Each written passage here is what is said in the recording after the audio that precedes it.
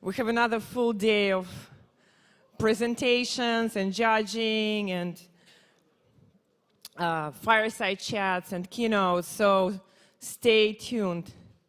Stay with us. Can we have our presentation? It's okay, move on.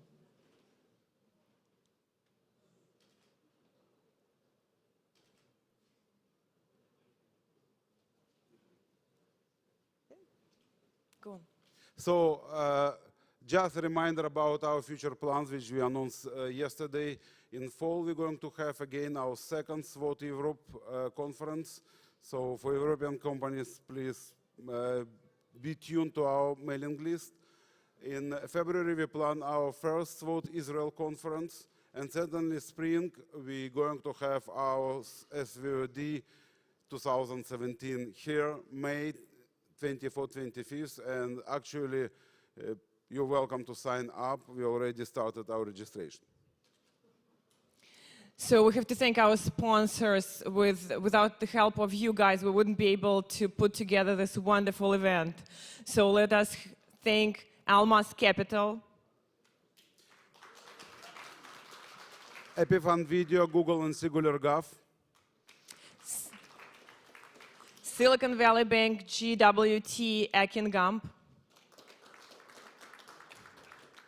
Wells Fargo, Ring Central, Mirantis, Pulsar Ventures, and CRDF. Microsoft, Deutsche Telekom, Hewlett-Packard, and Murdoch Martell.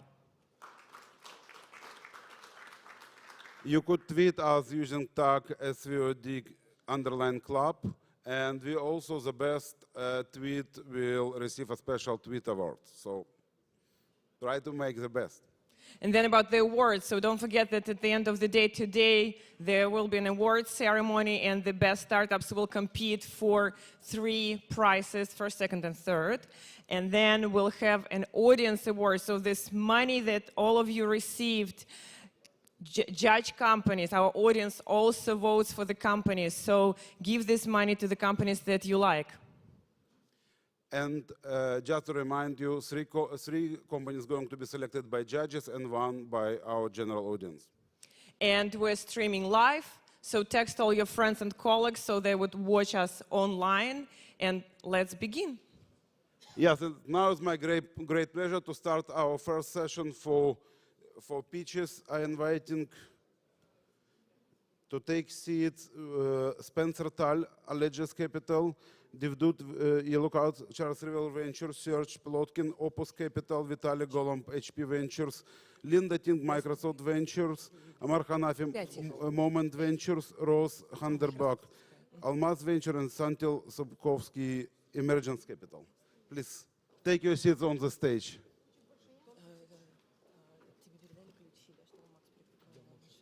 Спасибо огромное. Только ему доверяй, больше никому.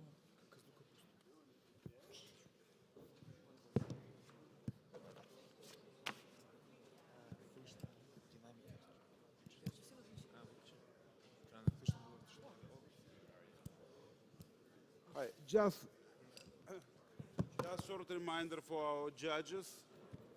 Also, everyone with a blue tag investor, please take seats on the round tables. You're also going to judge our companies, and your vote will be treated exactly the same way.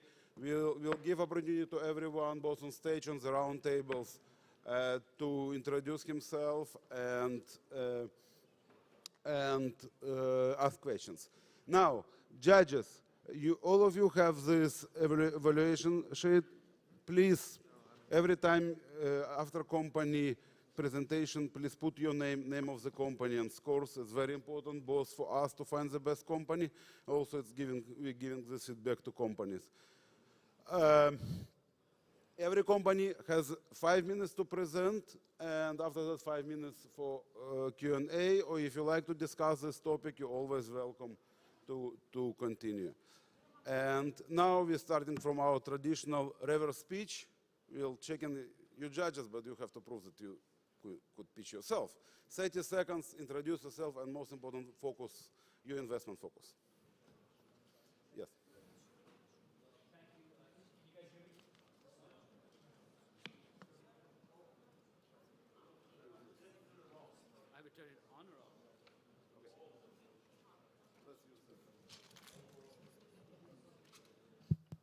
Okay. Thank you, Stas and Anna, for inviting me. It's, I guess we've known each other a long time from old days in communications at Cisco, where I was for a long time. So my name is Amar Hanafi. I've been in the tech industry for longer than I'd care to mention. I was at Cisco for a long time. I've been a venture capitalist for the last 12 years. My new firm, Moment Ventures, we're looking to invest in entrepreneurs who are looking to transform society with IT. So essentially that could mean new devices like drones or robots. It could mean new software solutions and things like applications monitoring or security, or it could be in people-based networks, in education and healthcare. Those are just some of the areas we've invested in, and we look forward to meeting some great companies. Thank you. I think we got on now. I'm Spencer Tall from Allegis Capital. I've been doing venture capital for about 21 years now, and our current fund is focused primarily on cybersecurity and also software infrastructure investments at the enterprise level. Ross Hengebrock, Alma's Capital.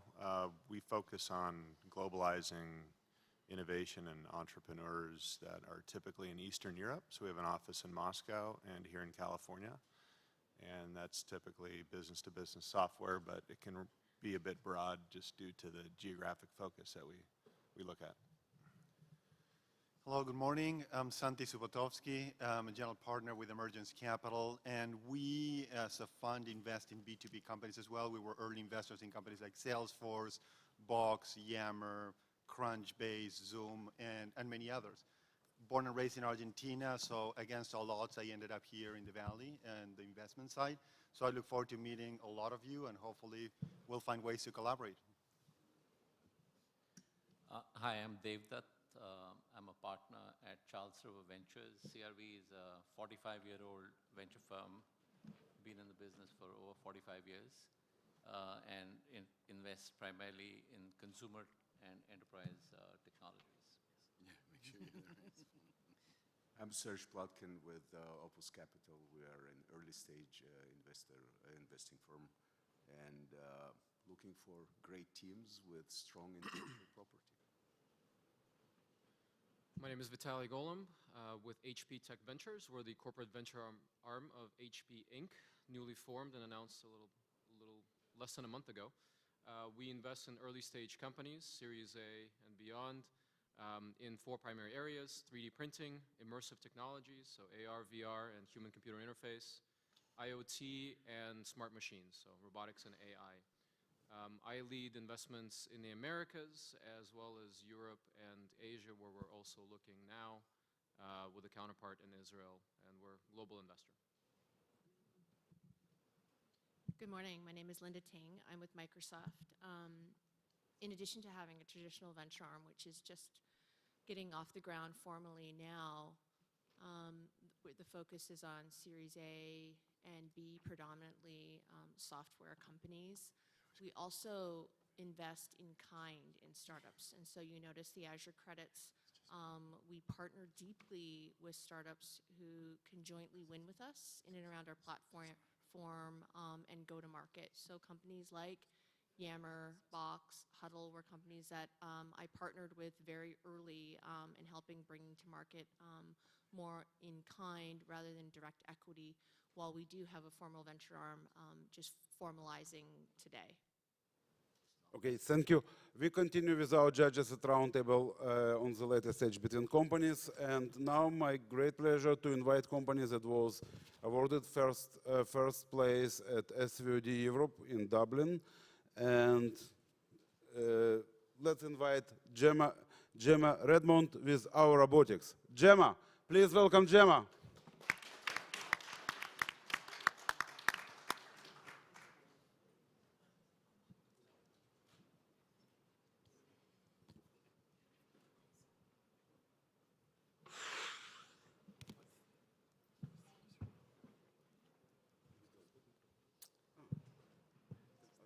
Hi, my name is Gemma Redmond, and I'm the founder of Orotics. We build robots that build people. Often of times, surgery just isn't enough. We don't have enough tissue, we don't have enough donors. Over 100,000 transplants are done a year. It could be a lot more than this if we had enough tissue. And many people die waiting on waiting lists, or on waiting lists.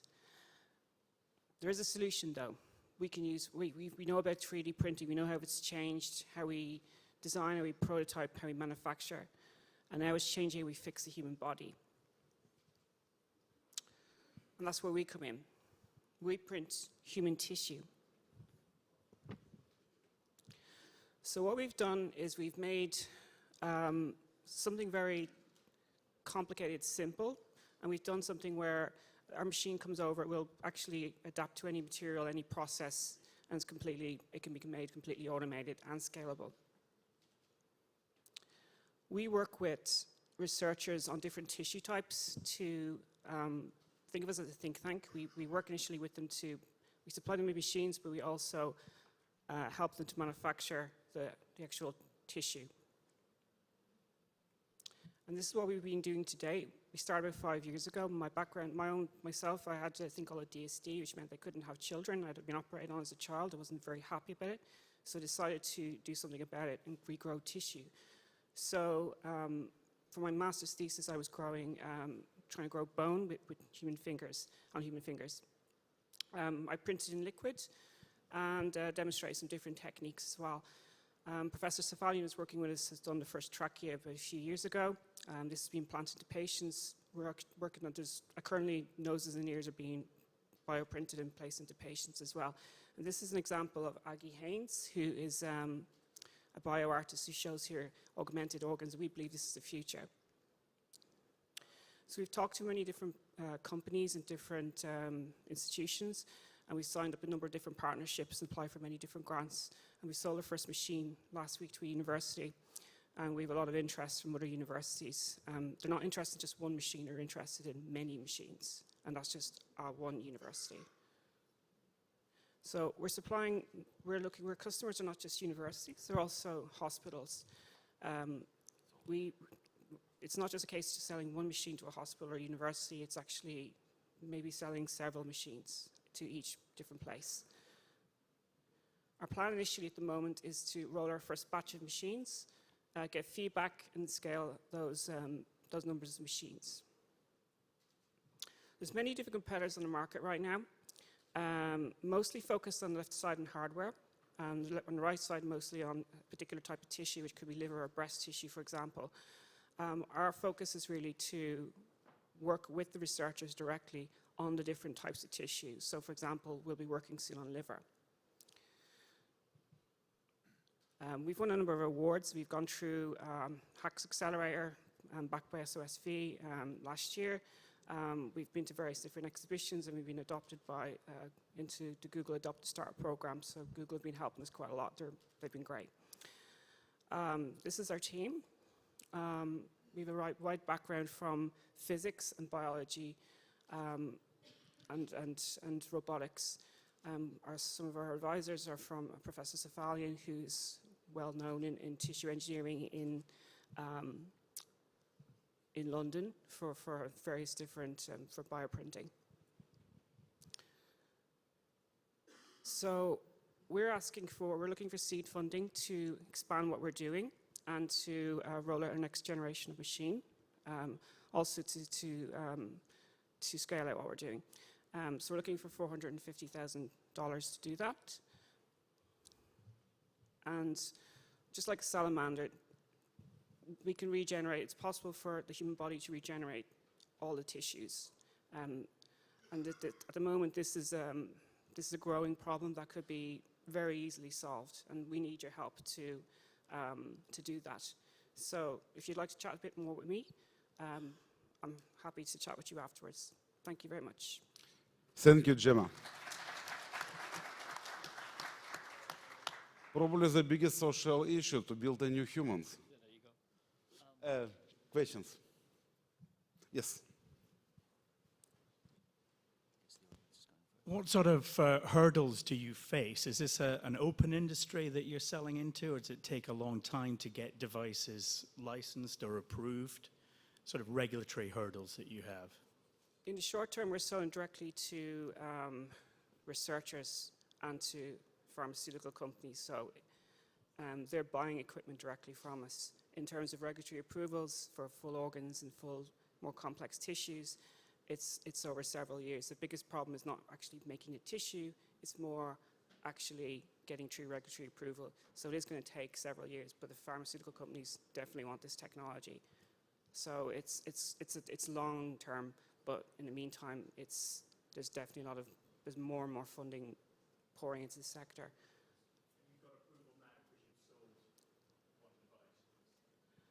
We first sold our first machine a couple of weeks ago, and we're now going to roll out our next batch of machines. But they're all this is really to get feedback on what we need to do to make to sell more of them. Yeah, Jeff. Thanks for the presentation. I'm trying to understand the barriers to entry. You showed a number of competitors and said that they were focused in different areas, but what prevents them from pivoting to what you're doing, and do you have any kind of intellectual property protection as well? There's many different ways we can actually protect ourselves. It's not just in the software. We've developed some techniques that others haven't done. We've demonstrated being able to print not only in liquids and things that are difficult to do, we've demonstrated also being able to print on a smaller scale, on a submicron scale. We've also demonstrated being able to print with multiple materials. There's actually no limit to how many materials we could print with a 3D printer or bioprinter. So we've made it in such a way that's so simple to use that these are things that we've made some they could replicate what we do, but it's very difficult to do it.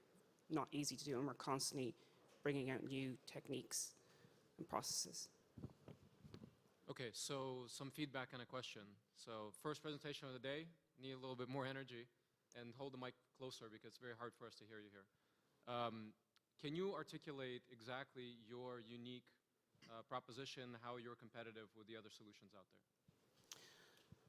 We have a machine that can essentially adapt to any process or any technique. Our machine can adapt to any process or technique. So as soon as a new piece of technology comes on, our machine adapts it. We can just put a new piece of hardware on. Most of the bioprinting companies are focused on one technique. Bioprinting is not one technique. 3D printing is not one technique. It's a multitude of different techniques. So you have a modular solution. Yes. Okay, so that should be something that you articulate clearly right. when you talk about this. How much does a machine cost? What's the profitability? How will you distribute it to hospitals and sell it and then implement it? I'm just trying to get my head around the whole cycle. Okay. Well, we're rolling out our first batch of machines at $10,000 for the first batch, but the price will be scalable from there. We're also selling materials and service contracts and other things like that as well. Plus, manufacturing the tissue will come later. What's the background of the team? That's kind of a little sparse. Yeah, I didn't want to go into too much detail. My background's in physics and nanobioscience. I did demonstrate printing in liquid and printing fingers, and I've built robots before many years ago. Tony he's got a PhD in plasma physics, runs a number of companies, and has exited a couple of times. Alexandra is our business development person, and she has worked for London Zoo and Cambridge, and she's a chartered biologist. And the rest of our team are involved in robotics and chemistry and software. Question from this side. Gemma? Gemma, sorry. So I have a lot of sympathy when you're trying to do this in 5 minutes and establish both the market opportunity and all the other sort of details behind your project. I think one thing I'd say, just as more in the area of comment, and I'd like to understand it, is are you following a path like other research tools, like genomic sequencers and things like that? Or is it more a general purpose tool? Is it a research tool or a therapeutic tool? Those are some of the things that would help us understand this a little bit. It's a research tool right now. Yeah. It's built based on the feedback we got from researchers, what they wanted to use. They wanted something that was modular, upgradable, could do a lot of different things, and could be automated and scaled. And that's kind of what we built it based on. So it's primarily right now is a research tool, but later it will be a production piece of equipment. More questions? Yes. Are there any regulatory approvals needed in the US? In terms of if you're producing tissue models, yes. That's going to be down the road, but that's for each tissue model. As an actual research tool, not so much because it's going directly into a research environment. So the tissue models for sure, and the organs for sure. So it's like any other medical device. There will be significant regulatory approvals needed. Thank you, Gemma. This was very interesting, but we have to go in. And all of you certainly could meet Gemma after our session.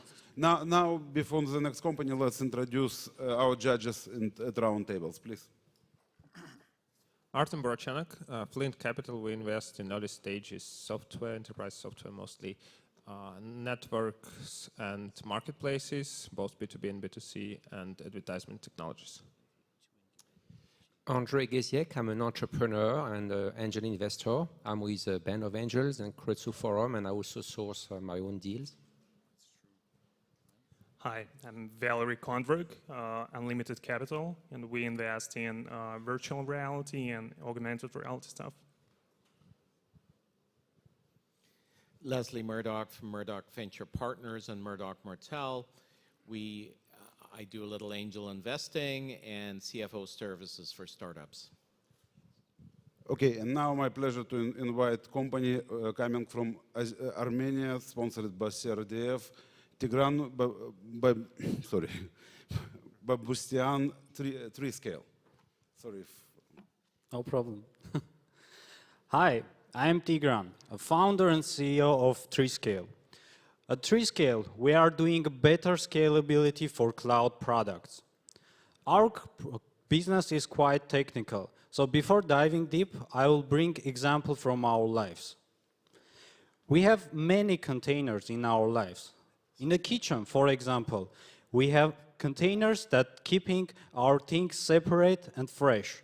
Here, like sugar separated from tea and from coffee. The same thing with cloud products. They need to be separated. When a developer writes a code, website or product, if it's developing in the same environment as different programs are acting, they can affect each other in a bad way, keeping different programs from functioning everywhere. In a cloud environment, we need to make sure that all programs will run everywhere on any server. It is important for scalability. And the only thing that we can make sure for that is creating a container, an isolated development environment within a server that looks and feels same everywhere. The most popular way to do it is Docker. It is a container engine that's very easy to work within, and it allows creating containers and publish theirs in production. And Docker containers stored in registry, which is what allows you to publish your containers in cloud environment. But the problem with registry is that the managing process of storage and configuration for each container is very time consuming and resource heavy. In average, companies spending about 19 days a year just to manage their registries and keep track of their containers in production. TreeScale is a trusted container registry for cloud environment, which allows faster distribution of containers. Let's see TreeScale in action. PixArt, one of our main customers, is photo editing and sharing tool second only to Instagram. They had their own in-house private registry, but they are making about 5 times container publishing on their cloud environment. That's why it is very challenging for their DevOps team. So they are started using a TreeScale, which is automatically started deploying their containers and reported statuses about that, how their containers are running there. And this frees up DevOps for working on more productive tasks. We have launched it publicly 2 months ago, and so far we have fully integrated client PixArt, one big beta customer from Australia, CloudCase, and 30 individuals from other companies using from Western Europe to US. If we take a look on our 2 main competitors, Docker Hub, which is like a GitHub for public containers, and Quai, which is mainly focused on large enterprises. We are the only one solution for SMBs that providing all-in-one solution for running registry in cloud environment. By 2020, it is estimated that companies will spend about $230 billion for cloud SaaS. And as of now, 35% of US enterprises currently using container technology. And based on Docker's survey results, 1 in 3 companies will start using container technology within the next 2 years. We have three types of monetization. Pay-as-you-go, which is actually default thing for SaaS models. Our clients will pay only per hourly usage. Enterprise package, which is combination of tools that is more affordable to get than getting there separately. Also, we are providing enterprise support for making containers or deployments. We are now fully bootstrapped, and at this moment we are looking for $300K funding just to start selling in US. Based on results of our super scalable technology, we are aimed to create software ecosystem around that will soon companies will forget about software scalability problems. Thank you. Thank you, Tigran. Now time for questions. Questions from round tables? Yes. First of all, congratulations on a good presentation. Thanks. Second, it's not your native language and you're explaining something complex, so great job. Can you talk about the pricing and how you plan to sell? What type of sales process you have for this? Okay, so our main sales channels is getting inside of companies. So we are going in developer meetups of open source communities and like selling to developers some free tools, which actually will get their companies as our enterprise customer.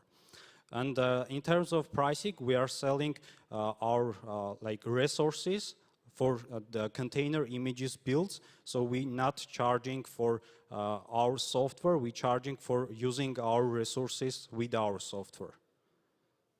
So how much does a typical customer bring you a month or a year? Monthly, a customer like Pixart will bring about for 500 to 1,000 per month. I have a follow-up question on pricing. Have you guys explored subscription pricing versus pay-as-you-go? Because the challenge with pay-as-you-go is that it's less predictable than subscription, and you need to keep on renewing, and people are going to use you whenever they have peaks that they need to offload to someone else. Yeah, and that's a good point. We actually, for that situations, made enterprise package, which actually combination of our registry and our offline tools, which is actually with subscription model, not with pay-as-you-go model. We have public service with pay-as-you-go and enterprise package with subscription and pay-as-you-go model. Tigran, nice job on the presentation. So a couple of questions for you.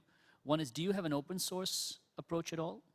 Or do you have any part of your product that's open source? We open sourced our early stage technology, but as of now, which is actually in production, we're not open sourcing that because we want to make a patent for our Mod3 based scalability technology. Okay. So the question I'd leave you with there is that the best way to get to developers today is through open source. And it's a double-edged sword because then figuring out how to make money is not easy, but then you have to tell me how you're going to get to developers.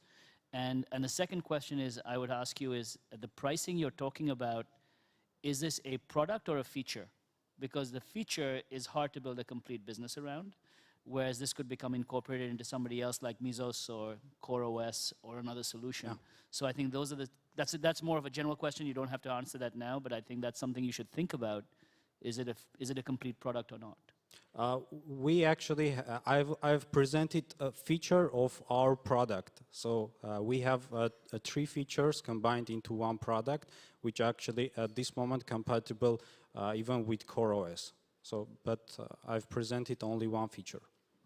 And how big is your team, and how long have you been together? A little bit about yourself. I have the only founder with 6 employees as of now, so we are generating some profit that allows me to keep 6 people.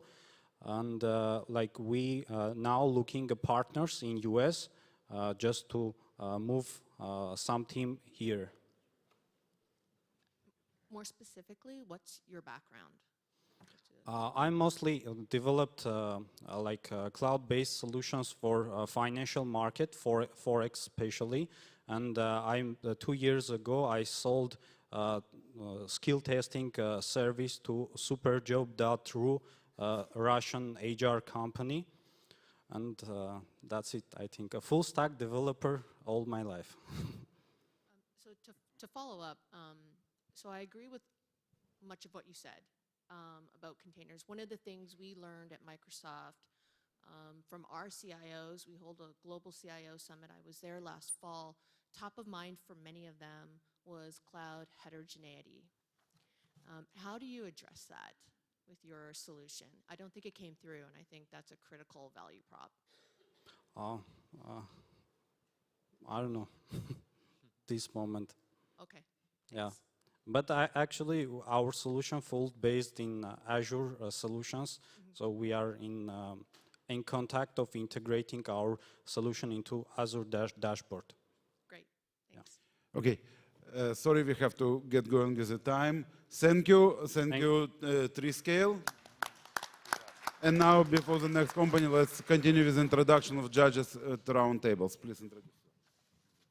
Hi. My name is Alex Soroka, Startup.network. It is an investment platform for Russian-speaking investors, entrepreneurs, and professionals. My name is Tirto. I'm from Palapa Ventures. We stage agnostic venture capital firm from Indonesia. We look at companies in the Silicon Valley that has relevancy to Indo. We invest in aquacultures, drone technologies, oil and gas solution, and several medical companies as well. Hi, I'm Tu Rash, and I'm CEO of Reveille and also associate with Palapal Ventures. Thank you. And now my pleasure to introduce John Vigoury, Glucorix. Glucorix, please welcome Glucorix. Thank you, Anna. Thank you, Stas. Good morning. My name is John Vigoury, and I'm the founder and CEO of Glucorix. Glucorix helps people with diabetes. Diabetes has never been higher in the public's awareness, so forgive me if this is redundant. You may already know that there are 400 million people living with diabetes in the world today, and 30 million in the US.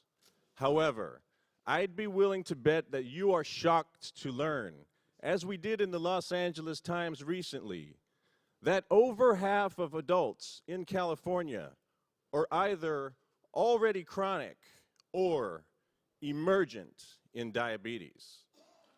Since we don't yet know what causes diabetes, and there is no cure for diabetes, therapies for diabetes target glycemic control.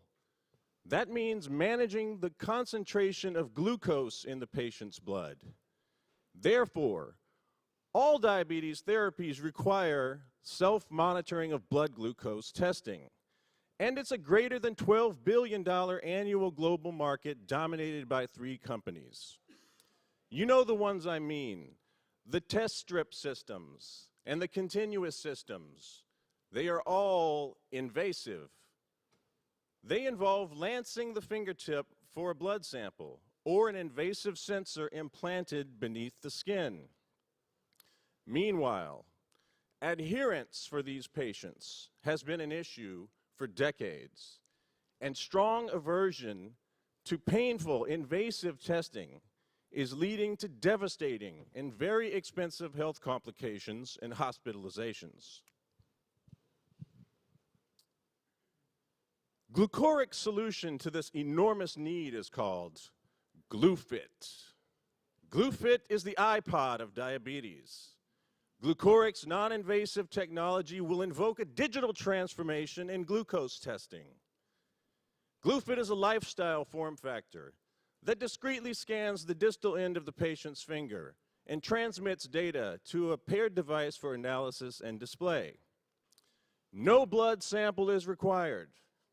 Let me repeat that. No blood sample is required. The GluFit sensing action is not felt at all by the patient. It does not pierce, penetrate, nor even touch the skin. And the underpinning Glucorix non-invasive sensing technology is patented in the US and validated in preclinical human trials. The GluFit business model is like cable TV or mobile or software as a service. It's a subscription model with MRR, monthly recurring revenue. Glucorix is not selling devices. GluFit is a high-value health service which solves a chronic daily need and comes with all monitoring and maintenance of device accuracy and other patient support services. We intend that GluFit subscribers will be fitted and onboarded with and by hospital, pharmacy, and clinic partners. GluFit's path to market begins with a precise indication for adolescent patients, ages 12 to 17, for non-critical use. As such, we anticipate a Class 2 low-risk product designation from the FDA and access to a de novo 510(k) approval process. Glucorix has the technology, the team, and the IP to take GluFit into production, investigation, and achieve FDA approval. With hundreds of millions of patients to reach worldwide, licensing is the way to get this technology into the global market quickly. We expect that in a few years, most of Glucorix revenue will be from licensing.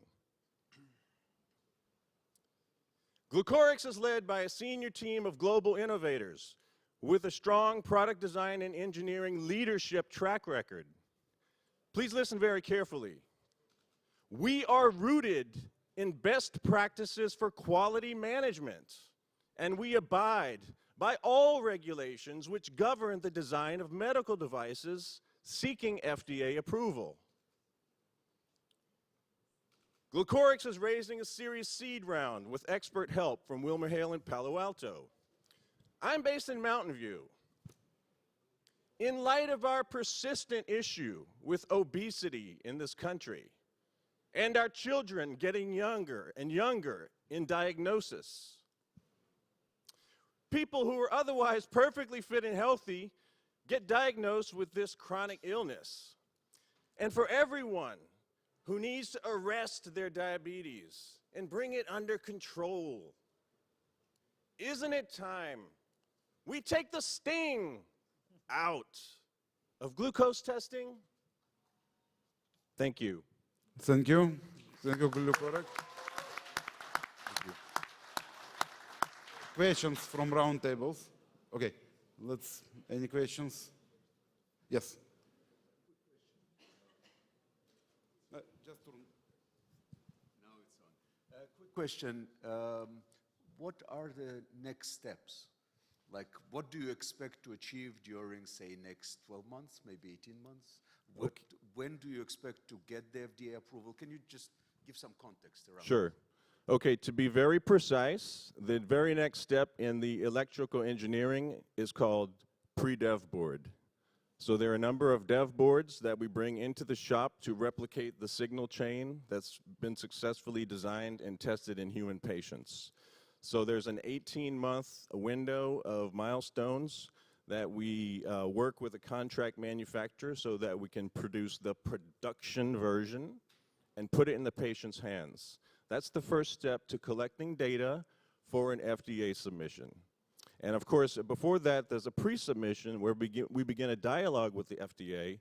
And I'd like to point out that my co-captain, My co-captain in the cockpit has multiple wins at the FDA and full life cycle of pre-submission through product marketing approval and PMA approval. So, the DNA of this outfit is FDA all the way, and we don't cut corners. We follow every regulation, and we do everything the right way. John, great, clearly articulated value proposition here. Why that particular go-to-market? Why those kids? So if you take a look at our decision to start with adolescent patients, you might call it, walking before running, or you might call it, the adolescent patients came up #1 in the balanced scorecard of risk and achievability and marketability. There's a group of clinics in Texas called Diabetes America, 20 clinics in Austin, San Antonio, Houston, Dallas. So the CEO of Diabetes America retired on January 1st this year, and I met him at his golf club in February. So we're really engaging the downstream, and the downstream is telling us that this is a market that no one is doing anything for, and we know that a mother who has a diabetic child goes through a tremendous anxiety, and if I can solve that, I know that the rest of the world is going to beat a path to Glucorix door. One very small, simple question. Does it work? It works. I have a 30-year career in R&D. I afforded myself 5 months of investigation to go through the scientific method of all the in vitro trials that were done, and of course culminating in the human trials. And I get that question a lot. When we are in a counterparty with an investment prospect, in my wildest dreams, the prospect says, "Show me your data. Tell me about how the trial was designed. Show me the lab engineering prototype. Let's talk about the IP." There's 150 pages that have been on posted at uspto.org for several years, and if you want to bleed your eyes out reading them, you can learn exactly how this works. Just very simply, can you demonstrate it, and what's your error rate compared to more invasive technologies? So if you go to Walgreens right now and you spend the most that you can on a test strip, you'll get 5% MARD. If you spend, down the value chain 25 cents instead of $1 on your test strip, you'll get about 17 MARD. If you're in the intensive care and they insert a sensor into your artery, you'll get 7% MARD. Our MARD is in the low teens.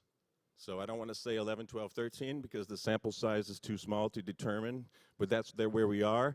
And fundamentally, when you compare a non-invasive technique to an invasive technique, you know that you can do the invasive technique 10, 20 times at the same pain and cost and use typical error correction and oversampling to even drive the accuracy further. Obviously, there's a massive big data case behind this, and it will just get more accurate and more accurate the more people use it. So is the ultimate business model you license this eventually and you sell, make money off, right? The data and the monitoring, the peace of mind, right? I'm trying to understand, like, Yeah, clearly. market, right? Yeah, clearly. You're taking on J&J, Abbott Labs, and Roche. Not going to happen. Right. So what I want to do is scratch out a path to FDA approval, then immediately start licensing them, license into China. In India, there are 175 million patients between the two. A product that I designed for an American teenager is not going to go into India. It's not going to go into China. So we want to work with people there who can take this technology, put it into a downstream product that'll be effective there. Thank you. Thank you. We have to get going. Any question? Glucorix stay with us so after session. Thank you. And now my pleasure to introduce Pixster. Pixster.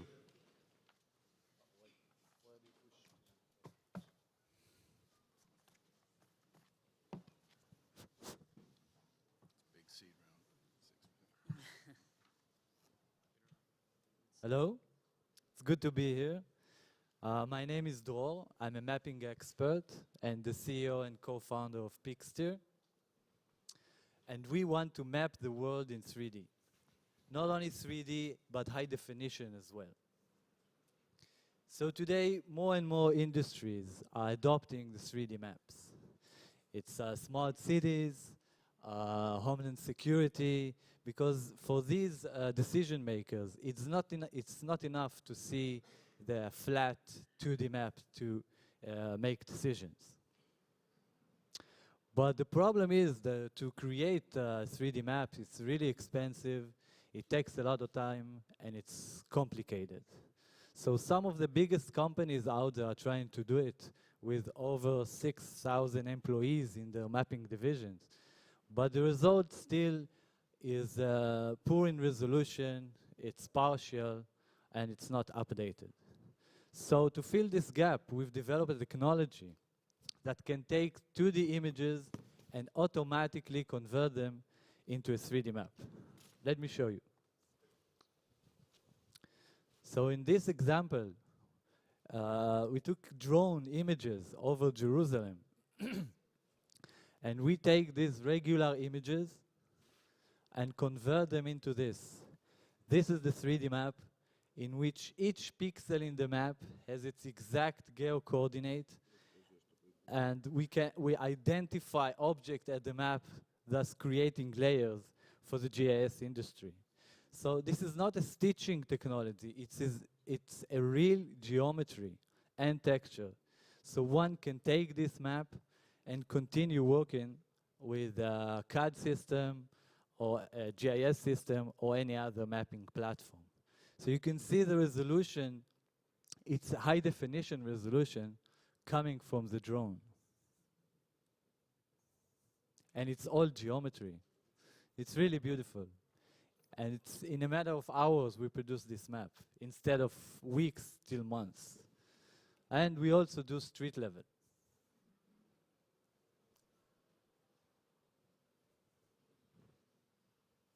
Beautiful, right?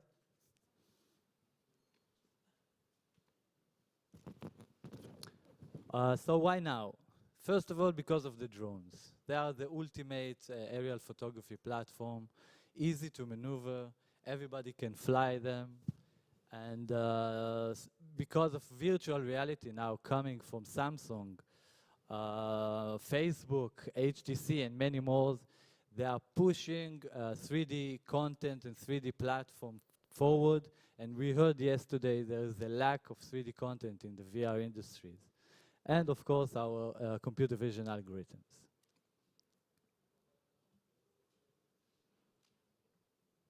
So our next step is to build a platform in which droners can upload images into the platform. We will build a map and enable enterprise users to use the map. So here's the workflow. Droners are uploading images. They're going to get back free of charge a virtual reality experience of their flight. We're going to use these images to update and expand the map and enable enterprise users to access the map and get revenues per user per month. So we are a B2B company in an $11 billion market. We plan to sell the access to the map via partners. So far, we've been elected by Tyco to perform a 3D map for a smart city in Brazil. We have a pilot coming in 2 months in Torino with a big Italian construction company. And we did a project for the Israeli Ministry of Defense for $50,000 for a place I cannot tell. Sorry. So there is, out there, there's no competition that we know of. There are some tools to create small-scale 3D, mostly in a stitching manner, which does not allow analytics over the model. So we've been bootstrapping for a couple of years. Last year, we've raised seed money from private angels, most of them are Americans. We've proven that technology is working, and we've received a grant from the Israeli Office of the Chief Scientist for $300K. We got the highest score possible, and today we are looking for our A round for $1.5 million, in which 300 of them are secured. Thank you. Thank you, Pixster. Questions? Thank you. Great demo. Really Thank liked it. Just full disclosure, we're investors in Drone Deploy, so we have some exposure to the market. So my question is about what makes it hard for other people to take those same images and do what you're doing? I mean, what are the barriers to entry? Are the barriers to entry that you want to get to scale faster than anyone else, or is there something else there? Well, our technology is unique because it enables to do a big map. The computation here is a big challenge. So a drone deploy can do up to 1 square kilometer or 2 square kilometer. But because we identify objects and classify the images, we can extract the objects, and it allows us to create large-scale map. And most importantly, we can update just a small portion if needed. We don't need to do the entire process from the start. And it's big money when you're talking about computation, when you do big cities or large-scale areas. So what's your current head count, and where's $1.5 million going to take you for an A? It seems kind of small. So we are now a team of 4. And we want to use this money to explore new possibilities and to perform the requests that we get from the people that we are talking with to create a map and expand our business. It's going to be about 1 year. The money going to be enough for 1 year. So, a nice presentation. So when you get a contract for a city in Brazil or the one in Torino, are you going to use crowdsourced images? No, in this case, we're going to be proactive because when you use crowdsourced, you have to wait till images are. And how are you going to? So how do you do that? You're going to rent your own drones and. Yeah, it's really simple. We don't require any special drone or camera. Just a regular drone, commercial drone company that can fly around and take pictures over the city. That would be enough for us. We take these images, and with less than a day, you have the 3D map. Okay. And just one follow-up question on the rest of your business model. You are taking crowdsourced images to make enterprise-class products that you then sell on. Is that correct in some ways in other markets? Yep. So you get your terms of use from the content provider is that you can resell those images and use those images and resell them as a map because they may want to resell them themselves or something like that. Does that make sense? Or are you looking you're looking for individuals just to give you their content to go build a business on? Yeah, this is exactly that. Okay. I mean, it seems a little tricky. Dror, why is geometry better than stitching? What? Why is geometry better than stitching? Stitching is good mainly for view. It's like Google Street View. It gives you the feeling that you're traveling, and it gives you the feeling that you're in a 3D environment, but actually it's not. When you have the geometry, you can perform analysis like view sheds, like line of sights, like measuring. That's the benefits of geometry. You can actually work with your planning and design tools after, AutoCAD and the like. A question on the production. So is this do you operate your own GPU cloud, or in the case of the Ministry of Defense, is this an on-premise solution? I'm trying to understand the implementation model. Are you asking how we do it? So it's all computer vision algorithms. It's in the cloud, processing. Nothing special about the computer or the GPU. We're using Amazon Cloud Services. Spot to reduce cost. And this is also for the Ministry of Defense implementation? Yeah, we can do the computation on premise if the client needs. Last question. Yep. What is your actual business model, and how will you scale to 100 million a year? So we started with the most common market. It's municipalities. They now pay for 3D. They wait for a long time, pay a lot of money. So this is how we want to start. But we actually care less about revenues because we think the map is an asset. We want to create this asset. Not long ago, a company called Here was acquired by... So you own the map? Yeah. You own the map, and when you're doing this as a service, they hire you, they pay you X per hour to do this and give them access to it? Yeah, we own the map. We allow users to access the map. Okay, thank you. Thank you very much. Thank you, Pixster. Now, before the next company, quick 30 seconds reverse introduction yourself. My name is Bernard Sled with Breakthrough Venture Partners. I'm also a global venture partner with Bootstrap Labs in San Francisco. Former VC at HP, actually. Former entrepreneur. Had 5 exits last year and mostly focused on IT. My name is Robin Batchelor. I'm an angel investor based in London, focus on seed through Series A. Hi, I'm Elisa Yaffa, and for the last 8 years I've been an active angel investor and advisor. I invest in early stage, A, B, and C, pretty much anything that I could learn enough about and have time to, if I don't already know. And before that I was an entrepreneur, probably much like many of you. In 1994 I co-founded a company and I raised 4 rounds of funding and we took the company public. And then in 2008, 8 years ago, we sold the company to a larger public company. Vitaly Palekhin, managing partner of Venture Angels, seed and early stage investment fund. Thank you. Now my pleasure to invite Shane Robinson with CloudCase. Let's welcome CloudCase. Are we on? Are we on? Are we on? So I want to start by just telling you all a quick story that maybe you can relate to, okay? So about 1.5 years ago, I'm invited to a Christmas party. One of my buddies just moved into a brand new condo complex, beautiful property, and he said, hey, we're having a housewarming, and no one's been there yet, and he said, all the buddies are coming through, everybody's going to be there, friends I haven't seen for 2 years or more, okay? So I'm excited, but I'm running late to the party, okay? By the time I get to the front of his property, lo and behold, I'm stopped dead in my tracks by a 50-year-old technology that's been living in the Stone Age, okay? So I look for his name, first name, then not there, last name first name last, search it multiple ways. As I scroll through about 300 different people living in this complex, he's still not anywhere in the property names directory.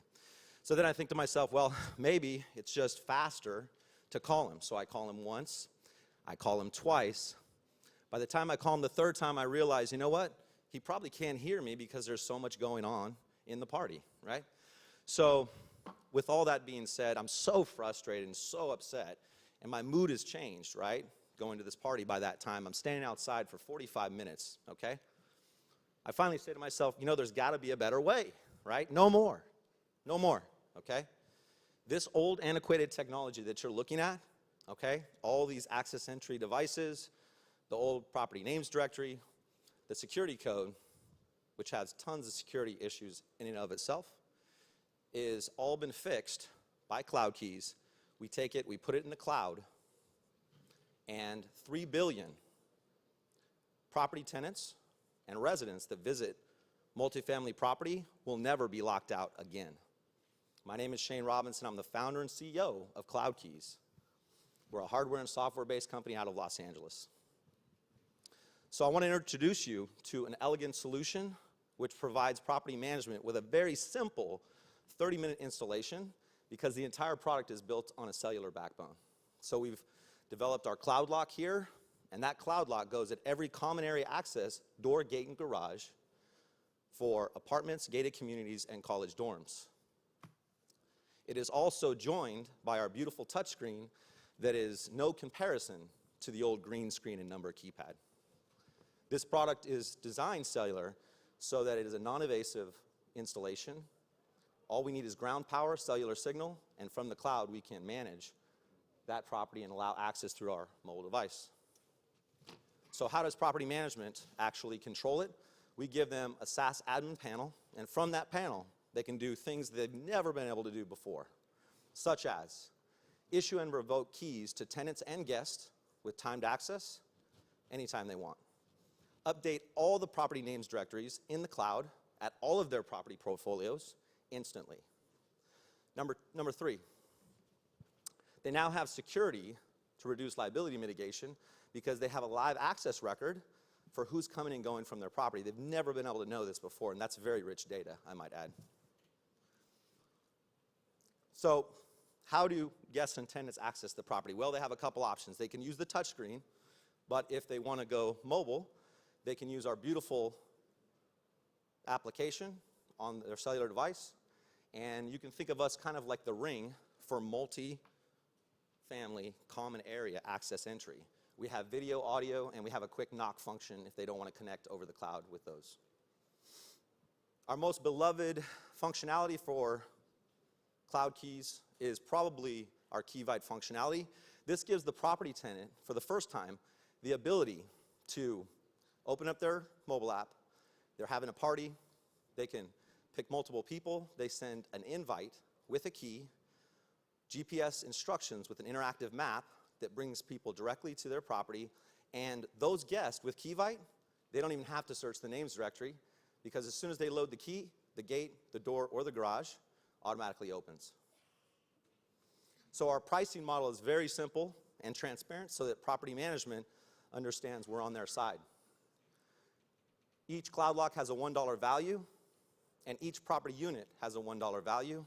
So you multiply the number of cloud locks on the property by the number of units in the property. And that gives us our monthly subscription, which each property management firm yields about a $300 monthly revenue stream.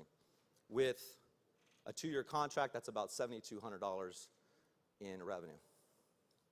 So how big is the opportunity? Well, I think we can all pretty much figure out that based on the application of the product, there's 120 million apartment buildings worldwide, and there are 3 billion apartment residents living in those properties, and about 2.2 billion smartphones in their hand that will soon be cloud keys capable. So to protect this technology, we filed 20 different patents, and thank you. Thank you, CloudCase. A question from tables. Judges. So have you solved is there like a manual backup, or the whole fire department, Knox box? Yeah, so all of these secured access entry systems, they're all based on if power goes down to the property, right, or cellular signal drops, then it's just normally open. So those access entry gates default, and they become loose and free, and that's required by law. So our system does that. What about like if the power isn't out? The fire department requires a Knox box and all this stuff that you'd have to get around. Yeah, so we have developed a solution for them, and that's an additional revenue stream to our business. And that's a key fob device. We call it FastPass. And this is a solution for delivery service first responders. And for first responders, we give that key fob away for free as an added benefit to the property management. And we do charge a subscription fee for delivery services such as FedEx, DHL, UPS, etc. Can you talk a little bit about... Sorry, go ahead. Thank you. Can you talk a little bit about go-to-market? Are you planning to have a direct sales team? Are you going to sell through resellers? And also, can you talk about the competition? There are other players that are trying to target this market as well. Okay, so that's a great question. I'm glad you asked that. So in our research, the beautiful thing about this business model, going direct B2B sales, is that it's a super condensed business-to-business sales vertical, okay? So just to give you an example, 23% of all multifamily property in this country is managed by the top 100 firms, which we are already in discussion with in piloting our program into their portfolio. So that alone puts us in business immediately, okay? As far as our go-to-market strategy, I myself am very experienced with regards to developing B2B sales teams at the highest level at corporate banks.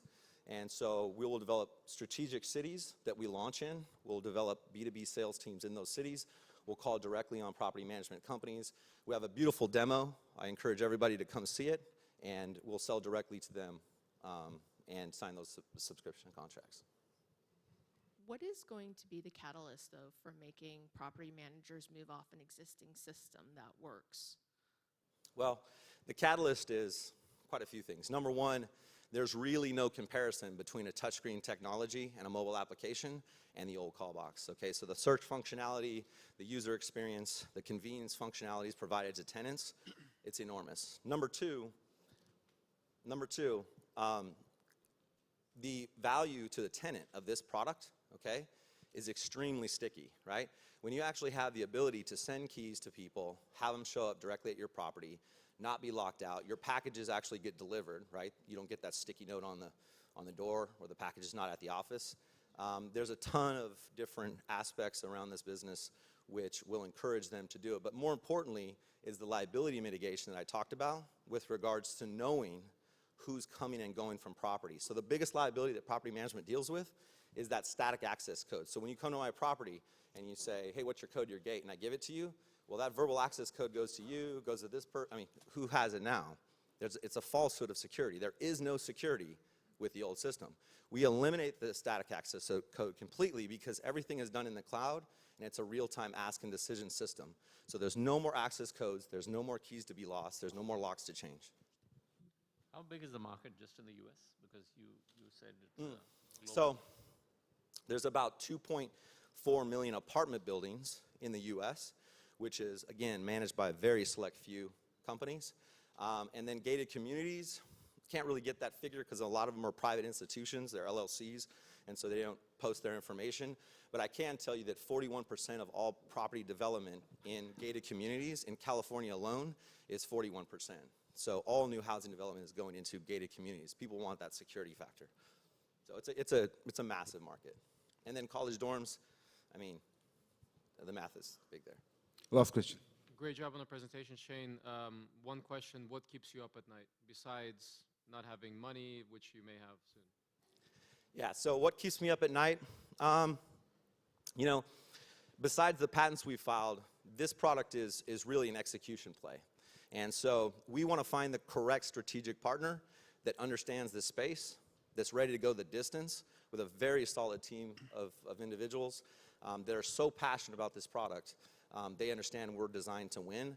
So what keeps me up at night is finding that right strategic partner that understands multifamily, that understands this old technology is gone and we are the evolution to the old call box. That's finding that right person is the key to me. Thank you, Shane. And again, they have great expo outside, so please visit during lunch break. Thanks, Stas. Thank you, Shane. Now, before the next company, very quick introduction of this table. I'm Richard Guha with Connecticut Innovations. We're one of the most active early-stage investors in the country, pre-seed, seed, and Series A. Focused on companies in Connecticut. We've also built an ecosystem which allows companies in Connecticut, even if we haven't invested in them, to get advice on commercialization and funding wherever that may come from. My name is Adi Ripin, currently involved in corporate development for BlackBerry and angel investing. Hi, my name is Yusuke Otsubo, UMJ Russia Fund. I'm based in Tokyo and Moscow, and looking for the early stage and seed investment. My name is Andy Freeman, Sandhill Angels. We lead and we do very fast follow-ons all the time. I also run for them a feedback event, and I'm a lecturer at Stanford. Thank you. And now my great pleasure to invite Kemal Levy with ReleMatrix. ReleMatrix, everyone, please welcome ReleMatrix. Good morning. My name is Kemal Levy, and I'm the founder and CEO of ReleMatrix. Our company is in the business of creating non-invasive technologies to measure reliability of materials. US infrastructure is aging rapidly. Most of the bridges today were designed to last for 50 years. Yet you would be happy to know that the bridges today are almost at the age of 45. So this is just one example where quantifying mechanical reliability information is critical. Another example you may be familiar with is the Bay Bridge weld fiasco. Due to defective welds, the Bay Bridge construction stalled about a year in 2014, costing an additional $275 million. To date, a large percentage of reliability inspections is still mostly limited to visual inspections. And more advanced technologies, such as X-ray and ultrasound, are slow, costly, and not mobile. Because of this, these technologies are not used for real-time monitoring. So what if there were an inexpensive mobile technology that could quickly detect structural issues at a fraction of the current time and cost. ReleMatrix has created a hardware-agnostic software consisting of proprietary image analysis algorithms that provide a quick and cost-effective way to monitor material reliability. A pipe, an integrated circuit solder joint, a critical weld, and even human skin are just few examples of materials our algorithms can work with.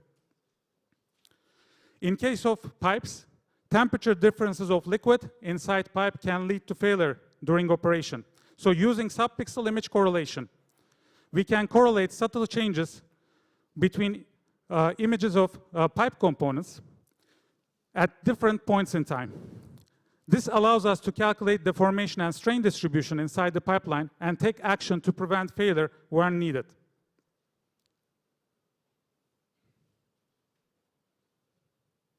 As opposed to commercially available image correlation systems, which are costly and bulky, at ReleMatrix, we are making image correlation extremely easy to use, mobile, low cost, cloud-based, and automated. And in fact, our algorithms already work with images produced by smart devices and computing power of an iPad. We can detect subtle changes in both engineered and biologic materials. And since 2013, we have been generating revenues by consulting with top consumer care and medical device companies who use ReleMatrix. Not only were we able to quantify and visualize how the products and devices of these companies interface with skin and perform on skin, we were also able to provide them with empirical data to improve their design and to support their marketing claims. We see ReleMatrix being relevant in multiple industries and use cases, and also packageable in various form factors. Some use cases include field inspections and monitoring in real time, integrating this with automated inspections, and providing continuous monitoring at multiple sites. And our consumer care customers are already very eager to see this in the hands of consumers at the point of sale. In the engineering fields alone, there are a large number of targeted users. We forecast at least $4 billion market opportunity in USA with 100,000 non-destructive testing specialists, 300,000 manufacturing establishments, and over 2 million workers who use a welding process at some stage of manufacturing. To make this happen, we have an excellent team with diverse set of experiences. I'm a Stanford PhD with expertise in fracture mechanics. Our CTO, Jürgen, he's a Fraunhofer PhD and has been applying image correlation to structural reliability problems for over 20 years. And Marina is a Berkeley MBA and she's heading our operations. Since 2013, our consulting work has helped us validate the need and the technology and get to a proof of concept. And we have recently opened up our venture to seed investment for the development of a platform solution that will be integrated with smart devices. At ReleMatrix, we are very much looking forward to making a great contribution to the materials reliability industry and playing a role in keeping our aging infrastructure safe. Thank you. I'll take your questions now. Thank you. Now questions. Good. Oh, Jessica. Hi, it was a very good presentation. I enjoyed it. Yes, great presentation. Can you please talk about what your product can't do? I mean, it's hard for me to tell how good it is and what it can't do, basically, in terms of structural checking structure. In easiest terms, our software can analyze subtle changes between images. So let's say, going back to the pipeline example, we can look at different pipe components, and as basically the temperature of the liquid inside the pipeline change, there will be thermal strains associated with that. And this will basically exhibit itself as deformation inside the pipeline. And we can actually characterize that deformation, and we can see strain in the individual components. And if there is a specific component under excessive strains, we can take action to prevent, I mean, this can be hooked up to a cloud-based system that would basically tell the pipeline operator to turn off the pipe. So, sorry? Is it all based on visual, or Yes, does it sense heat? Does it have any other sensors? In case of the monitoring example, it's solely based on just like images. In addition to that, we also have patent pending, non-destructive mechanical stimulation methods to create a movement of pixels on site. And we can also, using these methods, we can also detect cracks in the infrastructure. I agree, it's an interesting technology. I'm trying to figure out the business. What you just said seems to imply that this should be continuous monitoring, not just based on somebody walking around with a tablet. What is the implementation model? What is the business model? And what sectors will you be focusing on? Maybe in a nutshell, to attempt a pun, what is the reliability of your sales pipeline? Well, first of all, the business model is based on a SaaS model. And this is a solution that can basically, that can serve multiple industries, including like aviation, automotive, and like petrochemical industries. And in fact, like we have also been doing quite a bit of work with the consumer care and medical device industries. So in case of consumer care, this is a way for them to actually evaluate performance of their products on skin. In case of medical devices, this is a way for patch technologies to actually like see whether they are causing a certain irritation, like on skin, for example. They can detect this as well. So it's a SaaS model. In addition to our software, we also provide non-destructive mechanical stimulation methods, such as these are based on an air puff, vibration, and also like thermal stimulation methods. And our software can detect changes in the material.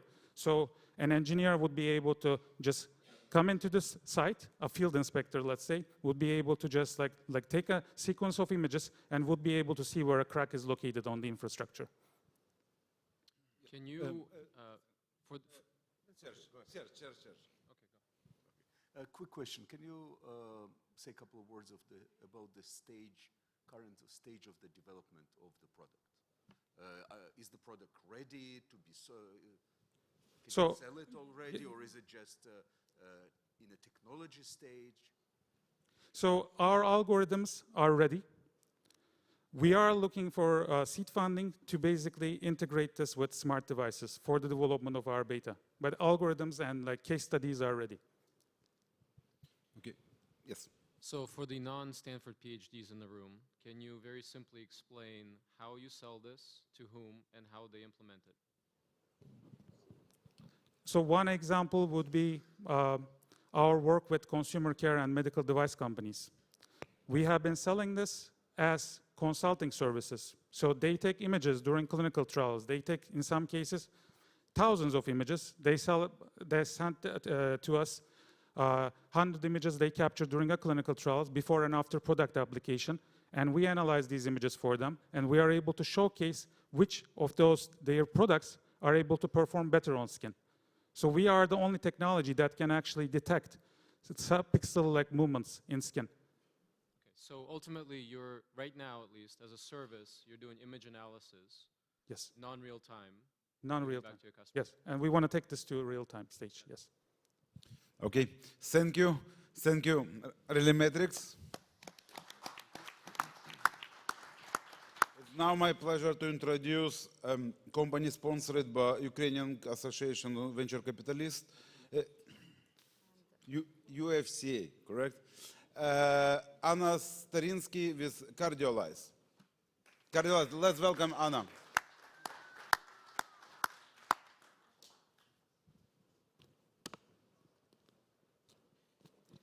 Hello, I am Anna, CEO at Cardialize, a company based in Ukraine and UK, and I would like to talk with you about heart. Heart is the source of our lives and the killer #1 in the world. Each year, heart disorders kill over 17 million people. Shocking numbers. At Cardialize, we believe that prevention for healthy people could change these horrible statistics. We have two problems: emergency health care instead of prevention, and treating us as averages. Heart disorders are sudden guests unless we are prepared. To be ready, we need the control tool for our personal data. But our heart, it's not about only diseases. Our heart could tell us even more. It can help us design better lives for ourselves or bring sport results to new efficacy level. And the easiest way to understand our heart is electrocardiogram. But the other problem is that very limited number of people could read that vital information. There are cardiologists, the busy people with the long chains near their offices. With Cardialize, we are ready to change this situation. Cardialize is an ECG processing platform with access to our powerful scoring algorithm for any manufacturer, insurance company, and researchers by API. Their algorithms are analyzed electrocardiograms for our partners or clients. Their users could get the understandable snapshot about their heart conditions as well as personalized recommendations about their lifestyle. But the most important and unique part, the users get the personal forecast about dangerous cardiovascular disease up to 6 months and how to work with them.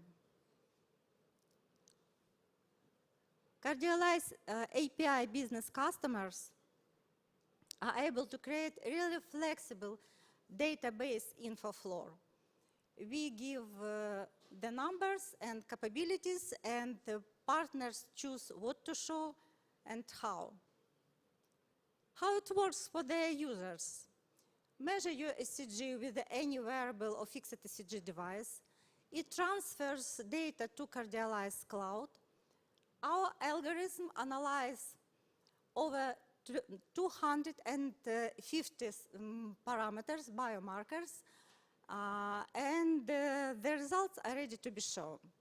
You can see your snapshot about heart muscle state, your stamina level, your emotional state, your heart biological age, your trends with a strong connection with your lifestyle, your predictions, and much more you choose by API.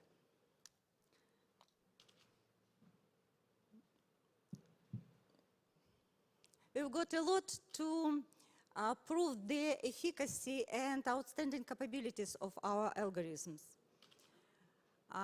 We performed the biggest cardio screening in Eastern Europe for 2,000 people, and 27 lives were saved, mostly the men with age 40-80. Our existing clients are University of Oxford and China Kadoorie Biobank. They are scientists using our algorithms for continuous researches in UK and China. There are a lot of players in the market of medical grade and ECG wearable device, but we are not going to compete with them. We're sure this company will become our partners as well as these guys. The companies could improve their product with the best cardio analytics on the market without years of research and army of scientists. We spent the years to develop and prove our algorithms. We are now in touch with Fitbit, Garmin, and AXA.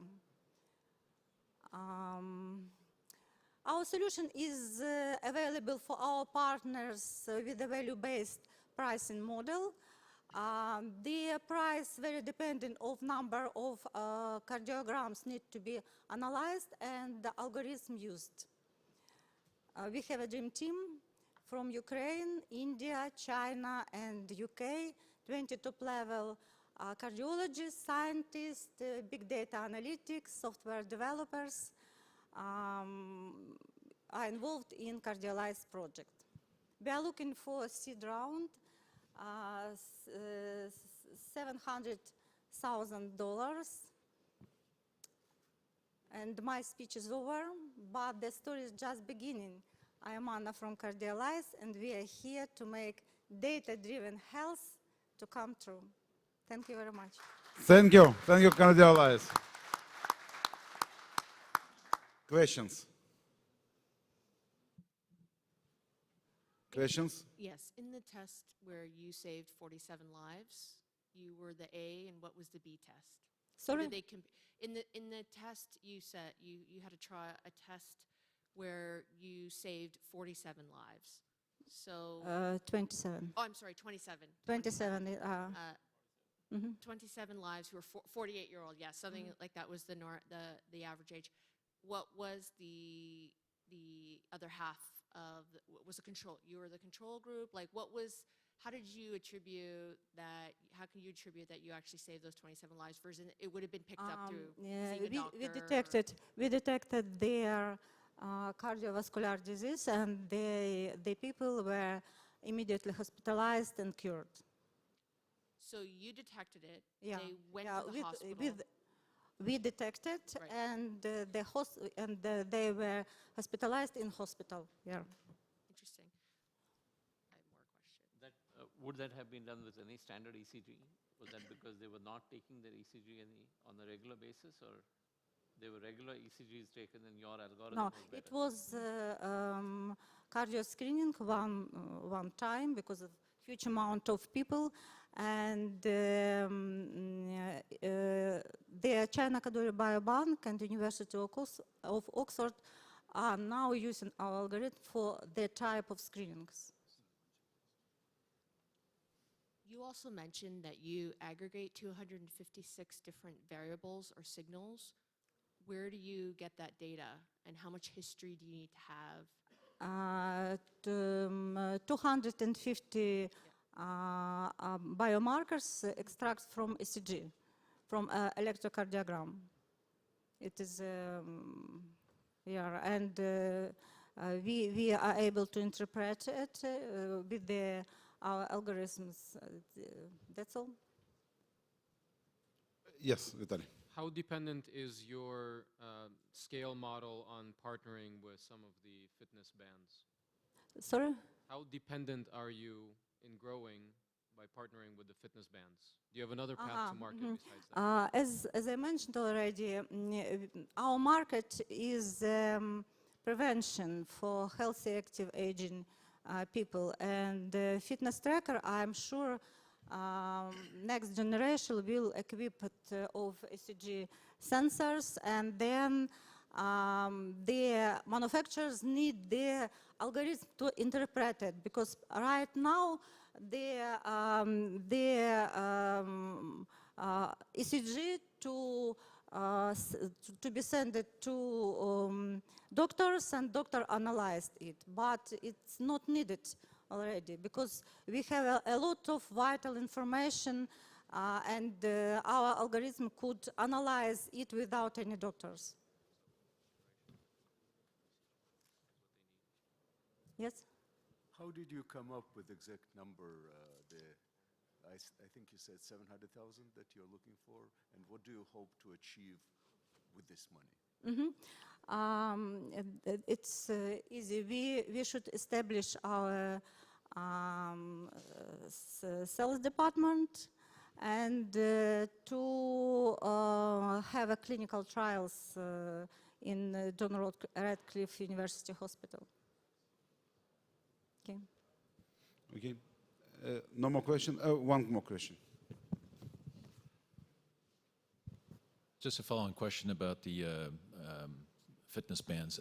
Is the data that you provide medical grade, or is it meant to be used by consumers? And what does that mean in terms of regulatory approvals? About regulatory approvals, The algorithm don't need any regulatory approvals because the vital information based on heart rate variability evaluation, it's about your emotional state, stress level, about stamina level, about heart rate disturbance, don't need any approvals.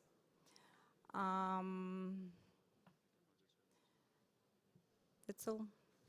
Thank you. Thank you, Cardialize. Okay, and dear judges, please put your scores on the sheets and leave those paper on the table. And now it's time for all of us to thank you, our judges, for their hard work and great questions. Thank you. Thank you. Thank you. Dear friends, we had a pretty long session, so I'm sure a lot of you will want to come and ask questions, talk with the judges. So let's take a 10-minute break. Thank you. And then come back for an amazing entrepreneur, Sami Inkinen, who created an online real estate site, Trulia, and sold it to Zillow for $3.6 billion.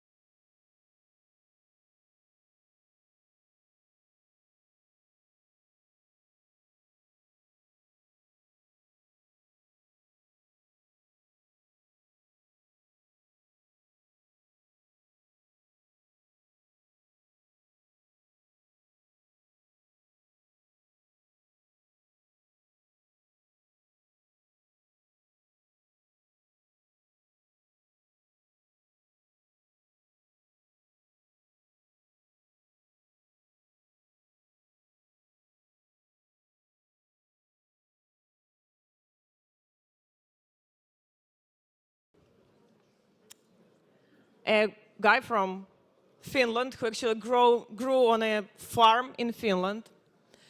And guess what? He made a company, a leading online real estate company, Trulia, that was sold for $3.6 billion to Zillow.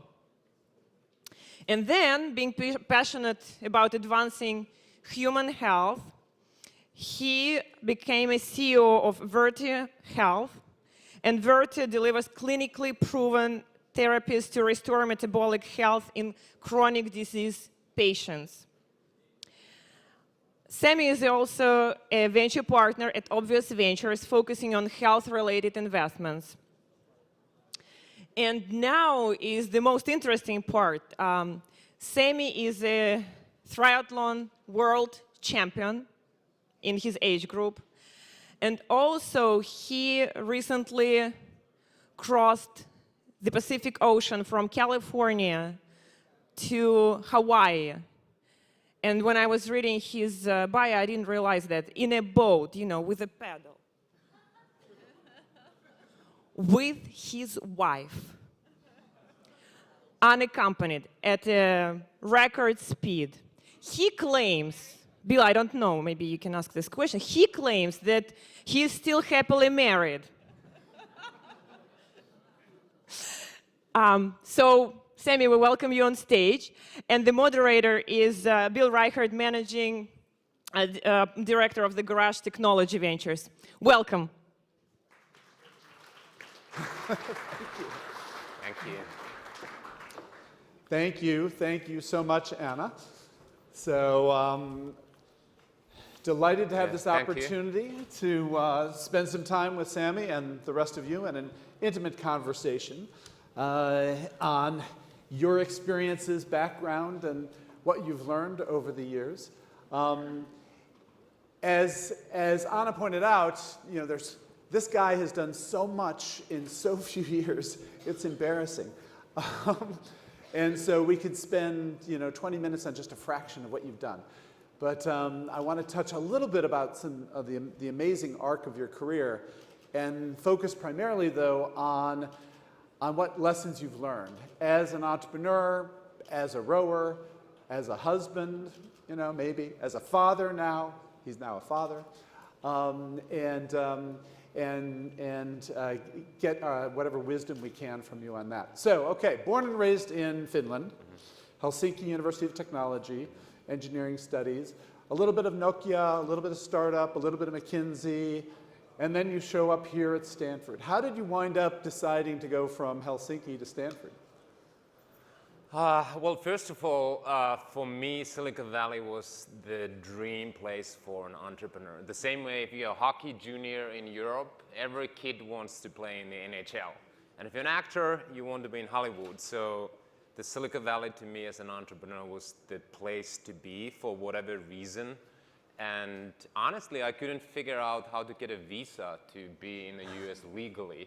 And I didn't know anything about business schools. In fact, as someone with masters in engineering and physics, I thought businesses, who would ever want to spend time or pay for it? Because you can go to a library, get a marketing book and read it, and that's the business education you need. So, but the reason I applied to business school at that point to Stanford was to be able to be in the US legally for 2 years. And I got lucky, I got in, and of course it was much more than just a 2-year visa, but that's how I ended up. So when you came to Stanford, you came with the goal of getting into Silicon Valley. Did you have the idea to start a company at that point? Did you just want to plug in? What were you thinking would happen when you came here? Well, I certainly had the burning desire to start a company. Of course, I was extremely intimidated once I arrived and all these super smart, amazing people around me and all the Stanford and everything. There was one particular moment that made me much more self-confident and believe that I could do anything, and that was within the first 2 weeks, we had a small group lunch at Stanford, and Jeff Bezos, the Amazon CEO founder, was the guest of honor during this lunch, and it was probably 15 of us. And I listened to Jeff for like 30 minutes, and his crazy laugh that he burst out laughing every like 90 seconds. And I just looked at him, And I thought, wow, if that guy has been able to change the world, like I can do anything, like anything. And I still remember that moment I left the lunch, I was like, game on, like, you know. So wait. The point you're making is that Jeff Bezos is actually so weird that you figured being a normal, nice guy, you could conquer the world. Is that what you're saying? That's your interpretation. But he was humanizing this idea that, you know, to be able to start a company and change the world, you have to be like some superstar alien who lands on planet Earth. He was kind of humanizing that he was just a human being who was passionate about something. Of course, he I'm sure works hard. He's super smart and all that, but he was kind of humanizing that. Okay. So it made it accessible in that sense. Yes, that's what you're saying. yes. Okay. All right. So there you are. You started Trulia while you were at Stanford. Is that fair? Yes. Yeah. Okay. So tell us the foundation story, and don't give us the revised history. Give us the reality. There you are. You're studying a little, you're partying a little, and you're coding a little. I don't know. What's really going on there? Yeah, good question. Well, first of all, here's a little lesson. I would say it is extremely important that you have some kind of, as an entrepreneur and founder, burning passion inside of you, a reason to solve a problem, build a product, build a company around it. Okay. I'm not going to go into why that's important, but if you don't have that burning desire wherever it's coming from, it's not really worth trying to start anything. That burning passion and desire for me at that point was not to change the real estate industry. It was this, hockey junior passion, which for me was to solve a problem and build a company. Literally, it could have been any industry at that point. And this may be unexciting, but for me, the reason I ended up co-founding with another classmate of mine, so there was two of us, an online real estate company, was very opportunistic. It just seemed like, why isn't there a consumer-facing service that's a consumer brand within the real estate that democratizes information to consumers? But the desire to do something was not related to the industry. Okay, interesting. So it was an interesting enough problem. It's not that it was real estate. It was just this obvious hole in the universe that you wanted to fill. It was a hole in the universe, and I knew that I had a big blanket to put in there and kind of fill the hole. And that blanket, or I should say hammer that I had was, I grew up with computers. I started programming in Commodore 64 when I was, 8 years old or something. So I knew that I had this tool of technology that I can use to basically solve the problem. And that was kind of the starting moment for me.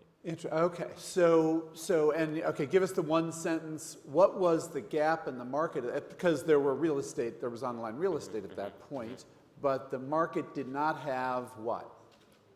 A consumer-oriented real estate destination. Okay. So there was a huge information asymmetry in the industry, and whenever you have information asymmetry, the entity or the person who has more information than you is going to screw you, and that was happening all the time. And it was clear that someone's going to break that information asymmetry and give consumers access to all the details that you need, whether you're buying or selling a home or renting a home, and that was just not there. The online real estate landscape was dominated by real estate companies, and that was it. And we wanted to kind of go smack in the middle and give consumers the keys to the kingdom. Interesting. So, it's as an aside, we funded a company in the year 2000 called eHome. The big idea was, let's give the consumers a direct shot at the real estate because it was dominated by this institutional MLS, blah, blah, blah. And of course, eHome did not make it through the bubble. So it crashed and burned. So it's and it's interesting. Most companies that succeed are not the first guys to come up with the idea, but they're the first.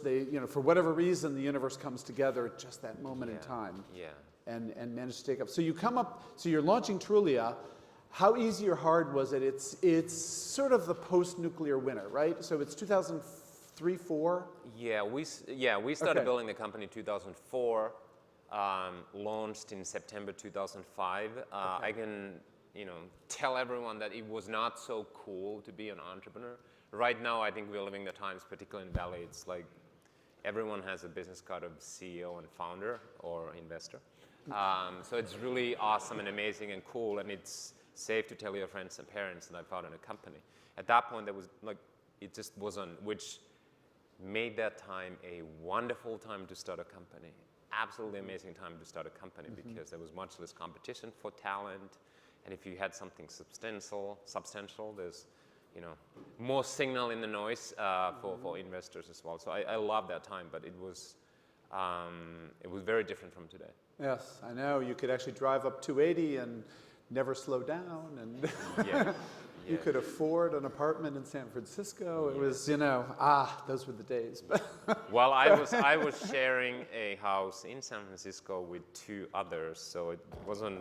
At that point, I only had debt on my bank account, so it felt very expensive. Right. But so you went through that startup phase, and so you had just graduated from Stanford, right? And so you had talked to Jeff Bezos, and here you are, now you're in the thick of it. What was did it prepare you for it? Did you say, okay, I've got all the skills, I know everything there is to do, now it's just about executing? Or were there some shocks along the way? Well, first of all, a couple of stories. So I use this term of everything from the outside looks like, every successful company from the outside looks like a diamond foundry, but in reality, it's more like a sausage factory. And I actually tell this story to all of my new employees in my new company, particularly those who haven't seen a startup before, because that's what it is. So that is a huge misconception. So people who read Forbes or TechCrunch or whatever, it looks like successful companies are diamond foundries, but they're actually sausage factories. And it has to be like that by definition, because if you're disrupting an industry, and if you're the first company to do something new, nobody knows what is around the corner. So I call these the sausage factory moments, when one morning you wake up and you're like, oh my God, we are going to be so screwed, like completely screwed. And in fact, you have to have those feelings at least on a monthly basis, sometimes weekly basis, because if you don't, you aren't moving fast enough, or you're not grabbing onto opportunities. So give us some. So that was one example. Example, practice. Yeah. Where you bumped into. Well, let's just say very beginning, within weeks after we launched, we were smart enough that we took some money from smart people like you to have some cash in the bank. But within weeks after launching Trulia, we were basically sued by a number of real estate companies, which meant our beautiful real estate experience and real estate search engine turned into a search engine with no search results. So you imagine you go to Google, put a search term, and nothing comes up. So that was one of those moments where we were like, 2 immigrants started a company, somehow were able to convince foolish investors to give money, and then a week later we are completely screwed. And we thought, there is no way out of this box. We're stuck. So you were scraping other sites? Is that part of what was going on here? Yes. And they were saying, stop doing that? Yeah, and of course we had done our homework, that it's a fair use of copyright. If you are a news outlet, you can cover the Olympics or whatever, and you can show a couple of seconds of clips. That's the fair use of copyright. We'll show some snippets. Google is doing that. It didn't work in the industry. So that was one of the many of that sort of moments where you just think, this was not part of the business plan. This is not, we just told our new board that we're going to be nationwide in a matter of days, and then we have nothing, like absolutely nothing. And so the life of an entrepreneur, if you're disrupting or completely changing something, that happens all the time. So that was one of the expectations did not meet the realization, but now I know that's what you should expect. So obviously you got through that. Yes. One way or the other, you got through it. Fast forward, you became the leader, a leader in real estate search, right? Okay, so, and your role, how did your role as co-founder, how did your role evolve? And how did that compare to your expectations of how your role was going to evolve? That's a good question. Well, obviously, you have to be able to scale your skills and talents as the company scales, and be humble and hire people around you who can help. So that was kind of a one big evolution. You know, I had never run a company of hundreds and hundreds of people. I had started one company before, but we got up to like 20 employees, and then now we're 100. So that was probably the most amazing feeling and experience. And fortunately, somehow, both myself and my amazing co-founder were able to scale with the company and learn along the way. So what was that trick to scaling? I mean, I think every entrepreneur, you know, is either anxious about it or is going through it, right? I mean, or has been burned, maybe, is the other possible. So what was the trick to scaling yourself and your role? And were you aligned with your investors? I mean, most every entrepreneur assumes that we evil venture capitalists, you know, our first instinct is fire the founder, right? That's not true, by the way. It's not true, okay? But so how did that play out? And what do you think was the trick? Do you have advice for the entrepreneurs in the room? How do you scale yourself? Well, let me try to, as an ex-consultant, everything comes in threes, so I come up with three things, but I'll let's see. Do you have a 9-box matrix for this? Probably, or two, I do. Well, first one I say, so around 2008, I reached a point where I realized that I was very distracted in meetings. I started forgetting words, names of my colleagues. We were about 100 people at that point, so, you know, based on research, you should really still know everyone's names up to 100. And I thought, what the heck is happening? And so this was one sort of foundational lesson for me, and it's a very simple punchline. Sleep long and well. So for ability to scale you and your thinking, unless you're packing peanuts, sleep is the best performance enhancing drug. And I really seriously was thinking that for a high performing Silicon Valley founder, executive, you have to work all the time. And in fact, your badge of honor is to show up tired, pissed off, and after an all-nighter at the office.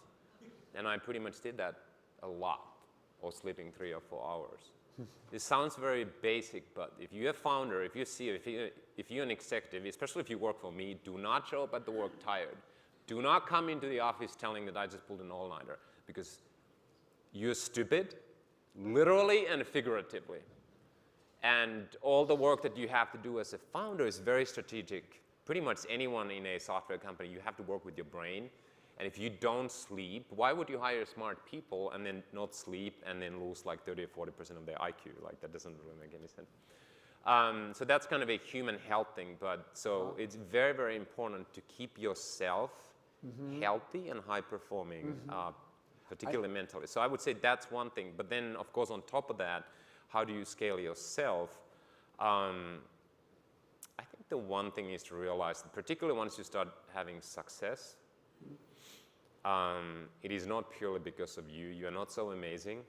In fact, you have to stay extremely humble and recognize your weaknesses all the time and try to learn and hire smarter people around. Like, that is absolutely, it's very easy to start drinking your own Kool-Aid when you see a picture on Financial Times first time and you're like, holy shit, I'm so smart. Anything I do is going to be right.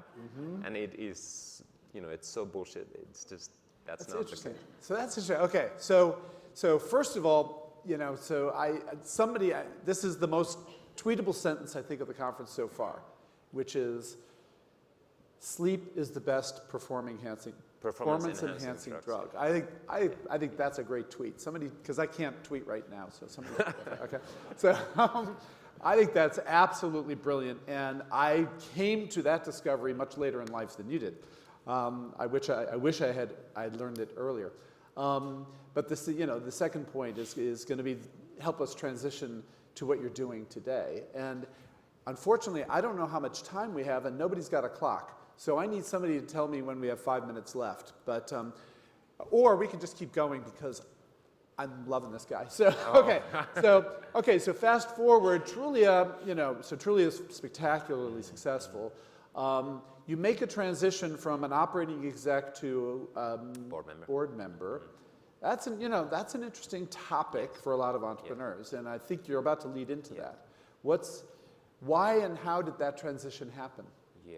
Well, why is very easy. I've always thought I've been extremely lucky in that I've never worked. I've only done interesting things and allocated my lifetime into projects that I felt has purpose and deeper meaning for myself.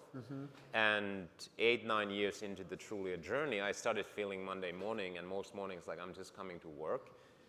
And one of the fundamental reasons why I was feeling that goes back to why I started the company, which was the problem and the industry really had no deeper connection or meaning to me. I was driven by this amazing excitement as a fresh new immigrant off the boat, trying to do something amazing in the Silicon Valley. And it was amazing, but once we reached the point where we had a sustainable company, sustainable organization, sustainable business model, profitability, hundreds of employees, going public, I felt like, oh wow, we were able to assemble these pieces together and create this organism that goes way beyond founders.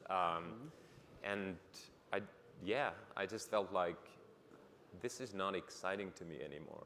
And when a company goes public, of course, a lot of people think like, oh, that's like, founders think that that's kind of the end, that's the end game. No, you're never done. The stakes are just higher. Once you take outside public market capital, you have a whole new set of investors, owners, bosses to you, and it can be exciting, but it basically means you are at least 5 years locked into very, very high expectations, and I felt that I can't do that if I feel that that's my job. It has to be, I love this. This is the most amazing way of allocating my lifetime, and I had reached a point where it just didn't feel like that. So you did not yet know exactly what you wanted to do next, but you knew you needed to do something else. Yes. So you made this transition, Yes. which is very cool. God bless. I mean, it's hard to make that transition. But then, okay, I want to talk about your rowing. Okay. So, and I'm not exactly sure the time frame here, but at some point, when did you meet your wife? We met on, where else? A nerdy, introverted engineer met a wife on Match.com in 2008. So An ad for Match.com. Wow. Okay, amazing. Okay, so you're married now, or you've known each other for a few years, right? Yeah. And then you guys decide, hey, let's row from California to Hawaii. That's not necessarily what my wife and I normally think of as the next thing we want to do. Yes. What got you there? Well, part of the rowing was to raise money and raise awareness around the dangers of unhealthy nutrition, sugar specifically. Of course, people have asked me, why wouldn't you just go and walk or ride a bicycle in Embarcadero? You could raise money and raise awareness. Like, why would you do the row? That's a good question. My personal inspiration came from the book Unbroken, which coincidentally was made to a movie around the same time when we were rowing. But I would actually highly recommend the book Unbroken, extremely inspirational. You were already a triathlete at this point? Yeah, I had competed in triathlon. So I had thirst for adventures and swimming and all that kind of stuff. But I would actually highly recommend the book Unbroken. It is a story of a Air Force man, Olympic level runner who was shot down above the Pacific, came down, and he and his crew Luis Zamperini, they floated in a life raft across the Pacific. And the description of the life and what happens in the middle of the night and day in the middle of the Pacific was just so fascinating to me that I told my wife, I want to experience that once in my lifetime. Because I'm not a sailor, I'm not a rower, like I grew up in Finland, there's only lakes. So I said, I would love to experience that. If you read the book, I can tell you, no one else has come up with the idea that I want to go across the Pacific. So it's a good book, but don't worry, it won't make you row across the Pacific. But that was the spark, and then we did it. One interesting anecdotal story, when we were crossing, and we were pretty much in the middle of the half point of crossing the Pacific, I got a text message to my satellite phone from a friend who said, I read from a press article that you decided to do this role because you read the book about Louis Zamperini. And I don't know if you knew, but he just died yesterday. Oh. So it was kind of a weird coincidence, but we were right in the middle, and then he passed away in late 90s or something. Oh my gosh. Okay. So we got so much to talk about, so little time. So, so you've spent a lot of your energy, literally, focused on health, sugar consumption. The name of the project was Fat Chance Row. And so that, I assume, has led you to where you are today. So now, a couple of years ago, you started Virta Health, right? So now you're dedicated. This is a different passion, right? Is this fair or not? Yes. So now, instead of where real estate wasn't the passion, health is the passion. Yes, yes. And now you're starting a company on the healthcare side. Yes. And so how is that process of being an experienced entrepreneur, you know, proven success, starting a new company in a daunting field, right, compared to Trulia? Yes. Well, you become a little bit more trigger shy as an entrepreneur. When you build something over 10 years, you know how hard it is. So I become very trigger shy. Do I really want to jump into something? So that's definitely one experience that I went through mentally. But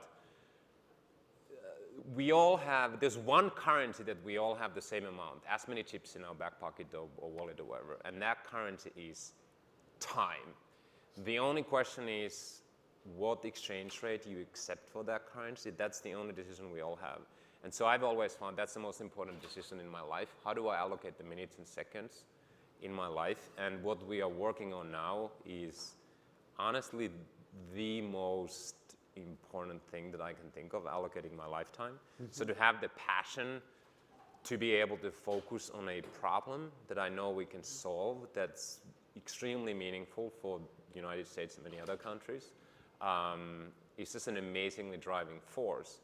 And then as a second time or third time entrepreneur, I should say, you know, you have to work hard, and things won't get easier. But one of the things that makes it the journey even more enjoyable is that you can identify, or at least I find it much easier to identify the big stuff and sweat the big stuff, and then the 500 to-dos on a daily basis, all of which are rounding error in my ability to build a company, I can just not sweat about it. And I remember during the Trulia years, I was sweating about the 500 things every freaking day.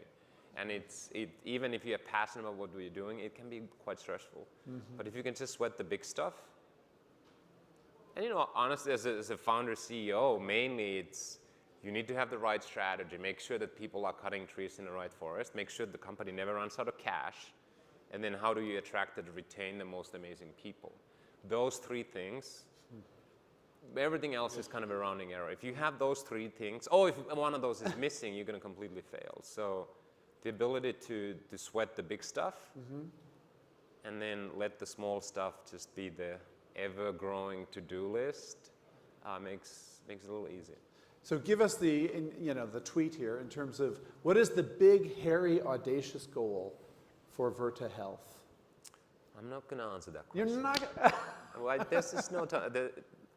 Yeah, I'm not here to promote the company. So. Well, no, but I mean, this is what you're passionate. It's still a secret. Okay. Oh, it is still we are curing diseases that were thought to be irreversible and non-curable. That's basically what we're doing. That's Yes. That's pretty hairy. We try to cure diseases that no one else has cured before. Okay. With a bunch of scientists and doctors and lots of software. Okay, so it's okay. You're not going to tell us the specifics, but that's what gets you up in the morning. Yes, it's awesome. That's pretty awesome. Now, do we have any time for any questions, Anna? No time with 30 minutes. I'm getting that. Okay, Sami, thank you so much. That was so. I think it was an amazing discussion. Thank you so much.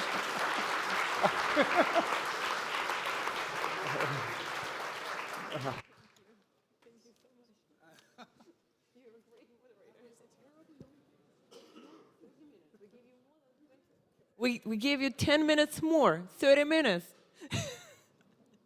Okay, guys, our next session is with Alexei Agratchev, who is the founder and CEO of RetailNext, a growing unicorn that provides advanced in-store analytics for regular retail businesses.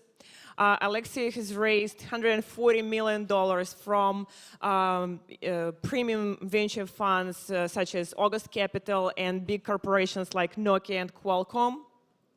He spent 8 years at Cisco Systems holding leadership positions and recently was named the Silicon Valley Business Journal's 40 Under 40. We have our moderator is Roman Simonov, a managing director of Siguler Guff. Siguler Guff is a fund with $8 billion under management. Welcome.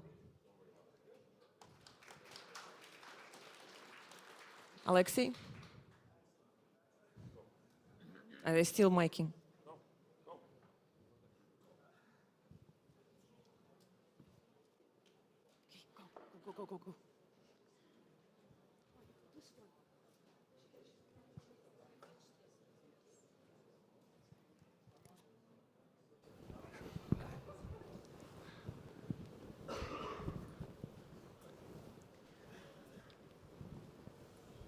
Thank you, Anna. We actually have 12 billion under management, but who counts?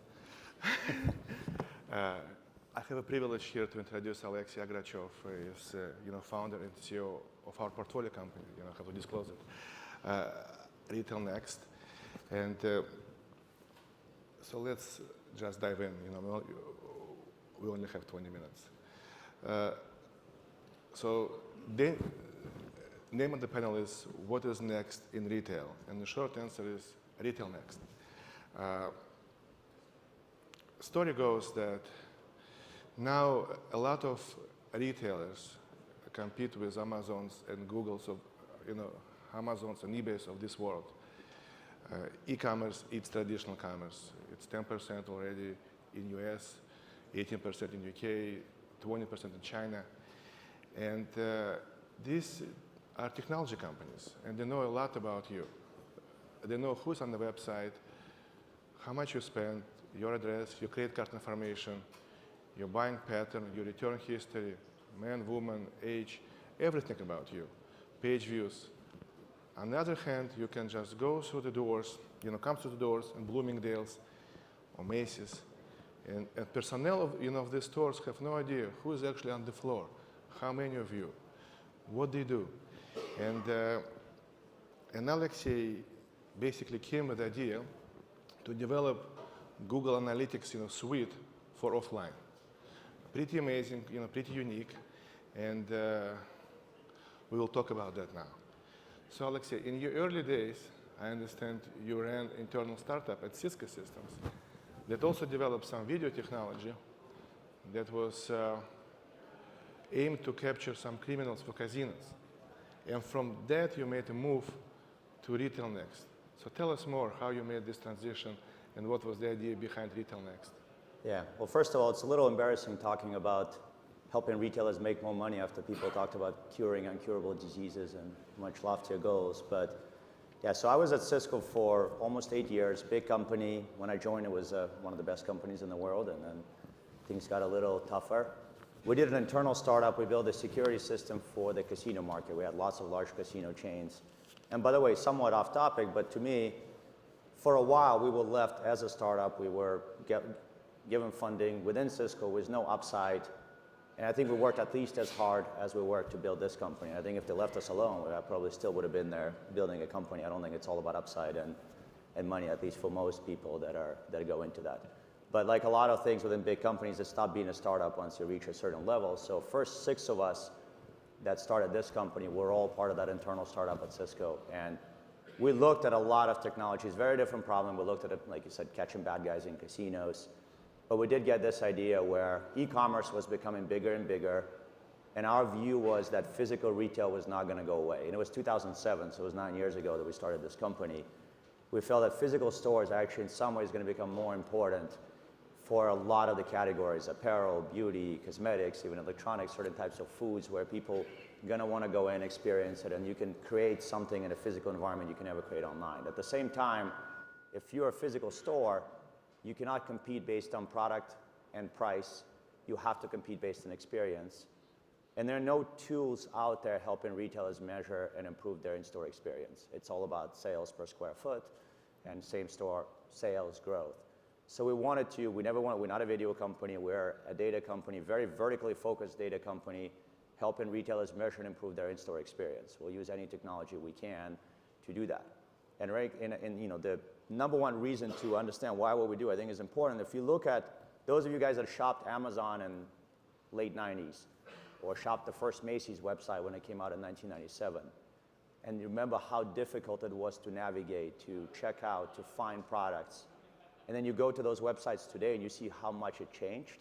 Whether you love or hate Amazon, it's quite frictionless now, it's easy to find, in many cases it's personalized, and then you walk through most retail stores, the experience barely changed in the last 15, 20 years. So we feel that's actually starting to change quite dynamically, and if you look at how those e-commerce guys evolved, it's all about testing and optimizing things constantly. So we started the company, we knew very little about retail. I think the smartest thing we did as a business is realize that the only way we're going to be successful is if we become almost a retail company first and a technology company second. So we're a technology company in Silicon Valley. We have large R&D team. We've invested over $100 million in our R&D, but we consider ourselves a retail company first, and we say no to every other vertical out there, and I think that's what made us successful. So how does your technology work? Can you share with people?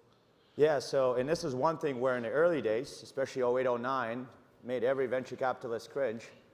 We are doing this in the physical world, and it was before IoT, Internet of Things was a thing, where we put physical sensors in the stores, and we're doing it in tens of thousands of stores across 70+ countries now, and we use video, Wi-Fi, other technologies to actually capture information very deep information about what customers are doing inside retail stores. And every venture guy in the beginning said there's no way you can scale a business when you have to go install store, install systems, manage it. And it is very, very difficult, but we are actually, and it is a software and hardware company. There were a couple presentations earlier today. I think it's difficult to scale that, but once you do that, the benefits are pretty amazing. So who are you catering to, in terms of internal customers of retailers? I understand there are many stakeholders involved, from security to store managers to marketing. Tell us more. Yeah, and that's evolved as well as the product and other things evolved. So if you look at it, our number one customer is head of stores, head of store ops. These are people that are responsible for store P&L, responsible for staffing, responsible for running their stores. Probably 40 to 50% of the dollars now come from marketing.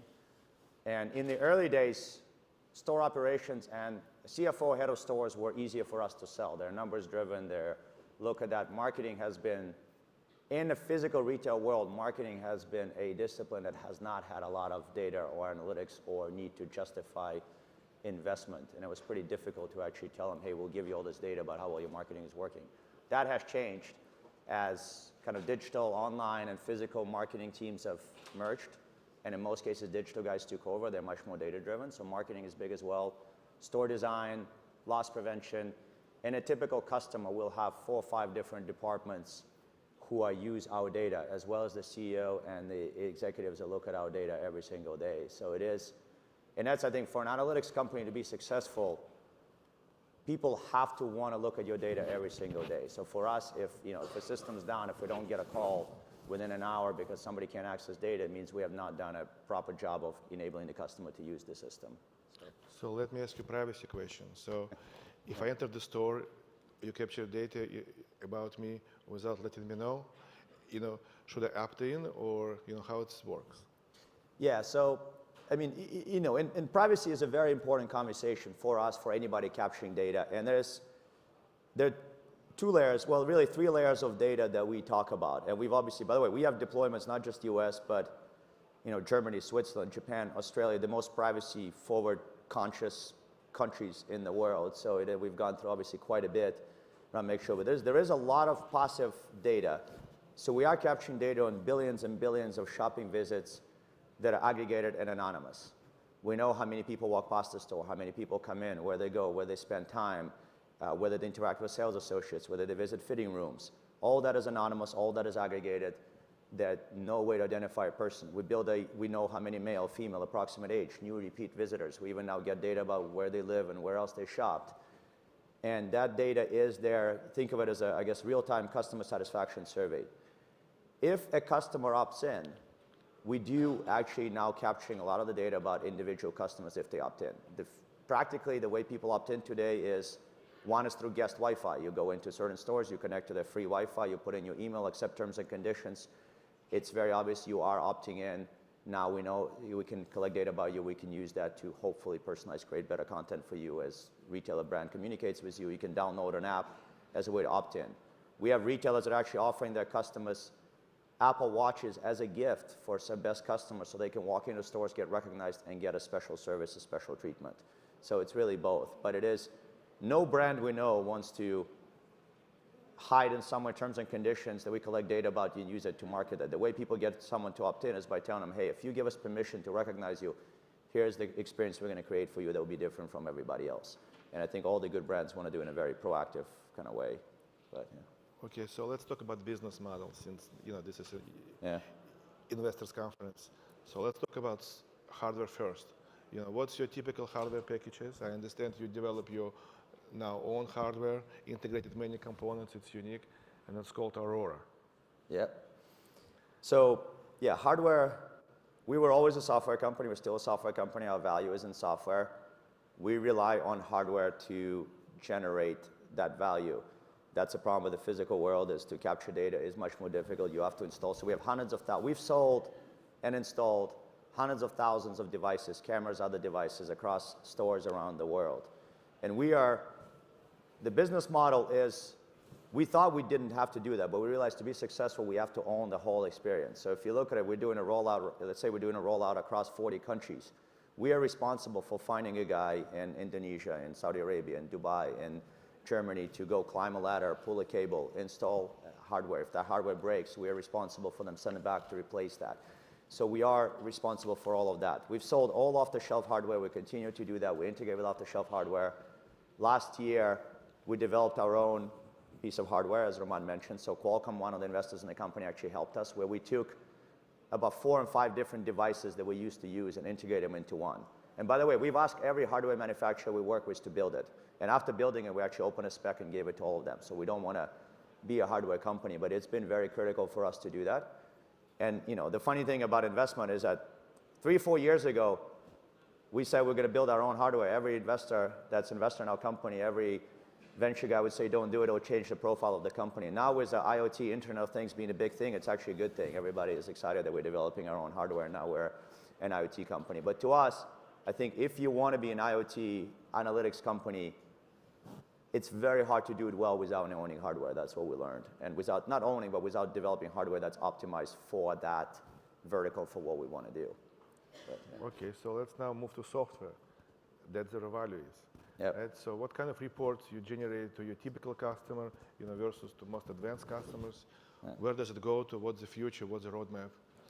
Yeah, so we're a very vertically focused company that only does retail. The number one thing that we focus on is how do you take all this data, trillions and trillions. For a typical shopping visit, we'll capture 10,000 data points. And how do you make it very obvious? So for example, if you're a district manager running 8 stores, you want to be able to look at something which within seconds, without you having to use any analytical capabilities, figure out, hey, these 2 stores underperformed yesterday. Here's the hours there was big opportunities. Here's what you probably should have done differently. And then you can click and answer more questions. It's all should be super obvious. And we want to get these district managers relying on us as the indispensable tool of the way they run their stores. The same if you are CEO of a retailer, you look at what's happening, you can answer this question. But the idea is to turn our customers, even the biggest massive public companies, don't have analytics teams, don't have data scientists, don't have time to analyze data. So the goal is to give it to them in a way that's very obvious. The future is we are investing a lot more. It's sort of, everybody talks about we're investing a lot more in kind of predictive. So we think that the way retailer staff and the way they allocate hours and the way they hire people will change completely. And that's one of the things that data will impact. The way they do their merchandise selection, other things will completely change. I think that there's I think a lot of once you have enough data and you can become much more predictive about the kind of sales associates should work when, you can even enable people to set their own hours and match things. I think it actually is, it can revolutionize almost everything around how people run their stores. But yeah. I see. Yeah. Internationally, and I know you raised lots of money to go internationally. We see slightly different solutions, and similar companies actually forcing sales through the mall operators, big shopping mall operators, who in turn force the solution on retailers who rent space from these shopping malls, because simply the rent is expressed as percentage of revenue, and there is no trust in the system that they report right numbers to the landlords. So what do you see internationally? How you go about it? Is it a US solution being pushed globally, or you're developing different approaches? Yeah, so international is a very big topic for us. And by the way, if I had a choice, we would have stayed focused on US alone for a very long time, because it is very difficult to scale internationally. And we have installations in over 70 countries. By the end of this year, we'll be in 90 countries. We initially got pushed to do that by winning global deals. So we win a global brand here. They want us to install this globally. They want to manage the entire chain in the same way. We do it. We have 7 offices outside of US now. We are focused on, selling internationally. It's, last quarter, I think it was about, almost about a third of the revenue came from international. We expect it to be over 50 from non-US by end of this year, probably from non-US customers. It is a challenge from logistically, operationally, privacy loss, dealing with hardware, dealing with software, but also, like I said, the business model. So you talked about shopping centers. I was in Las Vegas this week for ICSC, the largest shopping center mall. Real estate is one of the most, I got to be careful what I say. We have a lot of clients in the industry, but it is one of the most backwards industries in the US, I think. I think if you look at the relationship between landlords, malls, and retailers in the US, they tend to hate each other. The way a mall is going to be successful is by getting good tenants, good retailers, and help them sell more. And you would think if they partner and share data and work together, you can do that better.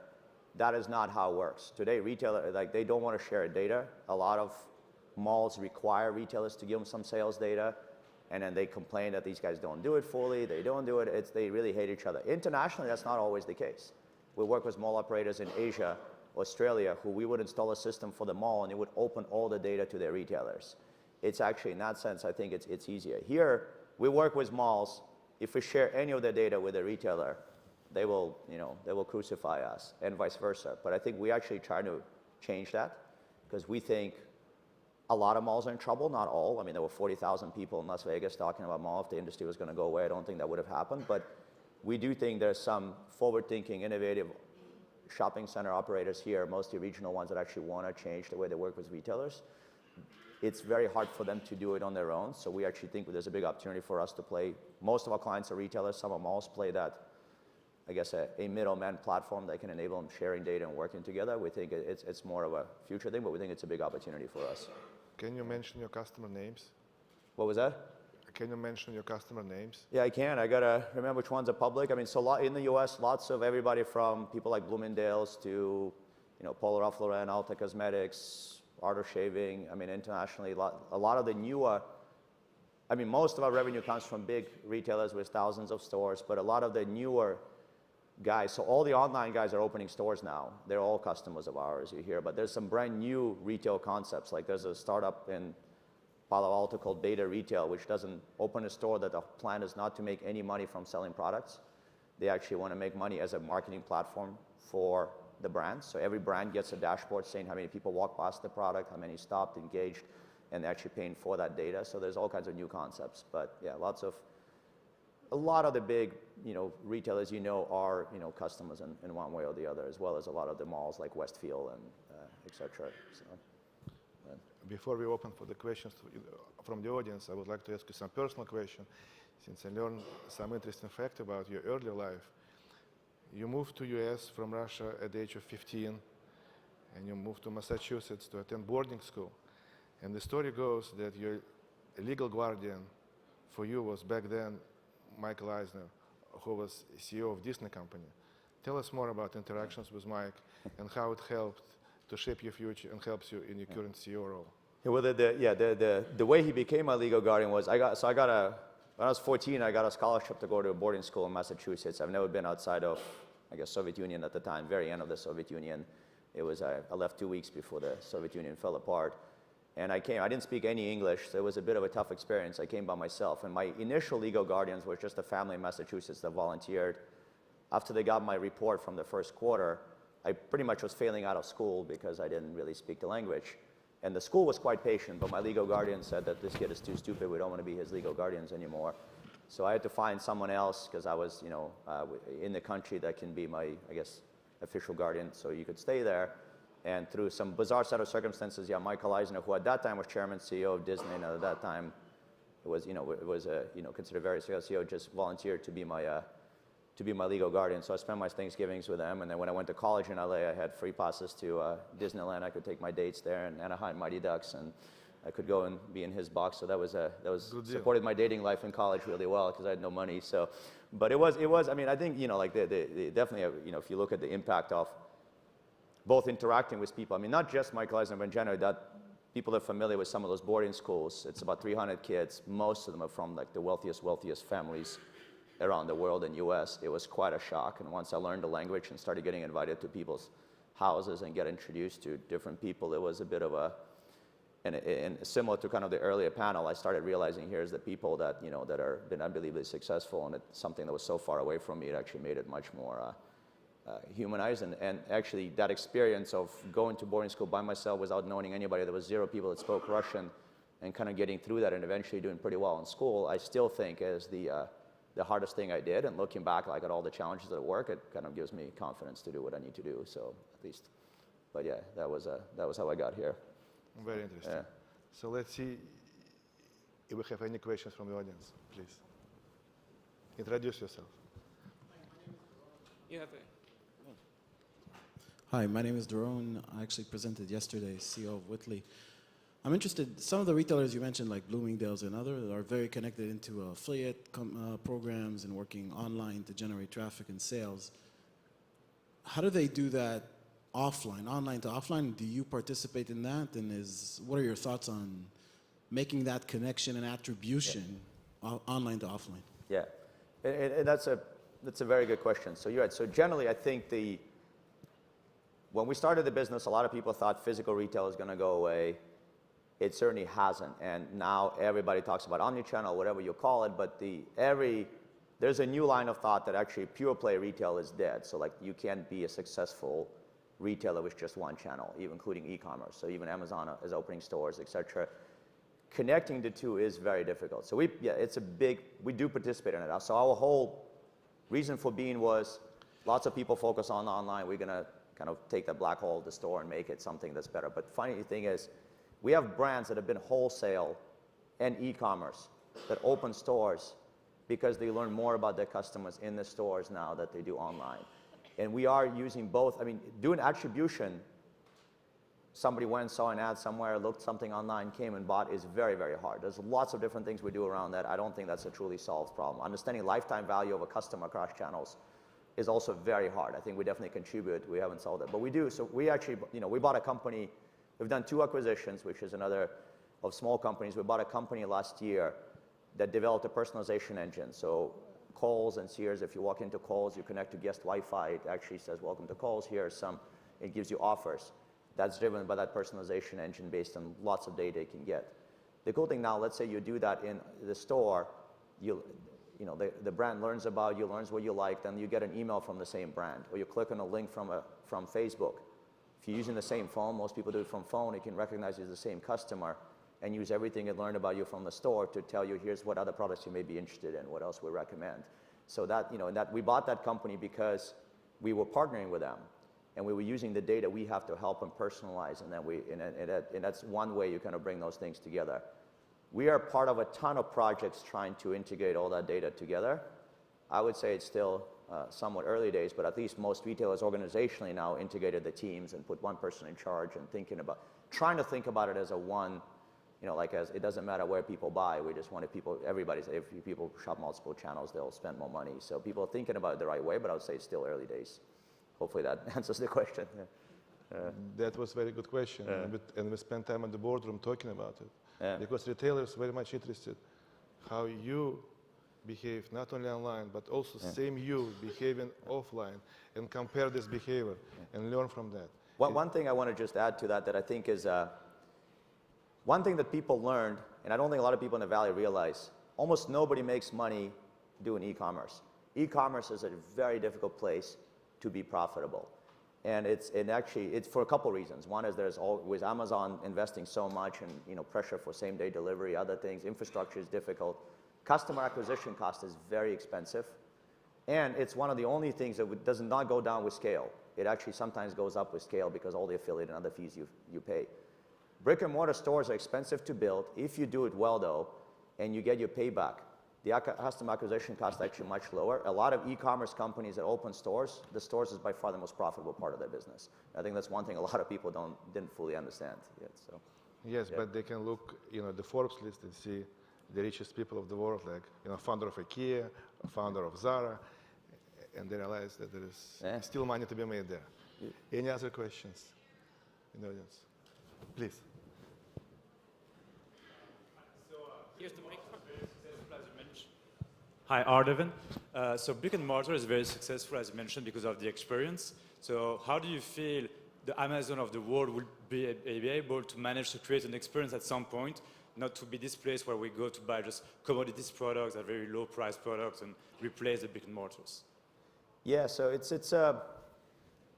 yeah, brick and mortar is successful, but also brick and mortar there's lots of retailers that are in trouble. I mean, they've been, just in the last couple of months, there have been at least 3 bankruptcies in the US, Aeropostale, Sports Authority, PacSun, and there are a lot of retail that will go away, and we probably have too many stores in the US. But what you said about experience, so to me, let's say if you as a brand sell online, maybe mobile, and the store is your best opportunity to differentiate yourself as a brand. Almost anything you do online, someone can replicate. Stores are very hard, but if you get the experience right, you can create a memory, differentiate yourself.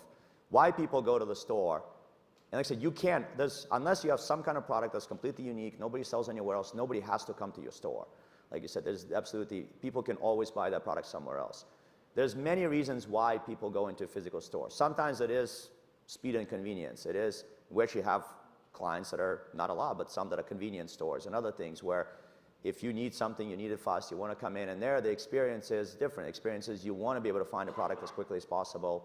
You want to be able to get it, you want to check out fast. You probably don't want to talk to anybody. It's actually hard to do that well, and it's hard to do that for customers. Sometimes you've tried, you research something online, you think you know what you want, you go into a store, you want to try it out, you want to ask advice. Ideally, a sales associate knows something about the product, which is a huge issue for retailers.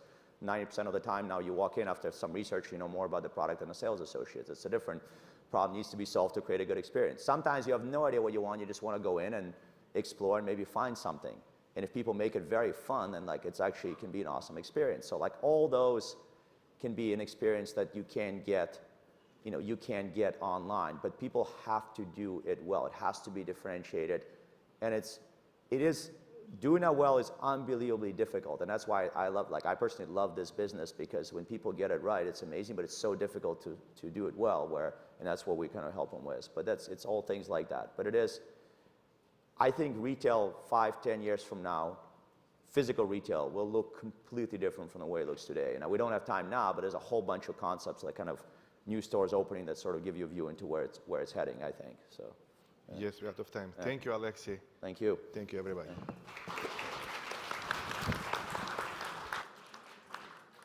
Thank you so much. So we now have a lunch, and we reconvene at about 1:10 for the next judging session.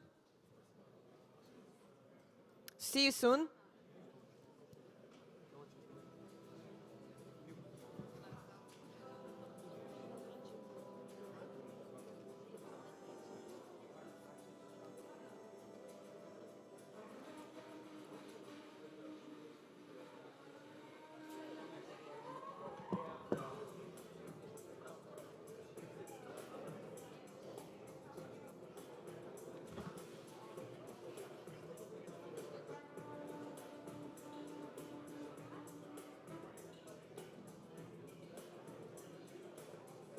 Still on conference SVOD, and let me introduce one of the most famous person in Ukrainian startup business. Is investor that present TMT Ventures. Andrei, please introduce yourself. My name is Andrei Kolodjuk. I'm a founding and managing partner of Ventures Capital and also the chairman of Ukrainian Venture Capital Private Equity Association. Andrei, please tell me about a little bit about your business, about your company? We are an early stage fund. We invest in the startups that are originally from the Ukraine and Eastern Europe, and we invest in the scale of their business, and we bring them to US and compete with other companies. Would you mind me here? Why are you here in this conference? Well, actually, as SVOD, I'm from the very beginning, from 2005. So I'm coming very often because we invested in startups that come in over here. What about your portfolio? How many companies, how many startups currently in your portfolio? Currently, we have a portfolio of 11 companies, and majority of them based in the US. Wow, sounds good, but I know that you operate in Ukraine as well? Yes. But, we actually follow in the Israel model, which has been famous for the last 15 years, and it's workable when you actually build the product first in Ukraine, and then you relocate company here, and you build the business here. But R&D still stays in the Ukraine or Eastern Europe. Sounds reasonable. Yes, it's working model. Sounds great. One more question about what's the most famous startup in your portfolio? Well, we are proud to have a PetCube in our portfolio, and recently PetCube was graduated from the Y Combinator. So I was here 2 months ago. It was named one of the top 15 startups out of Y Combinator batch. Sounds great. And it's a great product in US. Yeah. You can check it out. It's widespread here, and so many people entertain their pets using this PetCube. Yes. You can entertain not only pets, but pet owners as well. Of course. Happy pets, and it means that happy owners. Yep. Exactly. What about this conference these days? Is better than other years, or? Well, I can compare with the last year. Actually, I've seen like 25% more people here, and I see more investors, by the way, here than last year. Sounds great. I don't know what's going on in the valley, but I see investors here as well. It's really fantastic because it's a great opportunity for startups to get the investments here as money. Okay, maybe you can give some advice to people who are currently watching us, for startups, for example. Well, the only advice I can share with you, just come over here, okay, for next year, because it's a great conference that already been for the last 12 years, and it's actually, the name of it stands for the Silicon Valley Open Doors, right? So the doors are open, and the rest is up to you, right? Okay. So we are here, we invest, we support, so it's actually a good event for the international startups to come over here and build products here and startups. Thank you. Maybe disclose some information about your future plans in closure. Well, my plans for the last 15 years have not changed. We are going to continue to invest in new startups. Sounds That's why we are here for. Yep. Just to do new deals, to support entrepreneurs that have a courage to build global companies. Is what we are here for. And one maybe more question. In what stage do you prefer on investment stage? Well, as I mentioned, we do early stage, but we actually love with the company. We have a product and some first customers, at least, and we actually support this company that's ready to scale their business in the US. So we provide many value add to set up office, to find the right people, to open the door for the partnership agreements. So this is what we do. Okay, maybe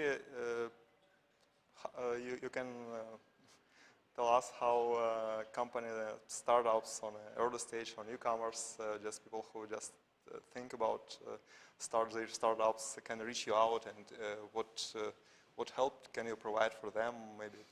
Okay, the first advice is to talk to our portfolio companies, right? Because investors doing due diligence on startups, but startups should also do due diligence on investors. And the best way to do it is just talk to our portfolio companies. So you will figure out how we operate, what kind of value add we can provide for you. So it's very easy to, and we are very open and very reachable, right? That's why we come to many conferences. Which channel? Channel? It's very simple, through our portfolio companies, or you can reach us on the email, website. So we have a very open process, so we are responsive. Thank you, Andrei. Thank you for being here. Thank you. Yeah, I wish you good luck. Yeah. Yeah. Bye. See you next year. Thank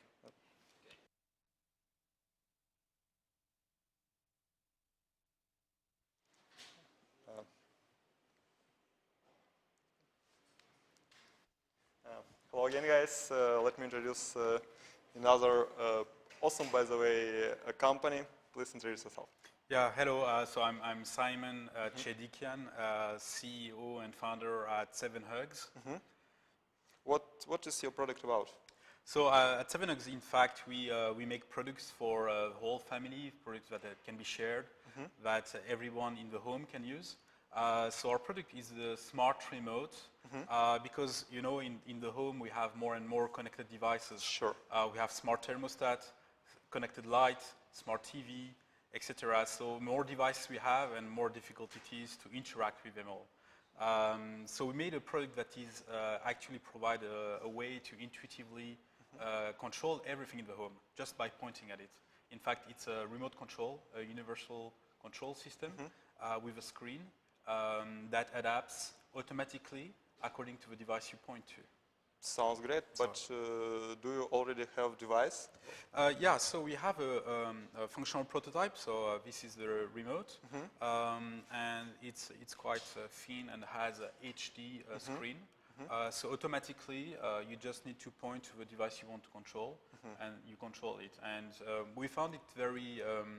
A lot of people are frustrated by the experience in the connected home market because. Like me, I have children, so I bought connected lights, a smart thermostat, etc. But it was very difficult for everyone in the family to interact with them because my kids don't have smartphones, and my wife doesn't have all the mobile applications. So even if you want to use your mobile phone, you have to unlock the phone, find the right app, select the device you want to control, and control it. That's at least 4 or 5 steps just for light, and for any device. So this is how we came with this idea of proposing a remote where you just point, control, point something else, control, so you can interact with lights, your TV, your music, thermostat, and even get access to services. Sounds interesting, but for now we are just using our cell phone to use them like remote control. Yeah, why you find completely new device and it should cost something? How much it's going to be? Yeah, so to answer to your first question, it's a very relevant question. A lot of people want to use their mobile phone, but in fact, for example, if you take the example of TV, all the TVs that are sold today can be controlled by a mobile phone. But I don't know anyone that uses his mobile phone to control his TV. Because it's much handy to use usual remote control. Yeah. So a dedicated remote for a specific use case is what people want and what people need. So this is what we make a dedicated device. Of course, we are also discussing with smartphone makers. We are actually discussing with 2 major brands to integrate our technology into smartphone so that you can do the same with your smartphone. You can point to a device and automatically the screen of a smartphone will let you access immediately to the controls. And to answer to your second question, for a price, so, we retail, it's going to be the remote plus 3 accessories like connected lights, connected bulbs. We sell the remote with these 3 accessories for $249 in retail, but we are going to launch a pre-order. And we already have 14,000 people on our waiting list. Wow. So we are going to launch at a specific price between $99 and $199 for a limited batch, a limited quantity in September. So for people interested, they can go to our website, remote.7hugs.com, and sign up for getting access to our waiting list. And shipments will be towards the end of the year. Sounds great. But by the way, how many people currently working in your startup, in your company? So in fact, we are a startup that we are almost 20. We did a first round of investment last year, seed round of 2.2 million. We shipped already a first product, so we are kind of expert in the consumer electronic business. So we have already a first product shipping in major retailers.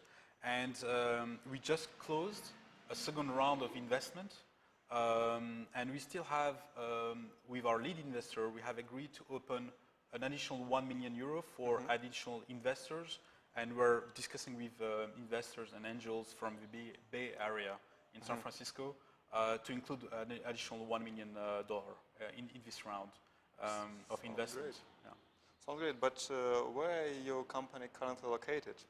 Headquarter, I mean. Yeah, that's I'm moving in San Francisco myself. I'm the CEO, and I'm opening an office in Bay Area for sales and marketing, and the R&D team is in Paris. In Paris. Yeah, yeah. Sounds great. But in what country are you going to produce your device?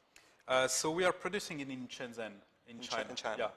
Yeah. It's by the way, yeah, more efficient for cost and cost structure. Yes.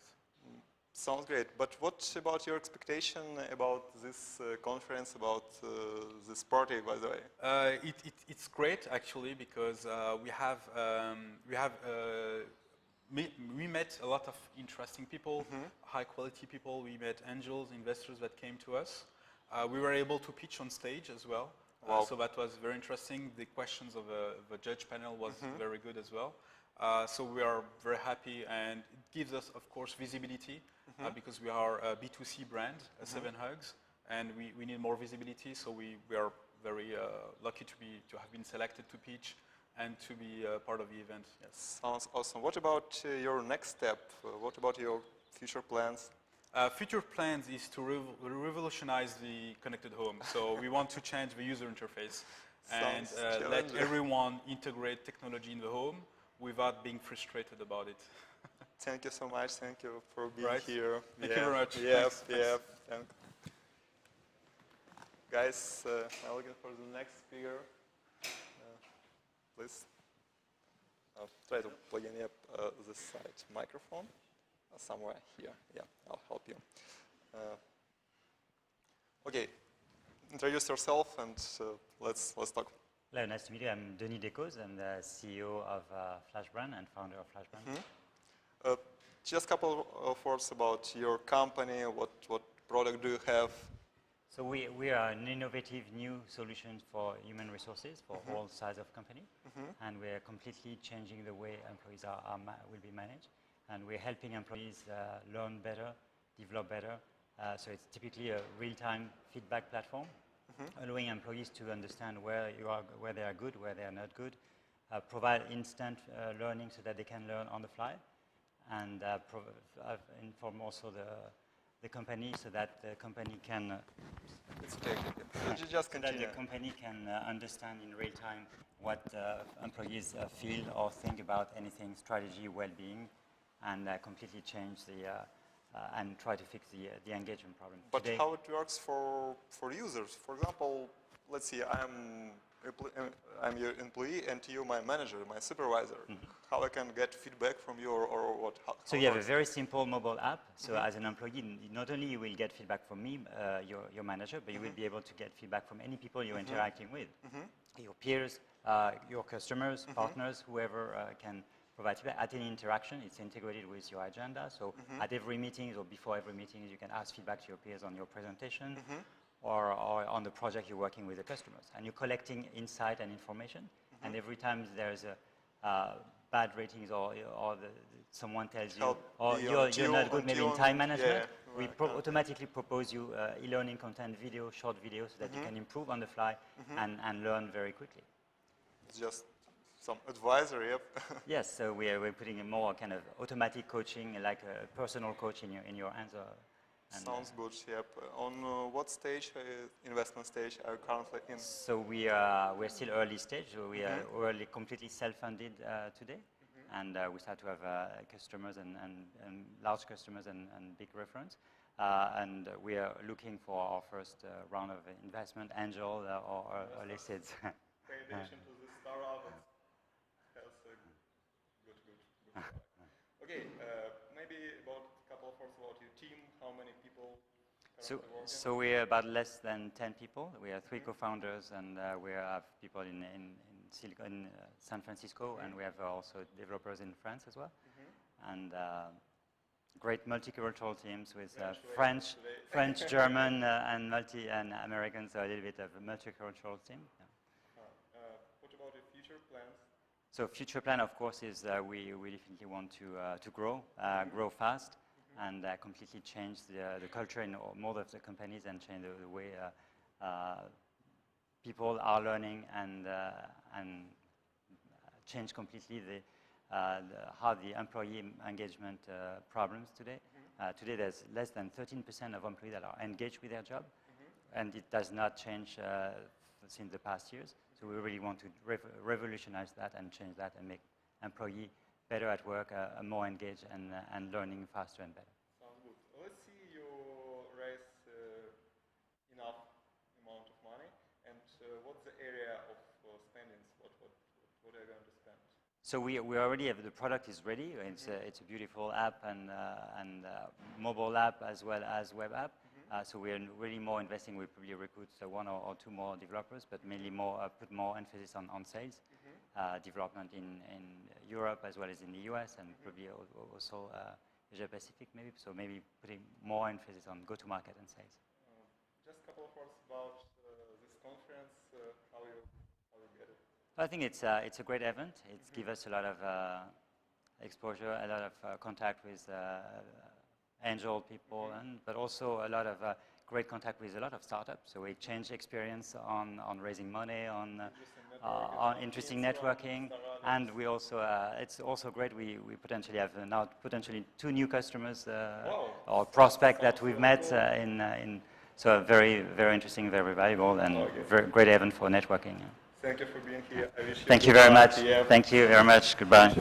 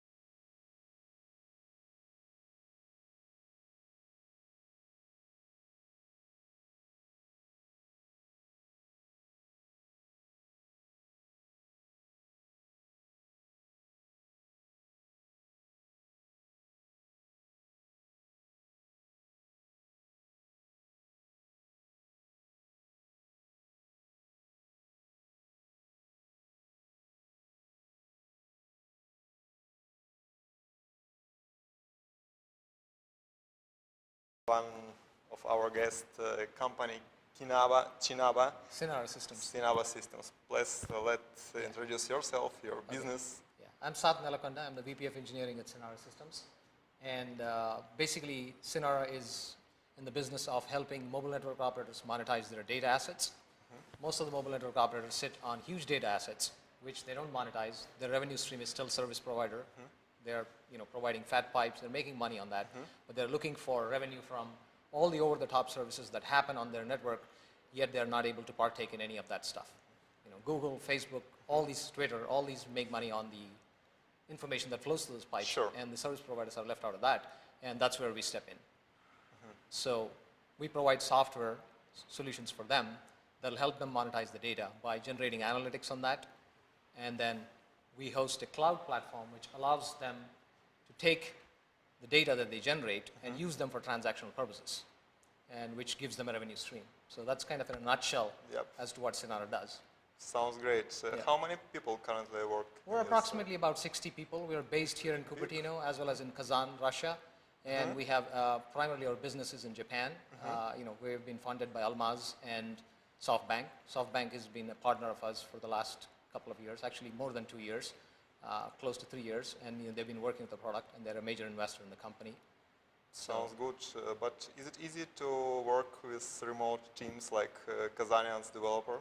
Well, of course, there are challenges with working with any team, when it's globally spread out. But you have to make do with certain things. You have to make certain adjustments. It comes with its own set of challenges. I don't want to say that it's very smooth operation in every respect, but we overcome challenges on a daily basis. That's what pretty much most of the startup life is all about. Fighting, block by block, pushing. Why are you here? What's the main idea of you being here? Yeah. So basically the main reason we are here is to network, to hire. Hire whom? There's obviously some talent walking in here who are looking for working with startups or checking out the latest and awesome opportunities for you guys to reach out. And but I did meet a lot more investors and other business partner type of things over here than the candidates. But overall, it's been a good networking event, I would say, and I'm pleased with that. Yeah. Okay. What about your future plans? So we currently have business in Japan. We're actually live, running in production in Japan. And we'll be working with multiple network operators in Japan. And we're also going to be expanding business hopefully in Russia and in a couple other markets. Sounds great. Probably before the end of the year. What about maybe some other startups, some other companies, some other products? Oh, there are other companies around. I was talking to a few of them. Some of them definitely look promising and interesting. But I did not get a chance to go through all of them, because I was manning the booth, and so it's taking up quite a bit of the time. Okay. Maybe you have give some advice to guys who are currently watching us. Well, my only piece of advice is if you're in a startup, be prepared for the long haul. It's not going to be a short sprint. I've been in a few of them, so it's going to take its time. We need a lot of patience, a lot of hard work, a lot of sweat. Equity goes into that. Sure. So you have to like the ride. It's not just about somehow you'll get there to the finish line. It's going to be a bumpy ride at times. Yeah, it works.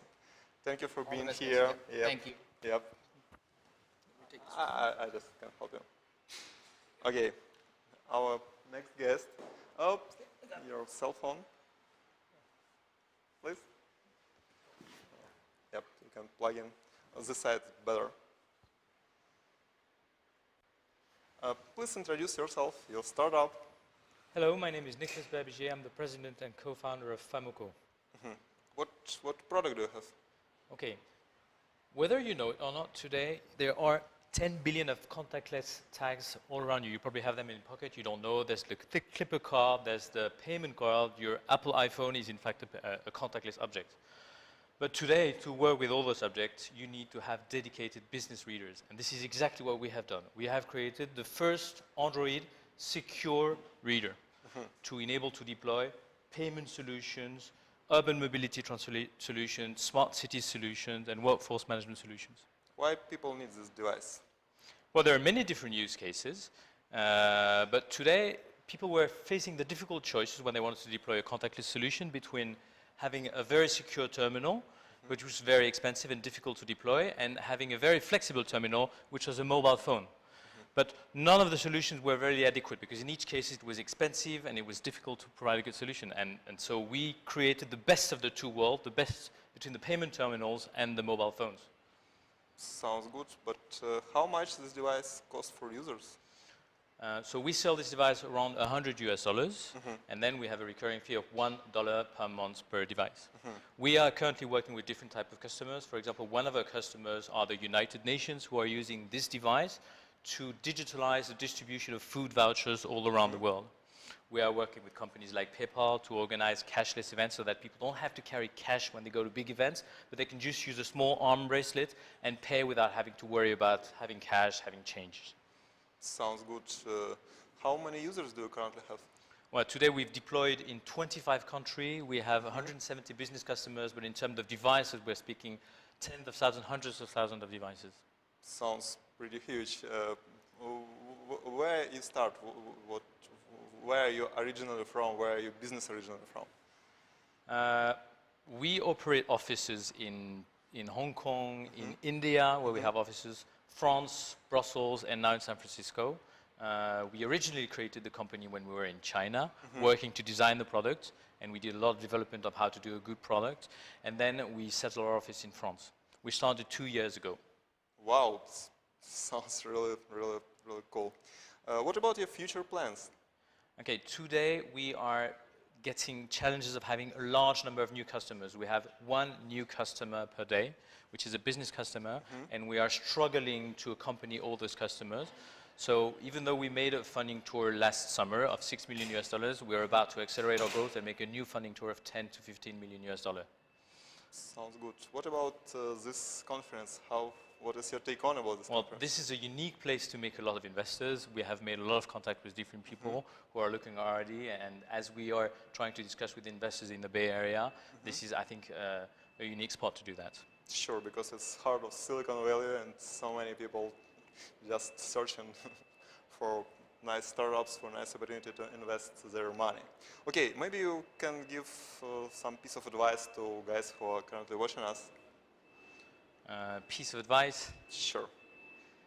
I think when you're an entrepreneur, you have to not worry about all your mistakes. What I often say is we are rich of our mistakes, and we in fact learn only with our mistakes. So don't despair when there are some mistakes.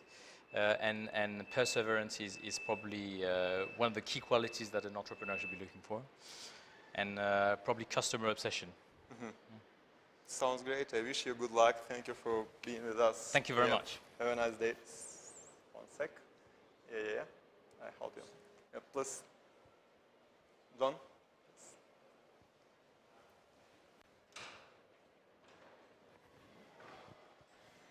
Hi again, guys. Let me introduce John. John, please. Introduce yourself, by the way. You have so interesting product. Thank you, Vlad. My name is John Vigary, and I'm the founder and CEO of Glucorix. Glucorix is a sensor technology which will help diabetes patients take better control of their condition by offering a convenient, painless way to get their blood glucose level.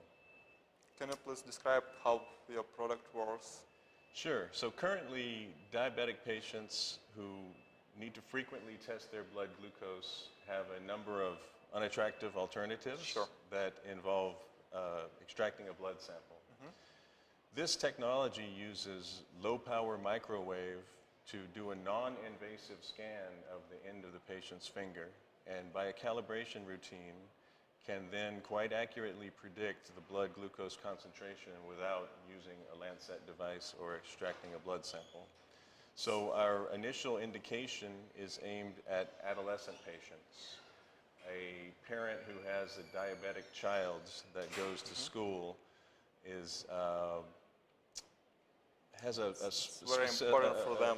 There's a special anxiety involved there, and with a connected device that we could allow parents and teachers and coaches to have better visibility of what's going on with the child's health, we think it's an important solution that we can offer, hopefully by yeah, within a couple years, we could offer that to patients in an investigational trial aiming for FDA notification.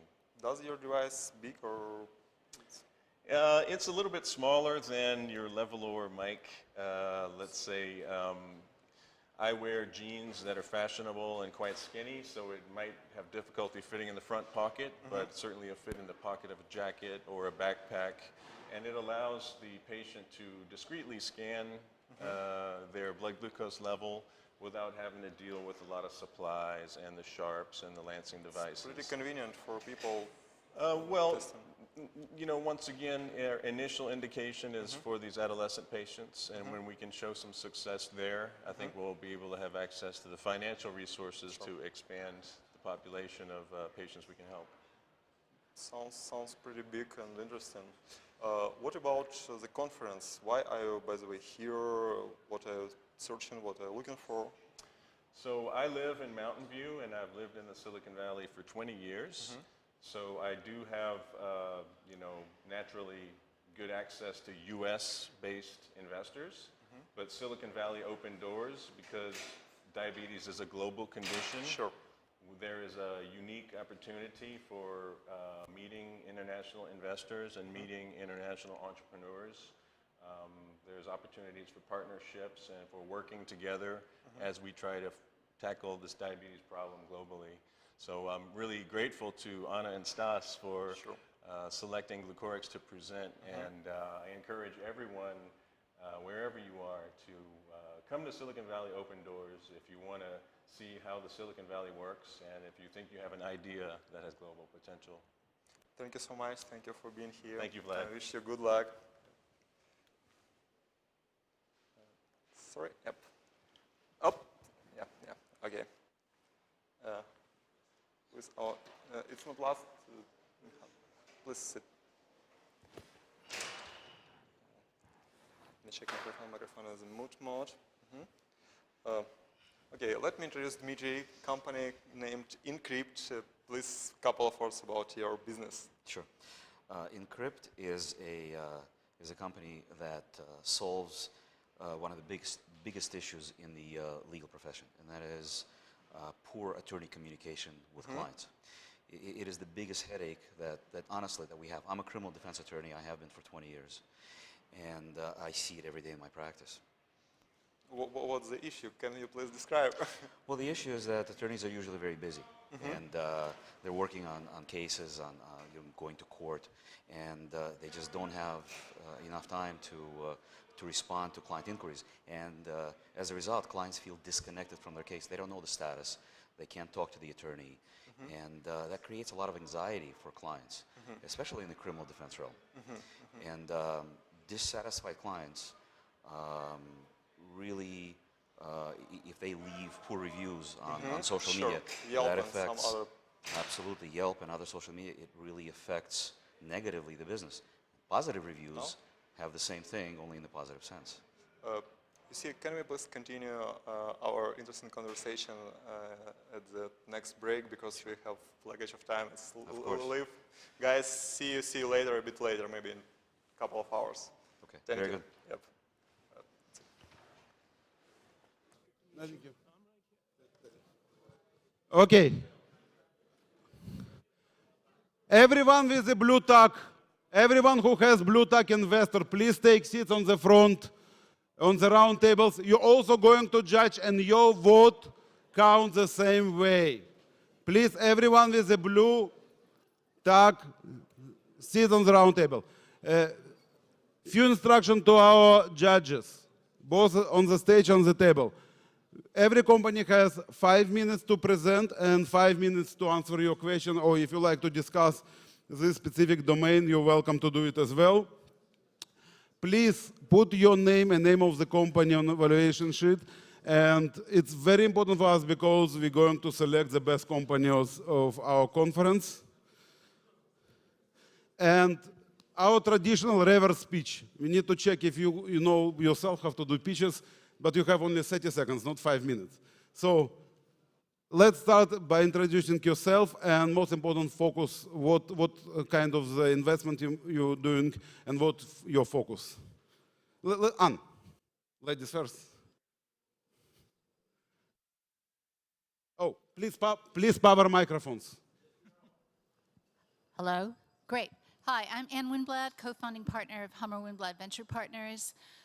We've been an investor for 25 years. We focus on enterprise software, particularly enterprise infrastructure, and we start with the A round. Cheryl, it's your turn.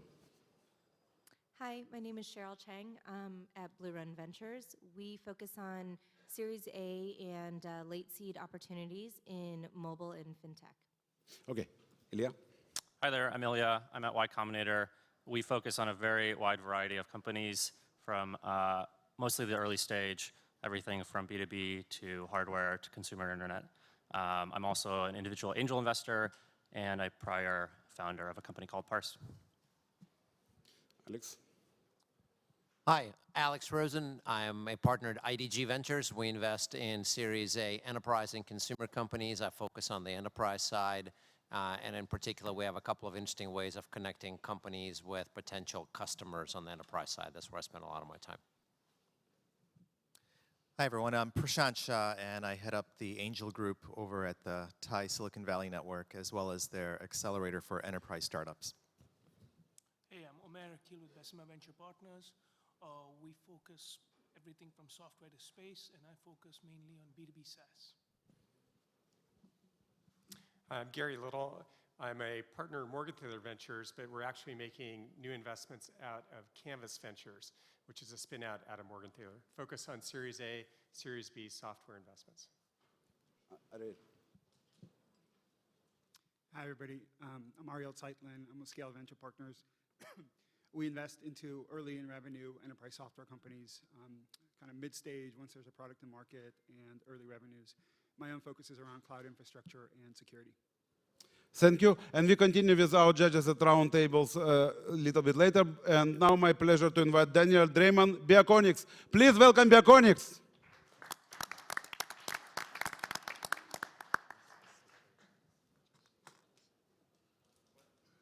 Can we have Beonics presentation, please?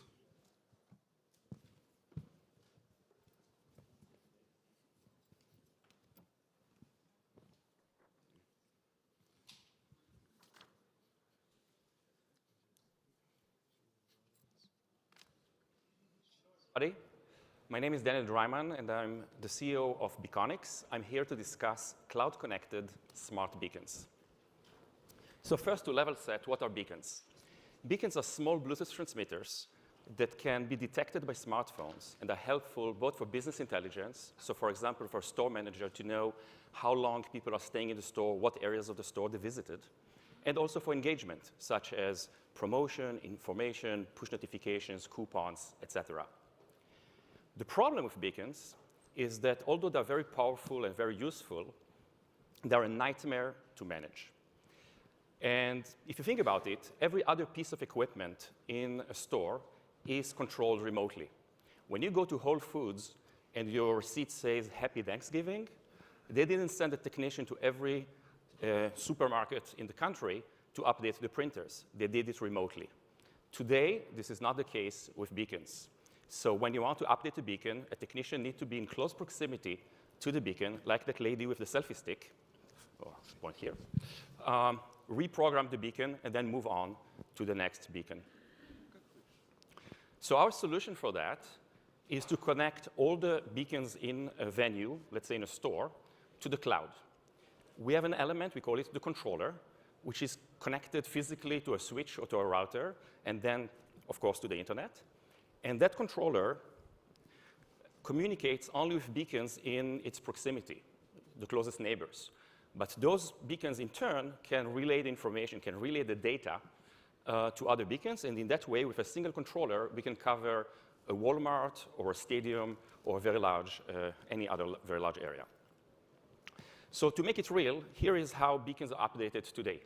A technician would come in close proximity to the beacon, fire up some special application, wait for the smartphone to update the beacon, and when this process is over, it may take a minute, move on, put the beacon back on its shelf, and move on to the next beacon. If you have 500 stores and you have 50 beacons per store, well, repeat this process 25,000 times. don't blink now. With Beonics, it just click, and you updated all your beacons nationwide. So the benefits are pretty clear. It's dramatically cheaper to maintain your beacon network when you don't need to send technicians. The solution is more robust due to the cloud connection. There are a bunch of things that we can do with the beacons. It's more secure for exactly the same reasons. And it's more capable. Our beacons are also bidirectional. So instead of just detecting smartphone, they can actually communicate with the smartphones. So in terms of where we are as a company, there's about 2 years of R&D behind us. So far self-funded. We're looking for a seed investment. We launched at CES and generated a lot of interest. As a result, we're now in pilots with large retailers, OEMs, and solution providers. So beacons is a large market. There are about 400 million beacons installed pretty soon. But the real opportunity is not in selling beacons, but in managing them. So our business model is software as a service. We charge $2 per beacon per month. And retailers still ahead, or any other users of beacon, since it's much cheaper to pay us to manage those beacons than to send periodically technicians to service them. Now, it's a crowded landscape. There are dozens of commodity beacon vendors, but we have a number of unfair advantages. And what are those advantages? The first advantage is that we have the only solution that scales. So the Bluetooth mesh technology that we have allows us to do remote firmware upgrade, real-time control of the beacons, etc. I'm going to go fast because I'm running out of time here. The second advantage is that Google has a new initiative called the physical web. This is for the first time. It will enable users of smartphones to interact with beacons without downloading the retailer's app. So any Android users will be aware of all the beacons around them all the time. Now, when you don't have an app, being able to control what the beacon actually transmits is huge, and we are the only one that can dynamically change what the beacon transmits. And the last advantage is that we have a very experienced team. Both my co-founder, Amir, and I sold companies, went through IPOs. The rest of the team is experienced as well. And last but not least, I talked a lot about beacons. There's a killer application right there, but the same technology that we developed in order to control networks of beacons is the perfect glue for smartphones and large array of other things, so we can branch into home, industry, sports, outdoor, and other verticals. And with that, I think I'm just on time. Thank you very much. Perfect. Okay, and now time for questions. Questions from stage? Any questions? Any questions from round tables? No questions. Oh. Are you compatible with legacy beacons? Can you retrofit an existing network of beacons? So we could, in theory. We already use beacons that are commodity beacons. So basically, we source them from China like anybody else. We put our firmware on it. The requirement would be for our firmware to reside on the beacons. So we're not about to reverse engineer beacons. But if somebody has a large park of beacons that they can convince whether the manufacturer is to cooperate with us, then yes, we can retrofit those beacons. But the hardware is so negligible that I don't think it's a big opportunity for us. A beacon is $5 a piece. Yes, Anne. Can you talk a little bit more about your go-to-market strategy? Are you going to go vertical by vertical? Which verticals first? How do you get to the customer, and who pays at the customer? Very good question. So because we are self-funded, we have to be very focused. So we do two things. We go after a small number of very large retailers. And retail is by no means the only vertical for which beacons apply, but we have to concentrate on something. So we chose the retail vertical. And we work with application providers, so companies that provide solutions to a multitude of verticals that use beacons as a tool. And then we're agnostic, so we don't really care. Once they can leverage our beacons, we don't care if it goes into retail or into sports or something else. Now, the problem that we are solving depends upon whether the application provider took upon themselves to manage those beacons, then we're solving the problem for them, or we're solving the problem for their customers, because then they can say, hey, now it's going to be cheaper and easier to use us because the beacon problem is solved. Questions? You said your price point is $2 per beacon per month, right? Right. Are these retailers seeing enough value from beacons in the first place to support that price? Like, What do people actually do with beacons? So the answer is yes, but in reality, we are not, our sweet spot are not companies that need to be convinced to use beacons, but companies that already see the value of using beacons. Before that, there was a presentation by RetailNext about Google Analytics for stores. You know, the better stores, the better chains totally understand that they need to have information about what happens in the store, and beacons is a great tool for that. What we are trying to do is to go to those customers who already understood that they need to use beacons and to solve a problem, to reduce the total cost of ownership. So the ROI is proven by somebody else. We just help this ROI be even better by reducing the total cost of ownership. So Daniel, when you describe it that way, who would you go to first? Like what either verticals or specific customers have already said they want to roll out beacons in a really big way?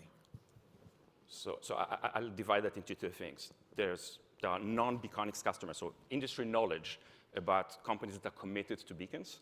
Think about Macy's, think about Bloomingdale's, think about Walmart, think about Target, think about IKEA, Walgreens, CVS, airlines, United, etc. So the beacon demand is out there. We help accelerate the adoption. In terms of our outbound marketing efforts, they're very limited. I'm the only guy who speaks beyond technology in the founding team. But I'm in discussions. As you've seen, we have already managed to get a few pilots going with, for example, Lidl is a 10,000 store grocer in Europe. They approached us when we launched the CS and said, that's exactly what we need. But once we got funded, we'll have a more serious marketing engine. Can you explain your technical advantage or technical reasons other people can't get into this business? Okay, so it's a very good question. The Bluetooth mesh technology, which allows us to connect all the beacons among themselves, is a technology that's kind of difficult to implement. It's not yet, there are efforts to standardize it in the Bluetooth SIG organization body, but it's not like you can get a software development kit and connect all your beacons. And then there's a bunch of problems that even when the standard goes out, that we solved already. We have 7 patents, or 4 patents that have been filed, and 3 patents that are in the pipeline to solve a bunch of problems on how you connect elements such as beacon in a Bluetooth mesh in a power-efficient way, right? Because you don't want to replace the batteries every couple of weeks. So there's a lot of deep technology. And none of our competitors, and as I said, there are dozens of beacon vendors, have any solution like that. Now, will we have this technological advantage forever? No, and in a couple of years, it will get easier for people to build some such meshes. But we build a lot of IP on the stack above it to manage the beacons, to control, to provide tools for deployers of beacons to use them. And then when you couple that with network effects, because once we manage a lot of beacons, it makes more sense for other customers to use the same networks to manage them, then we hope to kind of solidify that leadership. Thank you, Daniel. We have to go with our scheduler. Thank you. You have expo, so everyone could visit your expo and get more information. Yes, I have a table right there. Thank you, Beonics. And now I'm asking our judges at round tables to stand up, introduce yourself. 30 seconds. Who you are and where you invest.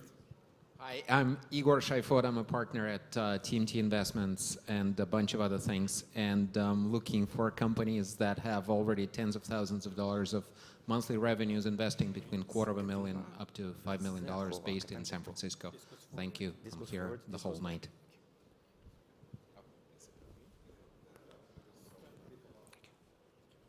Yusuke Otsubo, managing partner, UMJ Russia Fund. We are based in Tokyo and Moscow, and looking for the startup early stage investment. My name is Michael Minkiewicz. I'm a venture partner at Maxwell Capital and Angel Investors. So we are investing into emerging companies operating in the technology space with substantial IP and technology component what goes behind innovative business models. Hi, I'm Safar Ashchi. I'm working on a new fund idea called Think Plus. We focus on consumer digital health and analytics. I've also been an angel investor, and I've made about 30 investments. And I generally look for disruptive technologies that help consumers with a major pain point. Hi, I'm Elisa Yaffa. I'm with Step Up Funding, and we are an early stage and A&B investment and advisory firm here in Menlo Park, or in Menlo Park. And I'm also an angel investor and an ex-entrepreneur. Adi Rupin. I'm Corp Dev at BlackBerry and an angel investor. Thank you, and we continue after next presentation. So now it's my pleasure to invite Ali Taheri, Imantics. Please welcome Imantics.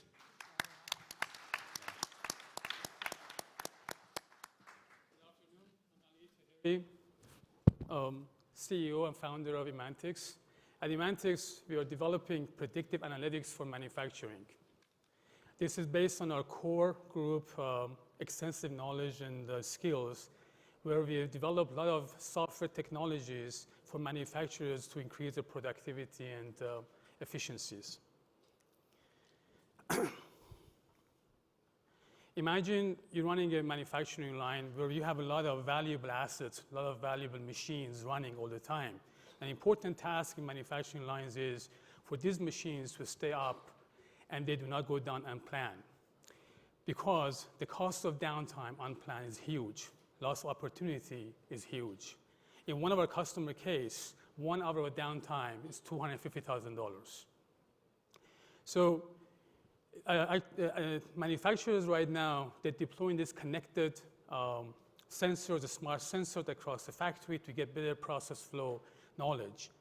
McKinsey actually estimates this connectivity can reduce the manufacturing costs 10 to 40%. At the same time, by 2020, estimates are that this connectivity will give you about 40 zettabytes of data. Unfortunately, this data is not used. The data is produced but is not used is often termed dark data. At Imantics, we convert dark data into actionable insights. So if you look at the latest technologies, manufacturing is going to business digital transformation as a business. Between now and 2020, estimates are that they're going to deploy more than 4 billion sensors. They're going to connect more than 1 billion machines and spend more than $1 trillion. And they're basically going to use big data IoT technologies to connect, compile, and convert this data into knowledge. The expectation is that they're going to return more than $2 trillion in investment, return on investment, in form of better operation, better management of the machinery, better inventory management. At Imantics, we envision cognitive computing becoming an integral part of industrial IoT. And we have built our product roadmap addressing this major inflection point in coming years. We have built a very secure, scalable platform with rich tool set that manufacturers can easily connect their assets and convert that data from that asset into knowledge. The key factor in here is the application developers, they do not have to be programmers. They can use basically drag and drop functionality in our tool to plug and play functionalities. We have created data visualization for manipulation of data. And of course, we have created machine learning techniques like pattern matching or detection of the anomalies automatically using AI technology. We have spent a lot of time thinking about how we can differentiate from others. The key is for us users. We want our users to develop and deploy applications in record time. Also, we have provided proprietary ML and machine learning algorithms in our toolkit. Our customers, we are embedded with customers right now. One of our customers is a large OEM manufacturer with thousands of tools spread around the world. They're connecting their machinery with our software to remotely look at the health of their machine, create workflows, look at the machine performance from the maintenance, and be able to proactively manage the machine and manage the assets. and they hope that they can increase their customer satisfaction. We are a group very experienced with analytics in the industrial automation. We actually have an extended group in St. Petersburg, Russia. In summary, we are an experienced group participating in a very large transformative market. Our plan to monetize is to deploy based on subscription license per machine installed. And through last 2 years, we've been able to do founders funding as well as revenue generation to create the product which is used by our customers. We are seeking right now $5 million to scale our company next 18 months. And we believe our solution for future factories and smart factories. Thank you. Thank you, Mantix. It's now time for questions. Yes, please. So I love the slide you had a couple of slides ago that showed some practical applications of the software. And my question to you is, does the software come with this functionality out of the box, or do you provide the platform for your customers to build their own applications? Good question. The customer we're working with, all the functionality comes in the box, in the box, basically. But some customers, they like the tooling and they want to create their own application as well. So it's both cases. But the out-of-the-box functionality that I just showed is there. Yes. 2 questions for you. First one is, who would be the buyer? Who's the person actually procuring the software? And then second question is, do you think that, if you fast forward a couple of years, why wouldn't this capability be built into the machines that are already getting purchased by the manufacturers? First question, the buyers are, we call them asset-heavy type of manufacturers. People who make machines that the downtime of these machines is very costly for them. So it could be people who make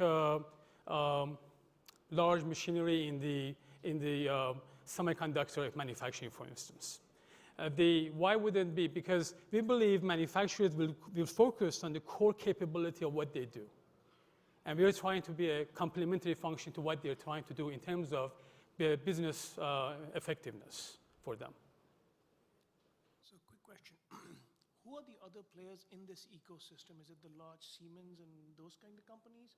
And who's your competition for this? Actually, our major competition is internal, okay? Because the manufacturers believe they should continually increase the effectiveness of the operation, right? So we spend a lot of time telling them, look, we could be complementary function in your business. That would be a major competition for us, actually. Yes. How long is integration and how long is your sales cycles? From the time of the engagement to the time that we scale, we estimate 6 to 9 months. So we spend a quarter actually understanding a business and integrate, right? And then there'll be a second, I would say the second part of the thing is to really do what we call alpha test with manufacturer and then a scale. So it's about, I would say, 6 to 9 months of scaling, from engagement to scaling.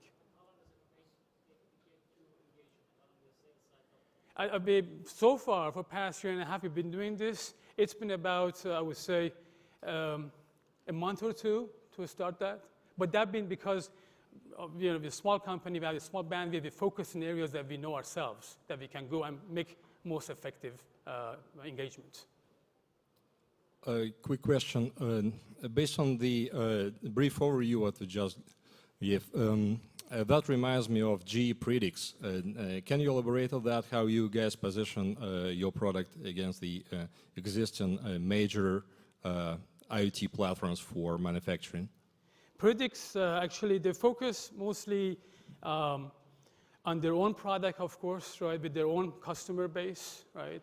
The markets that we're looking at are quite different than what they're going after first. The second is that we believe that our use, the way we have created the platform in terms of you don't have to be an application, software programmer to create applications. And of course, a repository that we're creating from knowledge base. We're pretty extensive compared to them. One more question. No? Okay. Thank you, Mantix. Thank you. And while the next company preparing, please stand up, introduce yourself and your investment focus. Hi, I'm Mohammed Hadi from Head of Investment for Saudi Rahmaniya Group, a company based in Saudi Arabia. It's owned by one of the Prince of Saudi Arabia. And we're looking at early stage startups, basically, which can be the next unicorn. So we're looking at more into marketplaces and IT-related companies. Thank you. My name is Bernard Sled, Breakthrough Venture Partners. I'm also a global venture partner with Bootstrap Labs, focused on IT, and I had 5 exits last year. Hi, I'm Tu Rash with Palapa Ventures, and we're focusing on early stage startups, doing big data and drones specifically. So, thanks.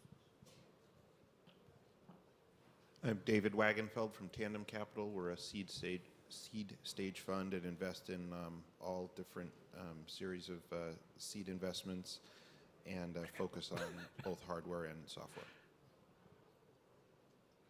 Thank you. And now my great pleasure to invite our old friend, Sergey Burkov, Altera AI.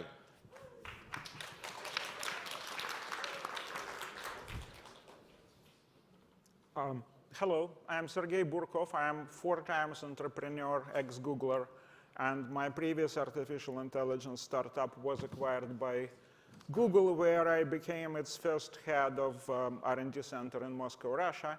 And Max worked at Google on Google Assistant, Google's chatbot.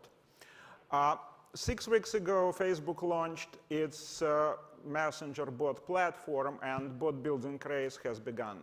Why? Because back in the 90s, every business in the world needed its own website. Then in 2008, when Apple launched the App Store, every business in the world needed its own mobile app. And now with the Facebook bot platform, every business needs their own messenger bot. And actually not one messenger bot, but half a dozen of them for all possible platforms like Slack, Telegram, and others. And among those businesses, there is a big subset, travel brands, online travel agencies, hotel chains, airlines, and they all need those bots. And it's very difficult to build them. It's not easy to do artificial intelligence and conversational interfaces. So we have a solution for them that on the back end connects to their existing reservation system, and on the front end renders conversational bots for all available messenger platforms. And we are going to license it privately labeled B2B to those travel brands. So enter Marina, robotic travel agent powered by artificial intelligence. What can she do? She can book hotels, and she understands plain English. So you could ask her to book a 3-star hotel in London under $200 with free Wi-Fi and gym, and she will find you available solutions. And if your inquiry is incomplete, then she would ask all necessary questions about dates, price, stars, if you need air conditioner and stuff like that, and find you the hotel. Likewise, she could book you airline tickets. Also, you could express what you want in plain English. And if you do not know where to go, if you haven't decided where to go for vacation, she could give you recommendations. And again, she understands plain English. You could say that I need just 7 days vacation in unspoiled nature, and she will give you recommendations where to go. And for those recommended places, we'll tell you what to see and do there. So together, these offerings make a typical online travel agency like Expedia or Kayak, but with chatbot interface, and we are going to license this solution white label to those brands. So why everybody is so crazy about bots these days?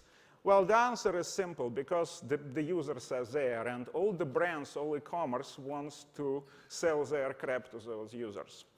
And beyond that, there are other advantages. For example, the user interface on mobile today with the competition is pretty clunky. It requires a lot of clicks. Also, the enrollment of new users is pretty easy. It takes 1 click to start chatting with the bot. You can do shopping with friends through group chat, but the most interesting applications of chatbots is actually with their ability to push. In our case, the bot could monitor prices and availability and inform the customer if there is a lucrative sale or the availability runs low, you better buy now before the prices hike up. And also brands could sell experiences and excursions during the trip, and of course engagement between the trips, also known as spam. And of course personalization, one-click buy and stuff like that. Few words about the technology. Unlike many of our competitors, no, we don't have any live operators. We are 100% artificial intelligence. And surprisingly, these days, it can be done without coding. In the early days, you have to write NLP means a lot of coding. And today, instead of writing all this elaborate code, you set up a deep learning artificial neural network and train it on the available examples of interactions between customers and live travel agents, the way AlphaGo learned how to play Go and beat the world champion. So we are Altera.ai. We build silicon brains for bots that would replace real brains of inside sales assistant in a call center of online travel agency. Thank you, Altera.ai. Please. Now it's time to ask tough questions from artificial intelligence. Or you probably answer yourself. Yes. Oh, yes. Can you talk about your decision to white label versus build your own brand?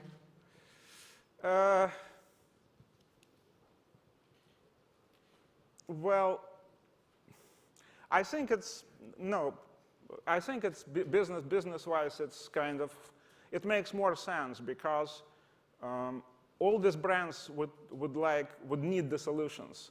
And there are white label solutions from Siri and Google and Microsoft, but they're, not white label, sorry, branded solutions, but Expedia or Travelocity doesn't need Siri or Cortana. They need their own bot. And so there is huge untapped demand. Alex. So to have a bot be focused on a particular vertical market makes sense, right? Because they understand the ontology and all the, the actual words in that vertical. But there are a lot of different bots now being launched. So can you talk about maybe not what is better about your bot, but how do you convince your customers that your bot is more accurate than somebody else's? Okay, so now there is a big debate about if the bots should be based on artificial intelligence, conversational interface like Siri, or it should be dumb buttons as it used to be on Nokia 7000 15 years ago with web. And so the majority of the competition does it this way. Press 1, press 2, like IVR or old browser. We are one of the few companies that can do it with machine learning and conversational interface. There is not much competition, frankly, that is available for privately labeling. How are you going to price this? What's the monetization strategy? What is the, how are you going to monetize this business? It's software licensing to B2B, to travel brands. They will pay us money. Fixed fee or commission on sales. But it's a solution for enterprise solution. Ilya. Hey there. Are you worried that there aren't any breakout bots yet? There's a lot of hype, but there's no actual user engagement on any of these. Well, it's been only 6 weeks since Facebook bots were launched. It's probably too early. Yeah. Remember that the first websites in '96 were crappy, and then the real ones emerged. Yeah, but the alternative to websites in the 90s was not that good. Right now, we have actual websites, which are pretty good. Yeah, I think that the time of bots will come, and what I believe is that the real killer application of brands is with push, like Google Now. When you deliver information monitor something for the user and send information to the user. That websites cannot do. Websites are one-way communications, and bots are two-way. There is no shopping cart abandonment for messenger bots in some form. Got it. More questions? Have you talked to any of the travel companies, and have you validated that this is something that they would want to? Yes, we are in discussion with a couple of online travel agencies about the pilots, so we're moving into the pilot stage with them. You know, in one way, it seems like a bot to book a flight seems like a natural. I mean, you can do that online. I want to get here to Chicago. Boom, do it for me. But in practicality, there's all the different airlines. You have mileage on some. There's different departure times, layover times. There's middle seat, aisle seat, and you know, all these different dimensions that seems like there's rooms for Hipmunk to visualize. And like, can you really trust a bot to be able to just book on your behalf and know that it's going to get it right? No, actually not. We combine conversational interface with normal graphics interface. So we take the order in natural language and then we'll send it to Hipmunk or Expedia. So you could review the flights the bot found with Hipmunk interface and decide which one you want. The same with hotels. Our goal is to take the order in plain English.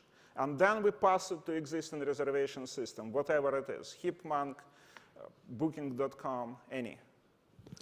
Thank you. Unfortunately, we have to get going.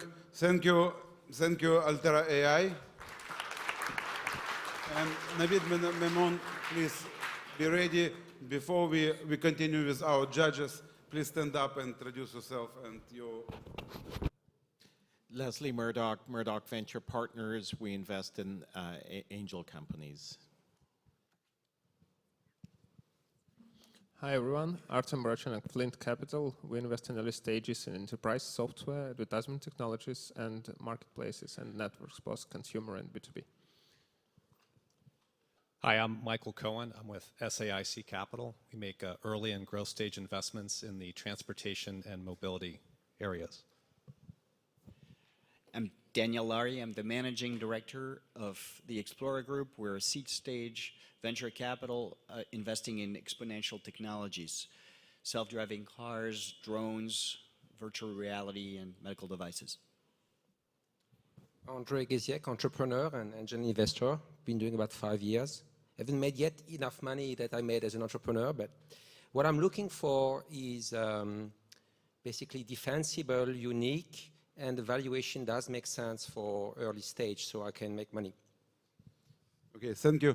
Again, just to remind our judges on roundtables, for us very important your scores, so please fill up the evaluation sheets and put your name and name of the company. And now my pleasure to invite Navid Memon with WebHR. Navid.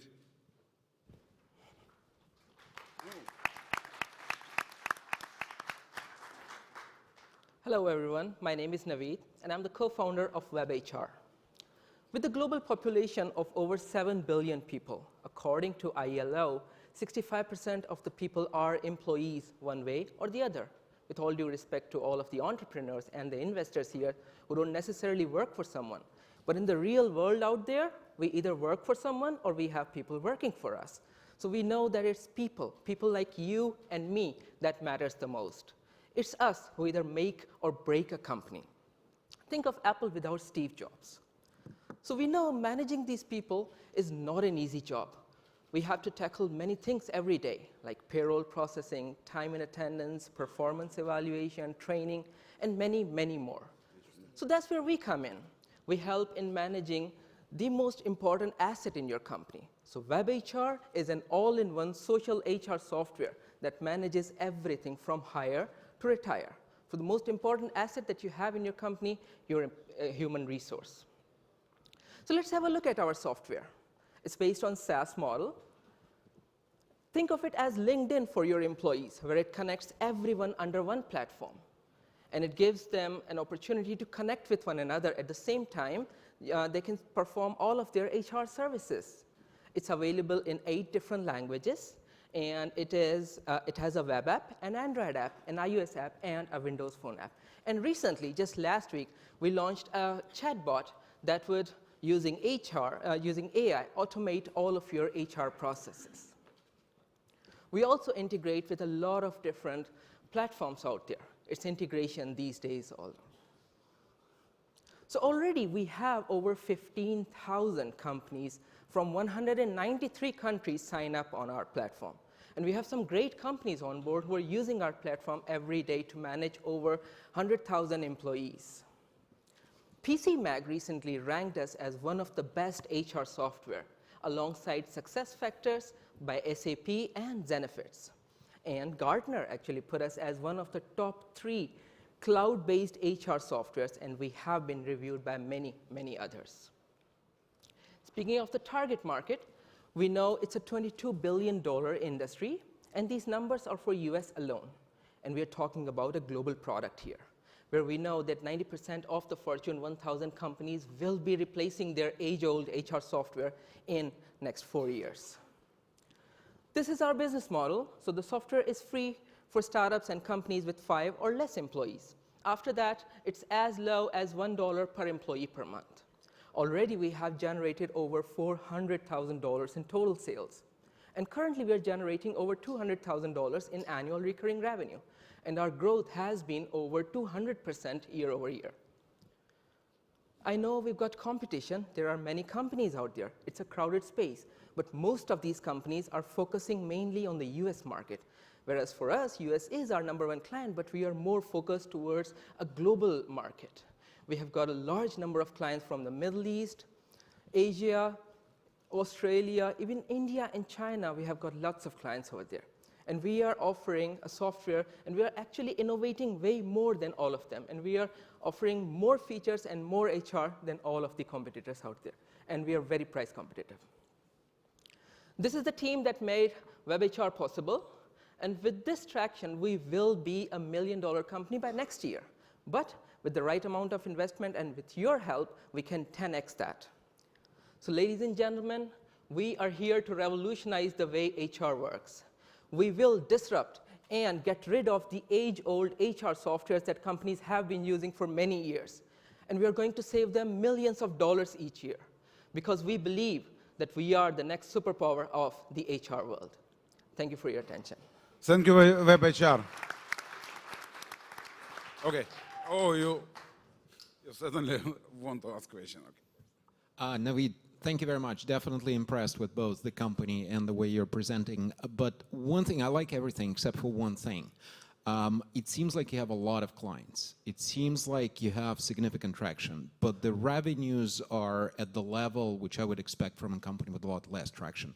Is there something wrong with the business model? Have you guys just started monetizing? Can you put our, I suppose, minds to rest on this one? Thanks. So we basically started from Pakistan. That's where we are still based at. And the pricing, if you compare the market over there compared to what we have here, so the prices have to be kept very low in order to be really competitive over there. So that's how, actually recently, like last month, we actually doubled our pricing.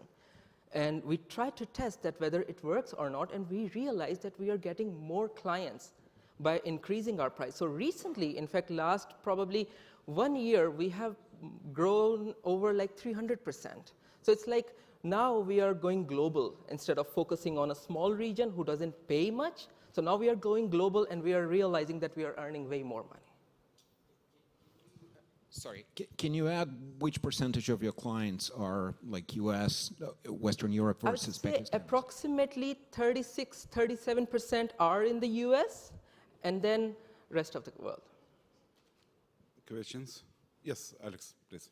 So it seems like so a combination of functionality and the price point seems that you're appealing to relatively small companies, right?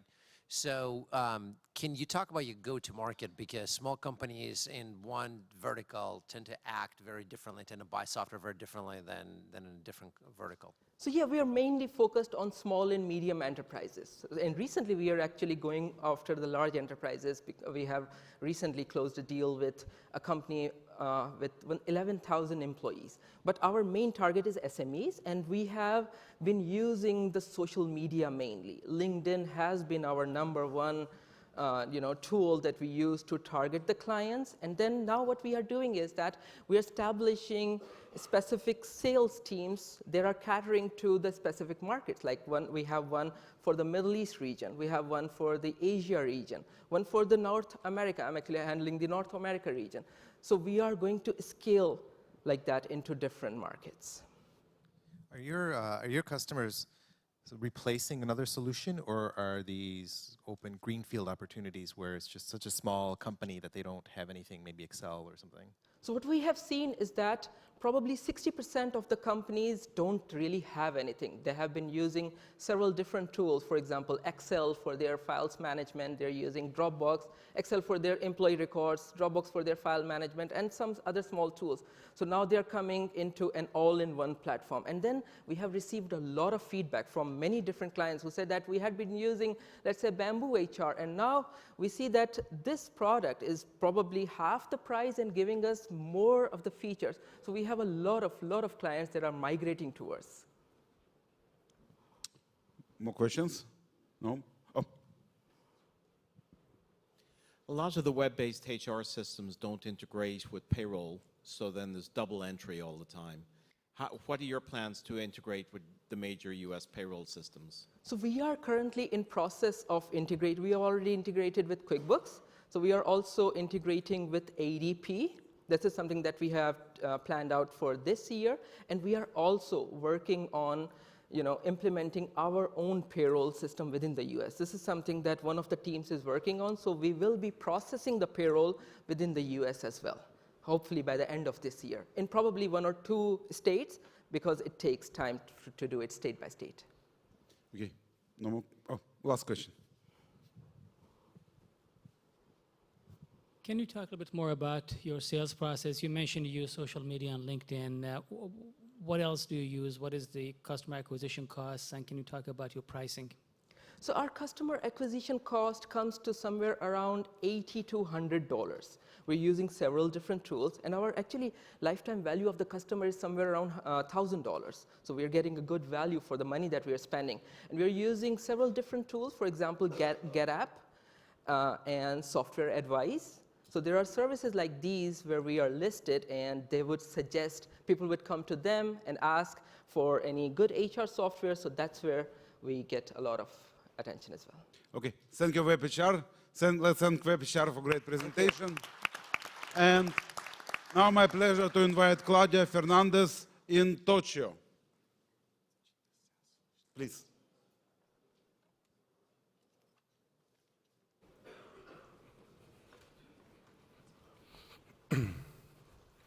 Hi guys, nice to meet you all. I will tell you a small story before I start. Like 3 years ago, I was standing in São Paulo, and I had to reschedule my flight. I took my phone, called the call center, and nobody was there. So was calling and calling, roaming, taxis, and I was in a hurry, okay? And finally, I got somebody on the other side, and he was asking some questions, and the call dropped. At the end of the day, and you can understand what happened afterwards, so my experience was terrible. I had to drive to the airport and do the rescheduling at the airline's booth. Okay? So how many of you already had this kind of experiences with customer service?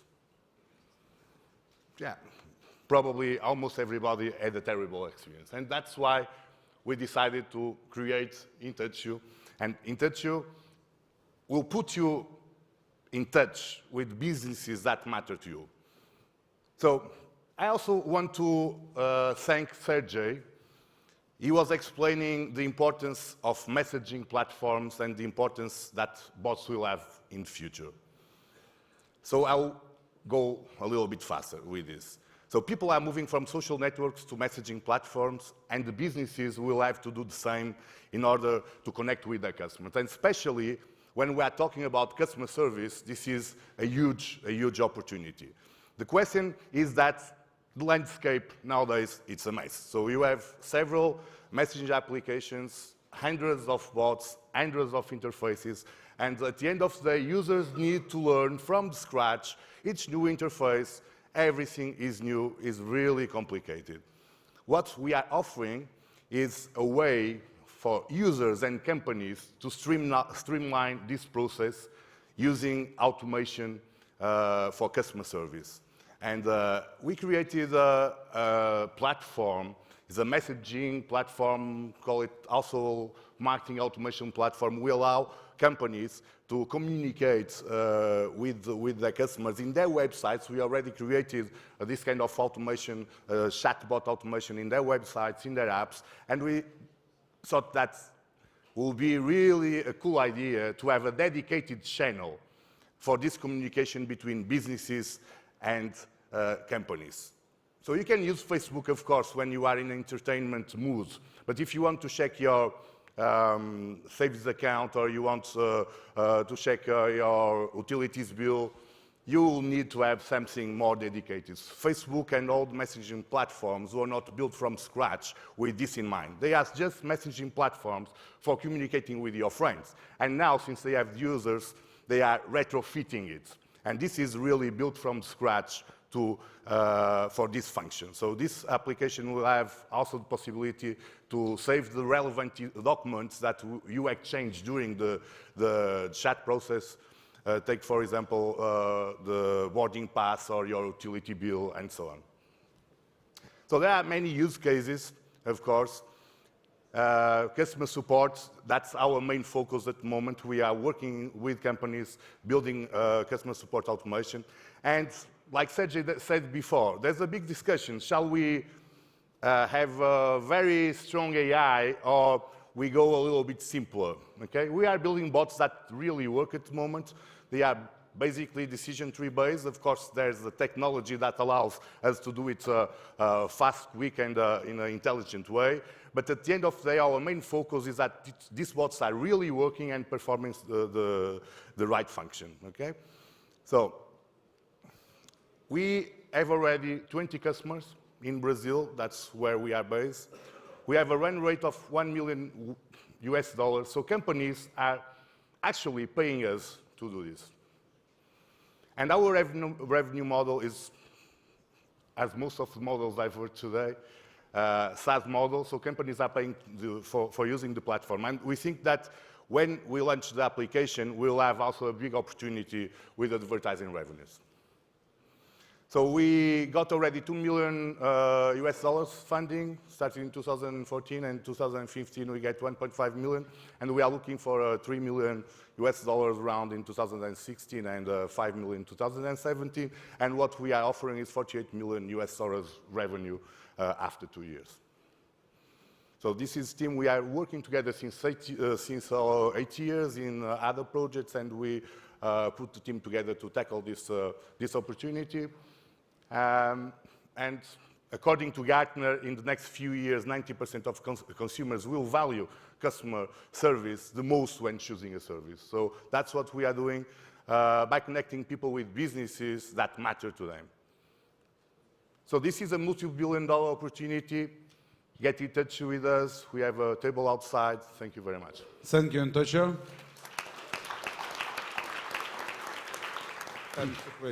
Questions? I have a question up here. The pricing model that you showed said $5,000 for enterprise, $3,000. What is that based on? Is it 5,000? Is that the max you would get from? No. So we have 5,000 is an average based on the values you have actually currently in a company. So we are talking $5,000 per implementation.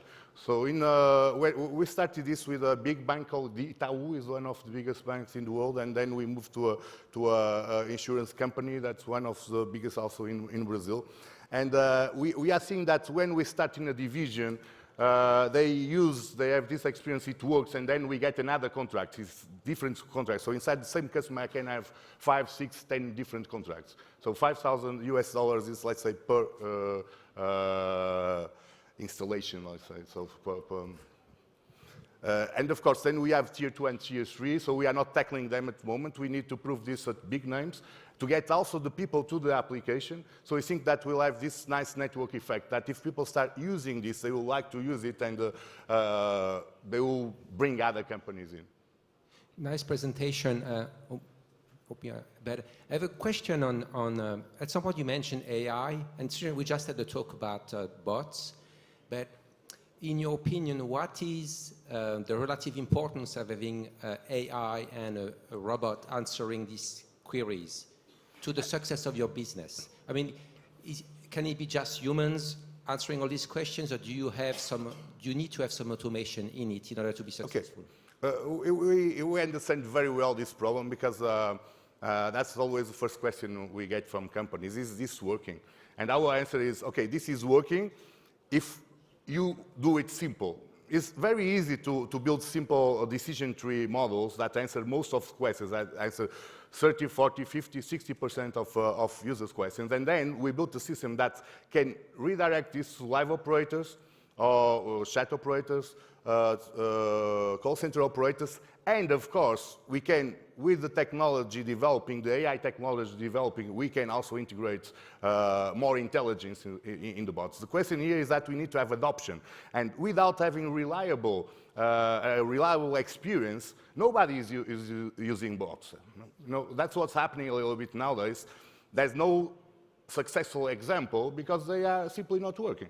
So, and we think that's the right time to start this, but the things we do need to be 100% reliable. Of course, in the future, we'll be introducing new features. Thank you. So I have two related questions. It sounds like you think your bot can beat up Sergey's bot. Is that right? This is, this is not a bot. So this is a platform for bots. And Sergey is invited to get his bot inside my platform. Sergey. If you cannot beat, just join. No, it's not. We are developing, of course, we have a platform now to kickstart projects with companies, but every bot is welcome, guys. Every bot is welcome in the platform, because this is a user-facing application that aggregates bots that are really important. We are not talking about entertainment bots. We are talking about business bots. More questions? Yeah, the second part of my question was, it sounds like you have 20 customers, but bots have been around for 6 weeks. So you're obviously adopting what you've been doing before. Sure. Now incorporate bots. Can you just kind of connect those two dots for us?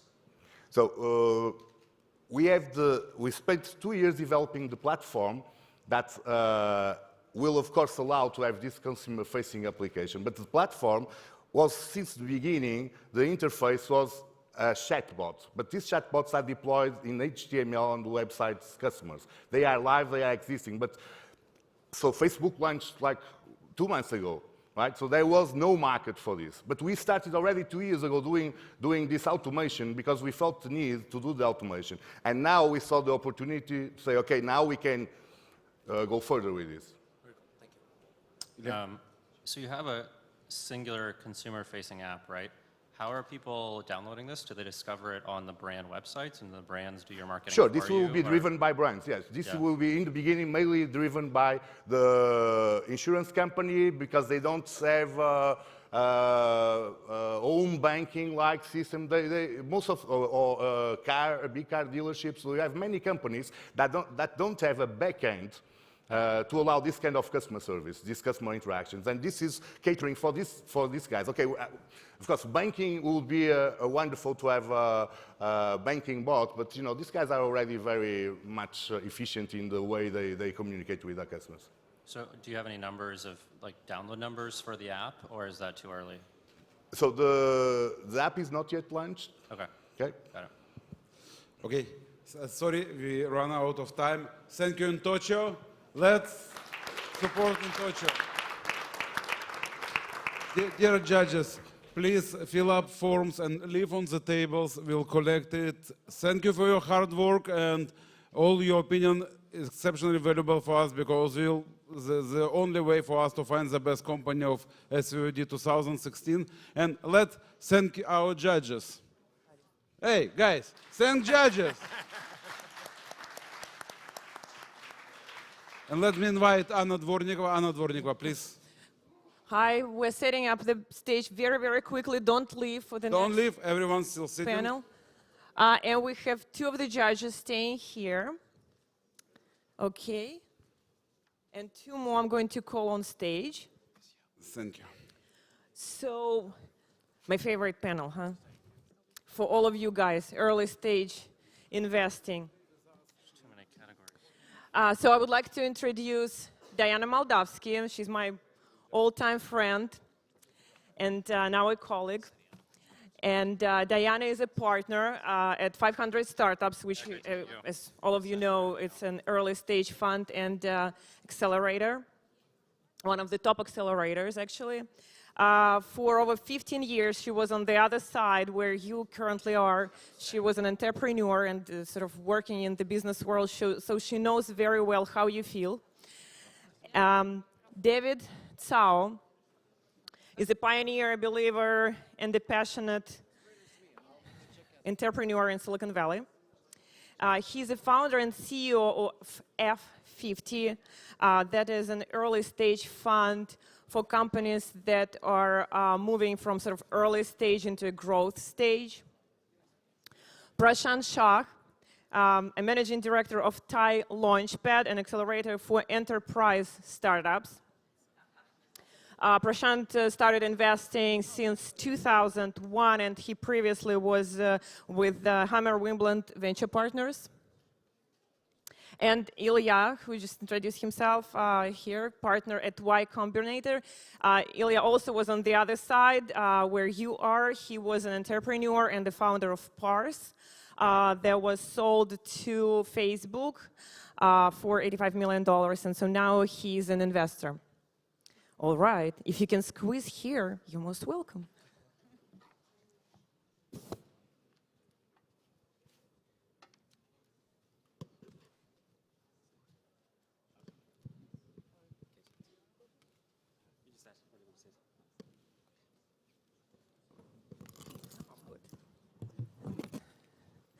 Okay, guys, I didn't have this in the prepared questions list, but I want you to tell me a story of a company that you encountered or entrepreneur that was most exciting, most remembered for you, and that you can share and we can all laugh.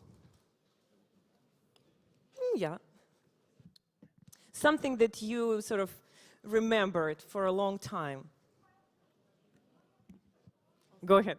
I'll start. I think what just pops up right away is the youngest entrepreneur here at SVOD. And we just talked about him, so I'm looking forward to, he's doing a fintech startup. He's 11 years old. Help me with the name. Eric? Eric, yeah. So, I'm looking forward to speaking with Eric more, and it's amazing to see entrepreneurship starting at this age, and that people at this age can pitch much better than many entrepreneurs that have much more experience. So I'm very excited and impressed with that. Okay, sure. So I met a great entrepreneur recently. He has a similar background with.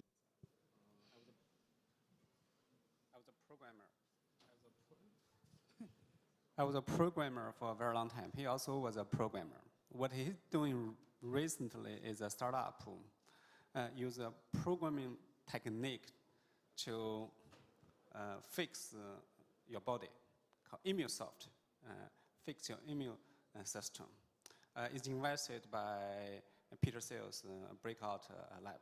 He's very passionate. He's been doing this one for a while. I wonder why a programmer is thinking about to improve the human body. So I'm really impressed by his passion and energy.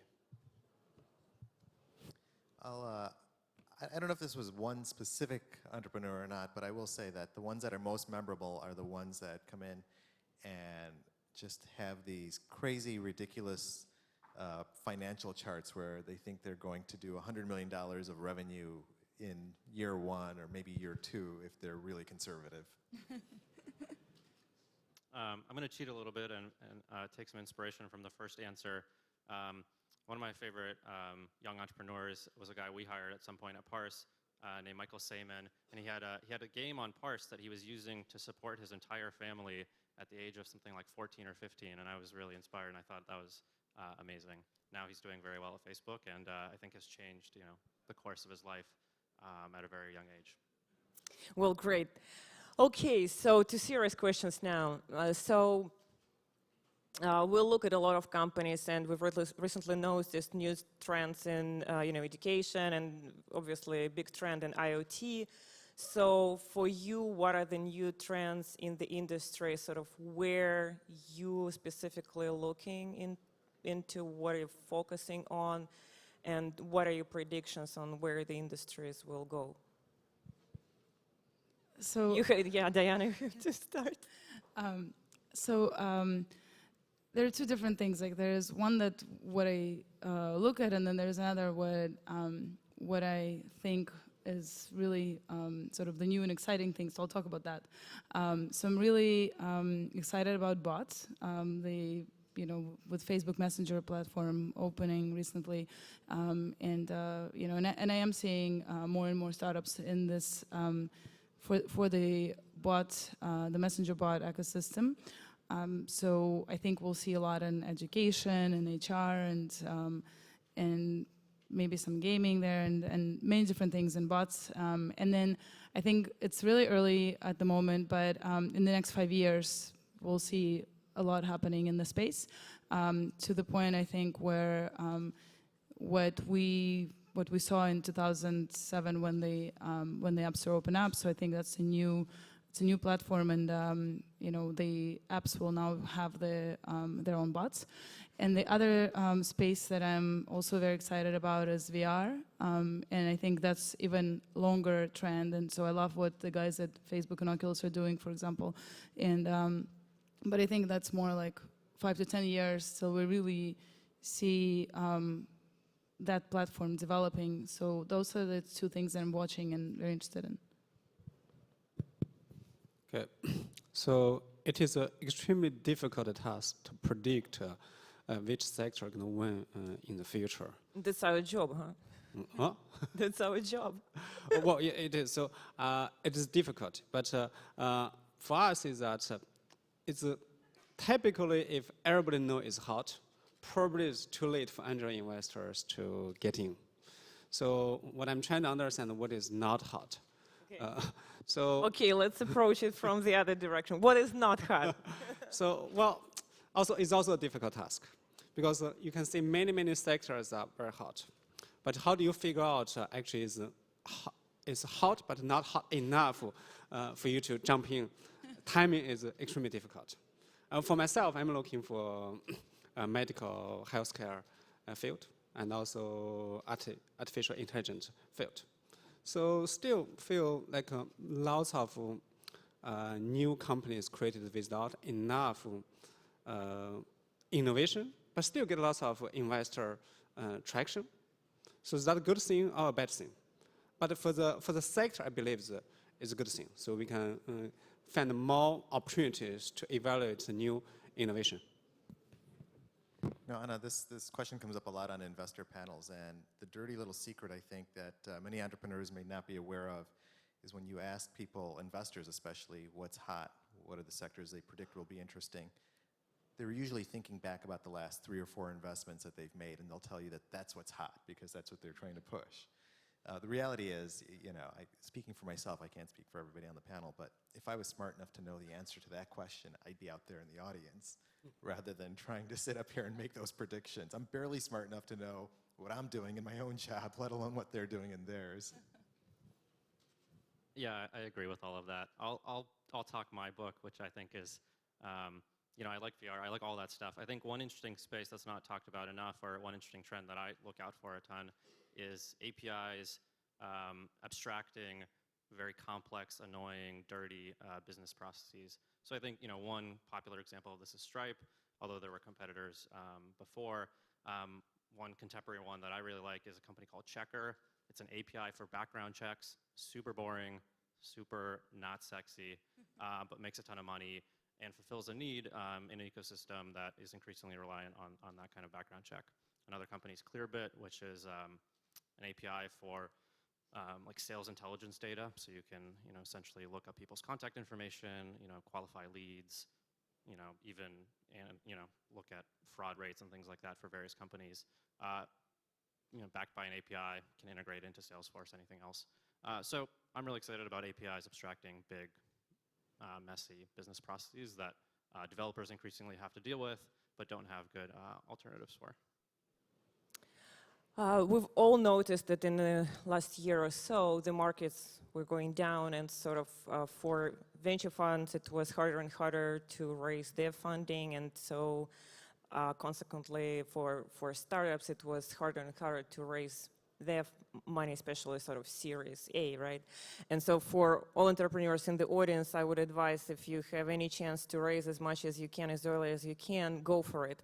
So can you talk a little bit about sort of your predictions on this issue? Let's start with Ilya. Let's give Diana a break.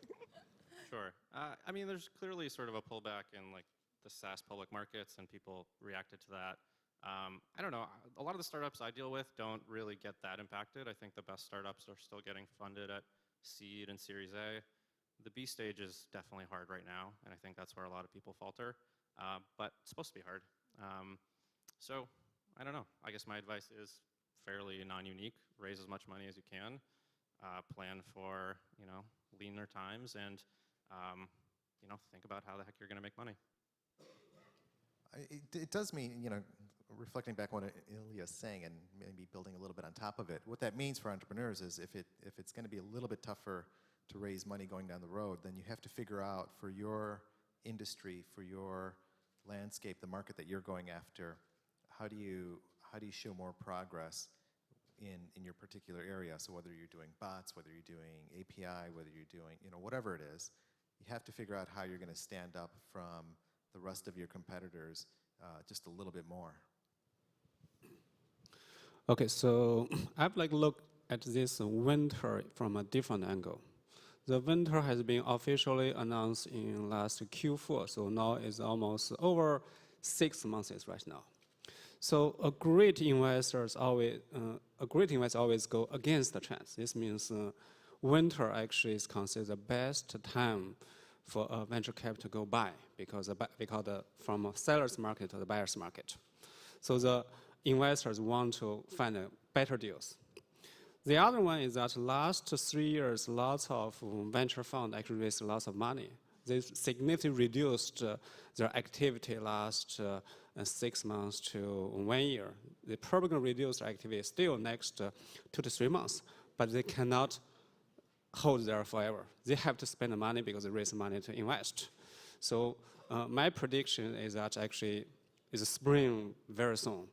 However, if you are in the position, right, you're going to run out of money, that's a pretty bad position to be in. If you're really good, you should have enough money to run through the winter, and don't worry about raising money at this point. Just go ahead and build a great product.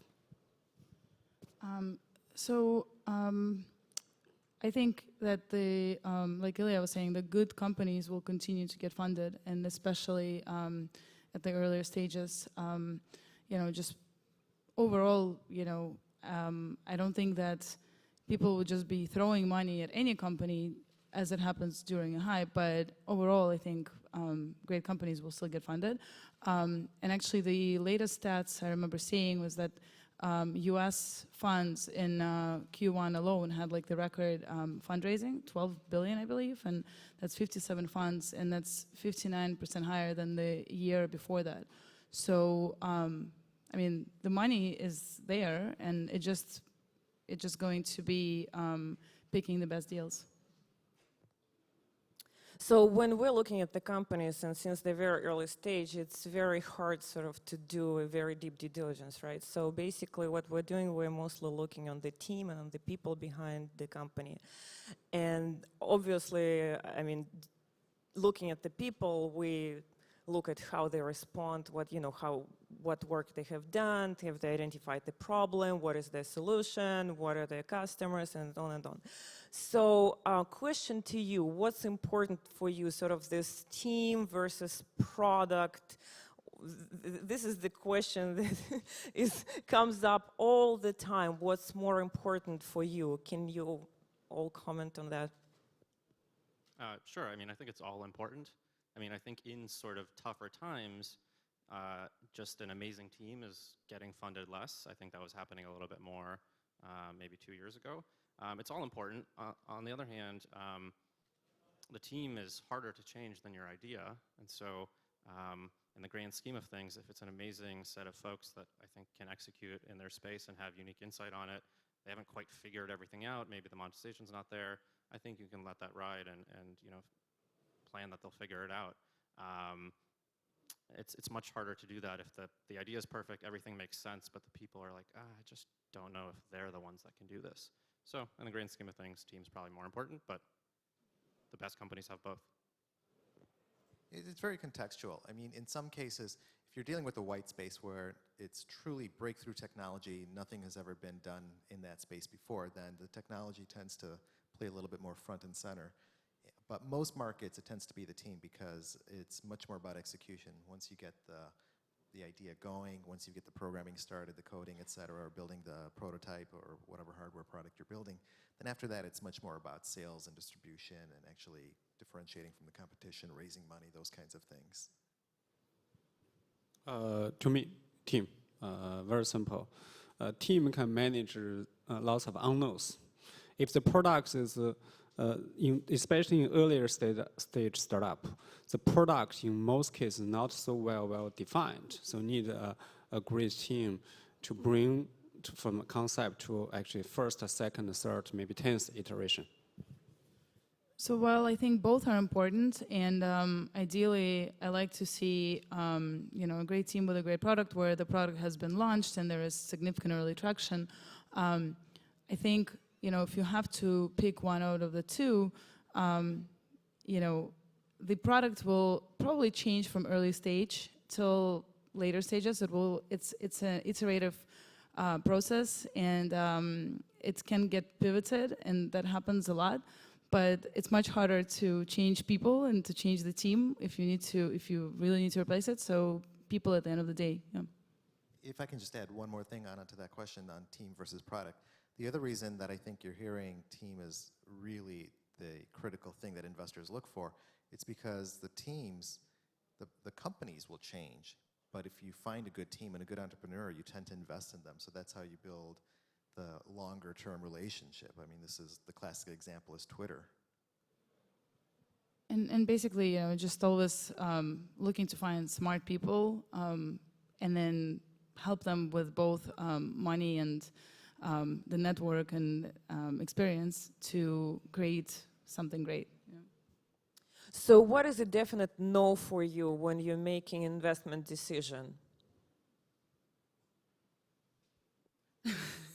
So again, if as we just talked about people being so important, so so say people are great. Okay, so we agree to the fact that I know, but it's a good team. Now, what's a definite no? So that's what I'm saying. Like if I really don't like something when it comes to the team, then that will be a definite no. Like if the founders have ego, if they think that their product is amazing and it hasn't been launched and they're not willing to listen, they're not coachable, things like that, it's usually a no. A red flag.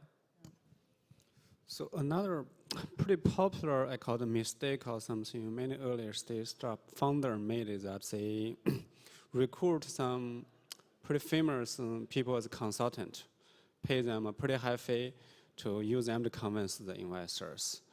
So even some, is one. The other one is that another mistake, some founders said, okay, well, if I raise this amount of money and this big guy going to join me, that's typically the red flag. So I invest mostly in enterprise, and the critical question that we always try to find out when we're talking to teams is there's two questions, and they have to be able to answer this, and if they can't, then it's not an investment for us. One is, what is with the market you're selling and the pain that you're trying to solve, what is it that's going to cause the customer to actually to take action and want to solve that pain? And then the second question is, if they want to solve that pain, then why will they pick you? So most entrepreneurs do a fairly decent job of answering why me. they'll say, well, we have this feature, we have this algorithm or whatever, and this is why we're better than the competition or the alternatives. But that first question is very difficult to answer, especially in the enterprise space, because most enterprise users will live with the pain. They don't have enough motivation to actually change it.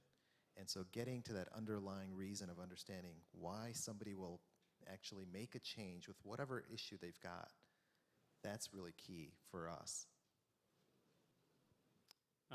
I try not to make any hard and fast rules, but I think one that comes to mind is I tend to like to invest in technology differentiated things, people who are builders, who are invested in the process of creating something. And so if it's a team that has outsourced their development, they plan to hire someone later, I just kind of walk away from that. I think that in addition to just wanting to work with people that like to build and build things that are actually differentiated on the technology side, I think actually one of the main things that companies fail at is attracting enough good engineers. So even if you plan to do it later, if you don't start there, it's hard to imagine you'll catch up, and your competitor who is from an engineering background will probably win out in the end.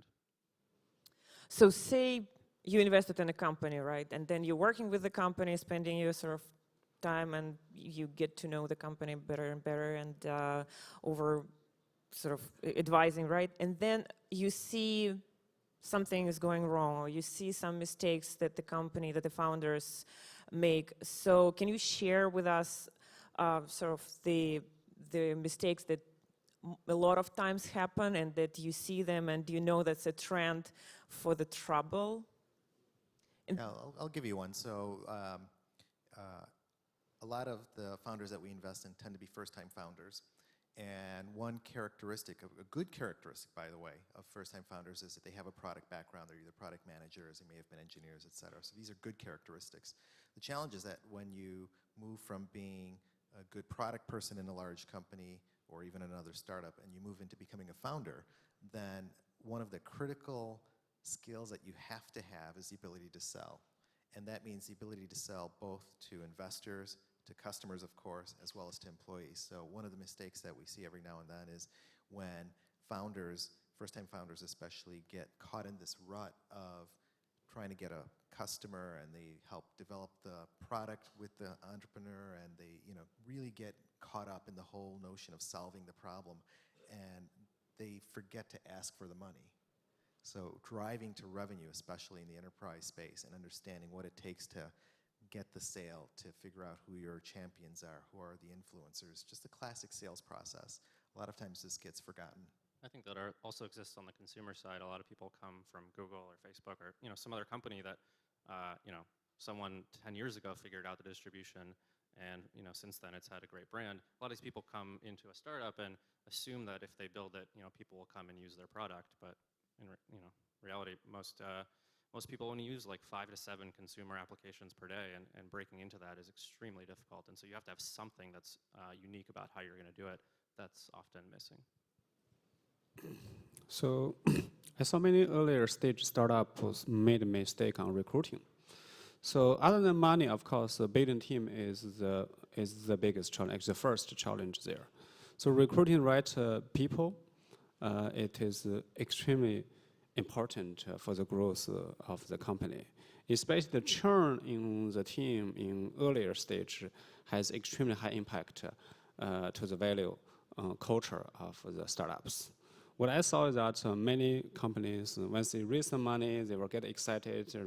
They hired lots of pretty, they call it looks resume good people, actually not culturally fit, which bring high cost for the company to manage them. One of the things I've seen recently is entrepreneurs that are trying to raise funding and running after the highest valuation, which can be just because it's an investor that is looking to have deals and doesn't have much access to deals, and is from a different market and willing to give a higher valuation.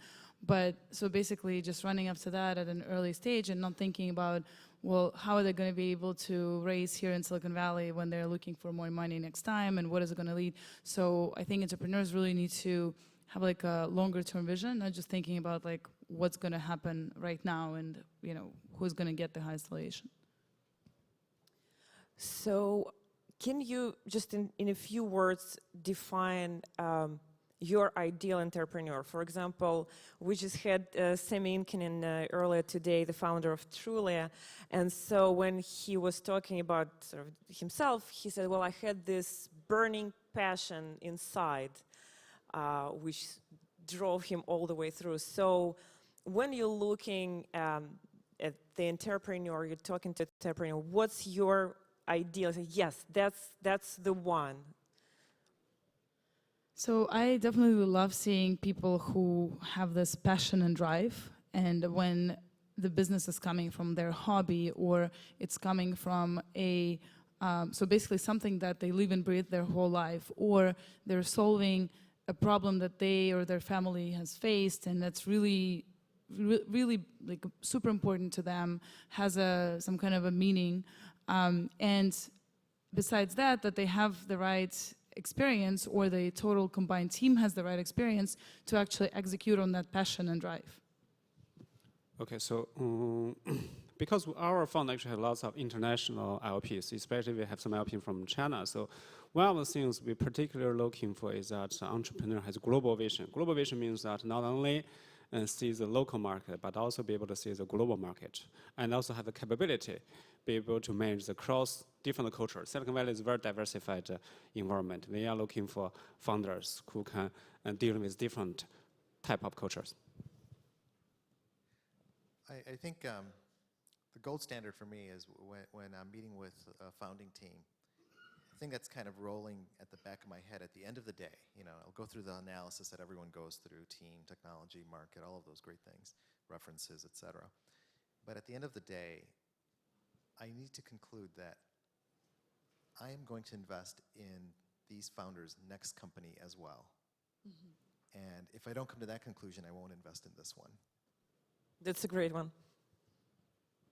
I think my prototype is charming hackers with chips on their shoulders. Of course. Yeah, we had Noam, we had Nir Zug, who was the first virus. He was developing viruses, so that's probably someone you would love to invest in, right? I mean, those kinds of hackers are good. I mean, hacker in the more general sense, someone that builds things and tries to find loopholes in systems. I really like when I see the founders with the characteristics that I described, and that, you know, it's so strong that it's contagious. The passion and their love for what they're doing, it's contagious, and you basically become in love with them and what they're working on, and you really want to help. Then I think it's to your point about, like, you phrased it well, that it's you want to invest in their next startup. I haven't thought about it like that, but basically that I want to do anything I can to help them. Yeah. All right, that's fair. So we're running out of time. The last question, one sentence. Your advice to first-time entrepreneurs. Ilya. It's going to be hard. Everyone's company on the outside looks a lot cleaner and straightforward and successful than it really is on the inside. So just keep at it and know that whatever you're feeling, everyone else is feeling as well. Hey, this is a really tough one to answer, Anna. I mean, it's a good question, but if you're a first-time entrepreneur, I think you just have to figure out your story. And what I mean by that is figure out whether you're bringing your startup to the investor because of your in-depth background in what you're doing, or because of some huge technology breakthrough that you have, or your ability to execute and outperform in sales and distribution, whether it's consumer or enterprise. But you have to have that story when the investor walks away that just says, oh yeah, I remember that team. Okay, for the first-time entrepreneur, statistic side, the chance going to fail is over 90%. So congratulations. Do not do it for money. Only do it because you really enjoy, you love it. Yeah. Only do what you love, and be ready to work really, really hard, like 7 days a week almost, and don't think about you know, the millions and billions you're going to make, because yeah, chances are that you'll make it the first time are not that high. But you just really, it has to be your passion, and you have to be happy every day that you're working on it and the experience you're getting. So the conclusion is that You should do whatever you like, enjoy the process, and we as investors are going to help you enjoy it and we'll enjoy it with you. Yay. Right? Yes. Okay, thank you so much. Thank you.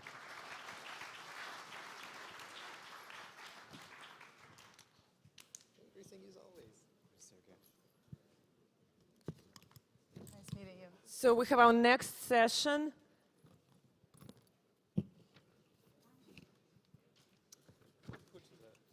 And that is a very important one because here we are all sort of here talking about how to make money.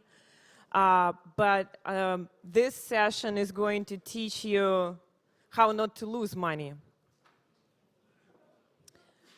So I would like to call on stage Leonard Graver, a partner at Greenberg LLP, a corporate and litigation boutique with offices in Los Angeles and Palo Alto.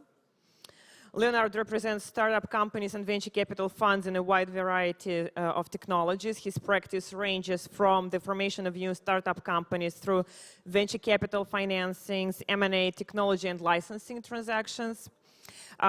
He also represented venture capital funds in matters ranging from fund formation to investment structuring.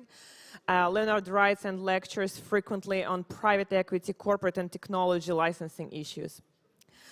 Oleg Stolar, senior counsel at Akin Gump, has broad experience in representing both plaintiffs and defendants in all aspects of civil litigation in state court, federal court, and arbitrations, from pre-filing through trial and appeal.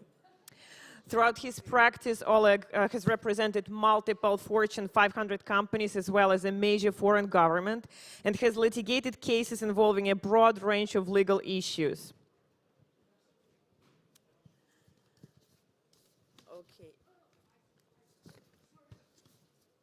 He's also contributing author of California Business Litigation, a 2-volume attorney's handbook published by California Continuing Education of the Bar.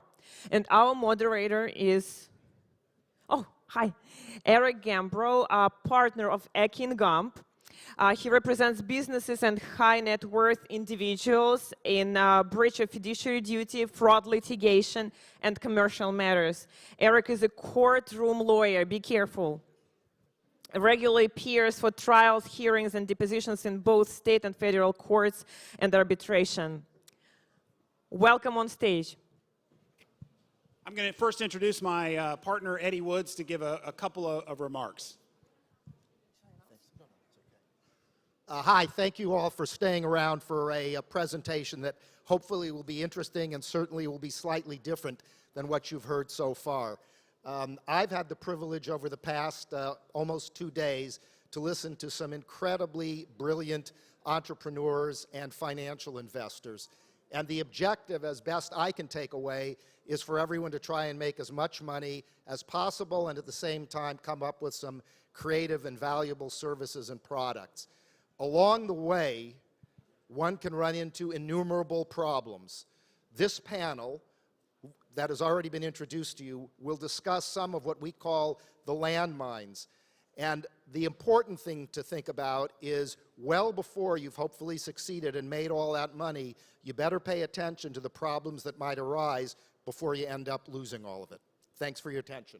Thank you. Very quick. We're going to get to the landmines, which we think are important. Whether you are an investor, a fund, you are the founder, director, shareholder, navigating your way through fiduciary duty issues, these legal issues, is vital to the success of your business and vital to whether you will ultimately have huge and expensive and distracting legal problems.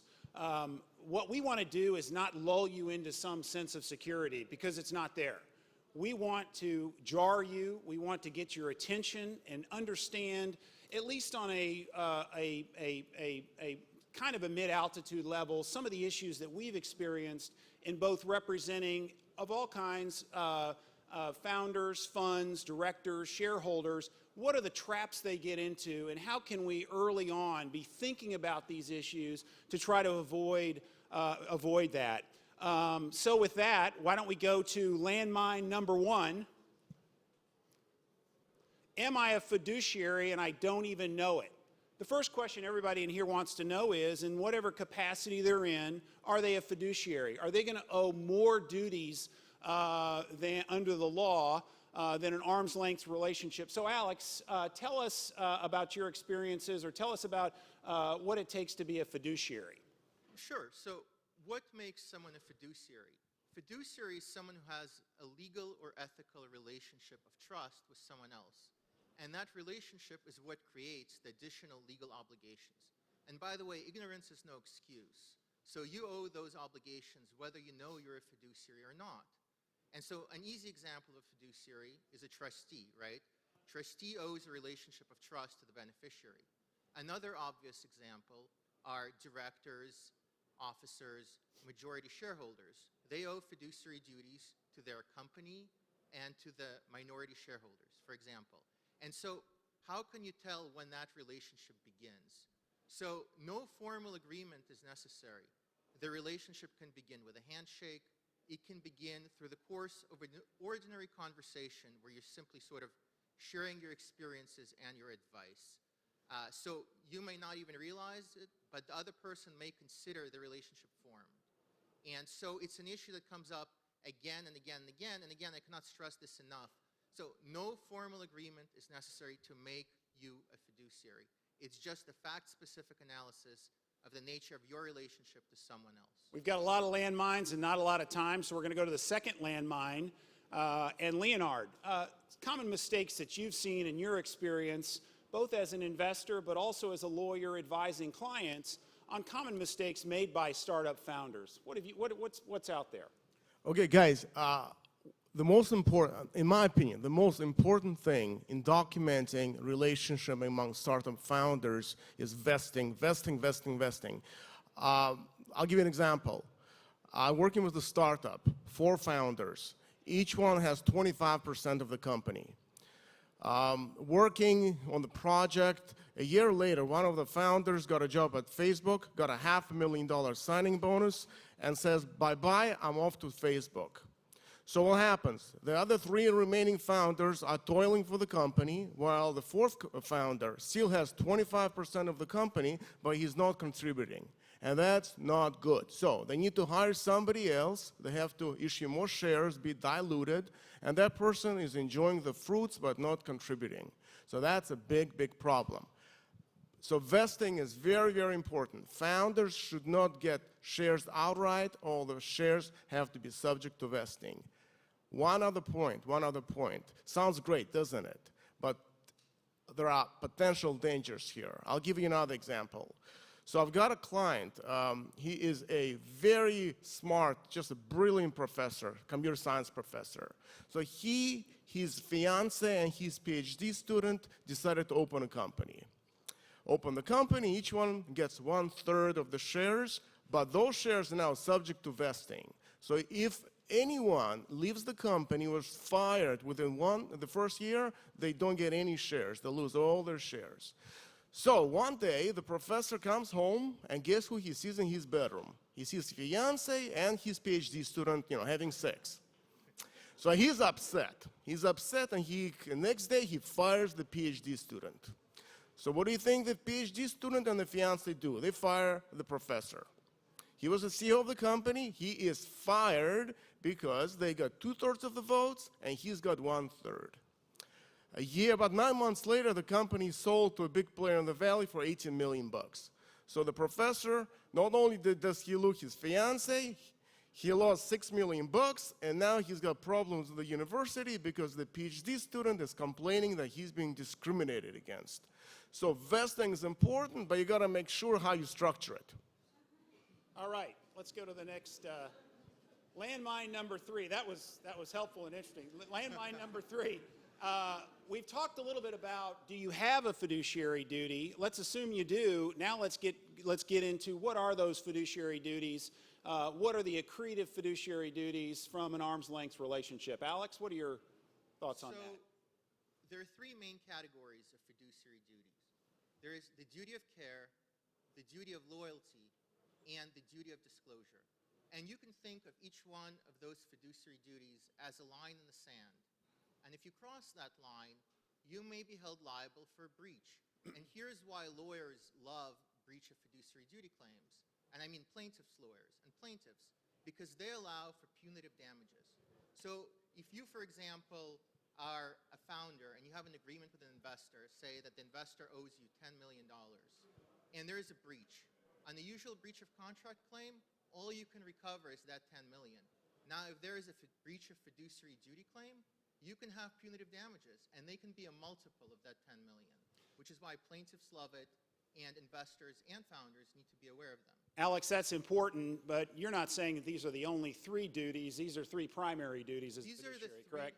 These are the three primary categories of duties. And as you can imagine, each category has a number of variations within them. Let's talk about the first one, the duty of care. What is the duty of care? So you can think of the duty of care in a very simple way. It's basically a duty to investigate. It's a duty to make yourself informed of all relevant material facts before making a decision. Do you have any examples, like a duty to investigate? Is that incorporated in the duty of care? It is, right? It's part of the duty of care. And a good example is, let's say you're selling your company. And if you're the majority shareholder or the CEO or a director, you may have a duty of care to investigate who you're selling it to. Because if you don't, and the sale goes through, and the buyer later on loots the company or otherwise drives it into the ground, you may be liable for breach of duty of care to the remaining shareholders for not having conducted that investigation. Let me give you an example, Alex. We'd like your thoughts on it. Founder Gene owns the majority interest in a company. He tells his investors he needs another round of capital to pay data influencers to market his product, which he expects will boost sales. How could that get him into trouble? What are some things he ought to watch out for? Well, that's another common example that comes up in breach of duty of care claims. And that's an example of a careless statement, right? So let's say the founder makes this representation and he obtains the capital he's looking for, but then what he expects to happen does not happen, right? Company sales do not go up. Well, the investors are going to start asking some hard questions. And one of those questions will be, well, what did you base that representation on? Did you do your due diligence? Did you do your research?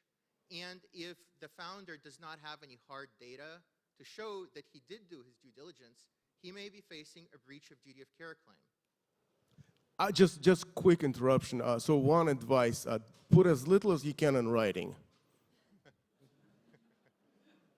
That's helpful. If you're making any representations, yeah, just talk on the phone, Skype, don't put it in writing. That's helpful. Alex, let's talk about the second duty. Let's move on to duty of loyalty. Tell us about the duty of loyalty as a fiduciary duty. Well, the duty of loyalty basically means you have to put the interests of your principal ahead of your own interests. And this means no self-interested transactions.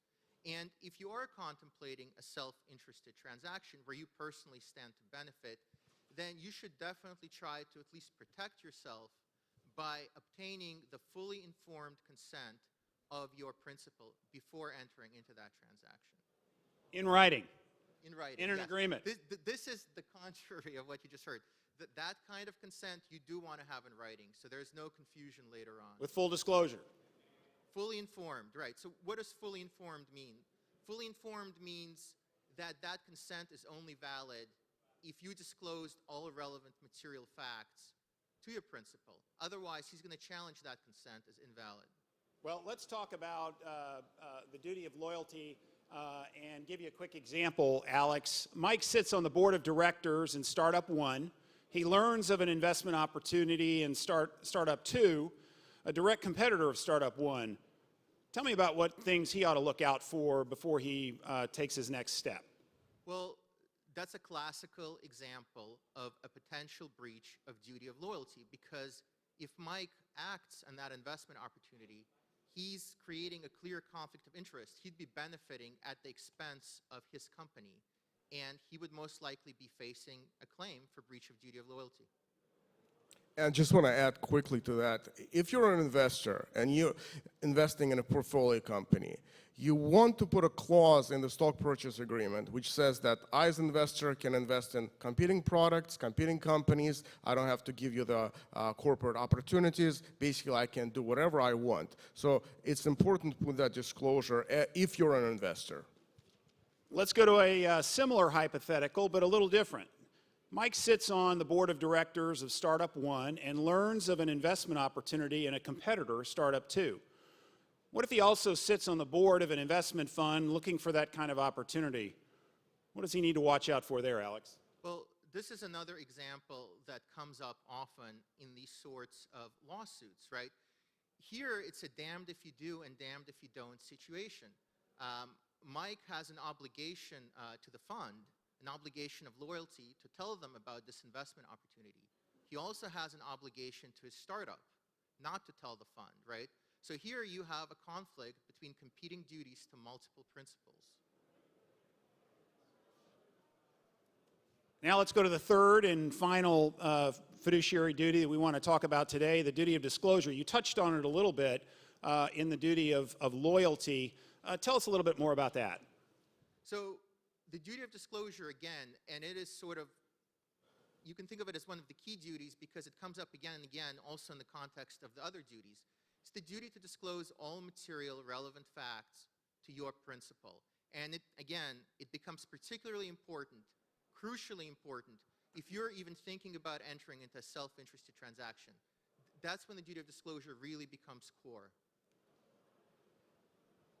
Now, can you actually, if you're litigating with your principal, do you still have potential fiduciary duties? Is that even possible?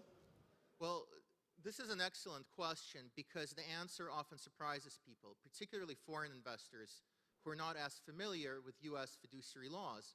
A number of courts have held that even if your relationship has already broken down, you've already each hired lawyers, you're not even talking to each other anymore.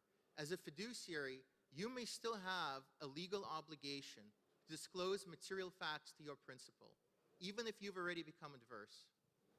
So just another comment. So if you're an investor, oftentimes an investor serves on the board of directors of the company.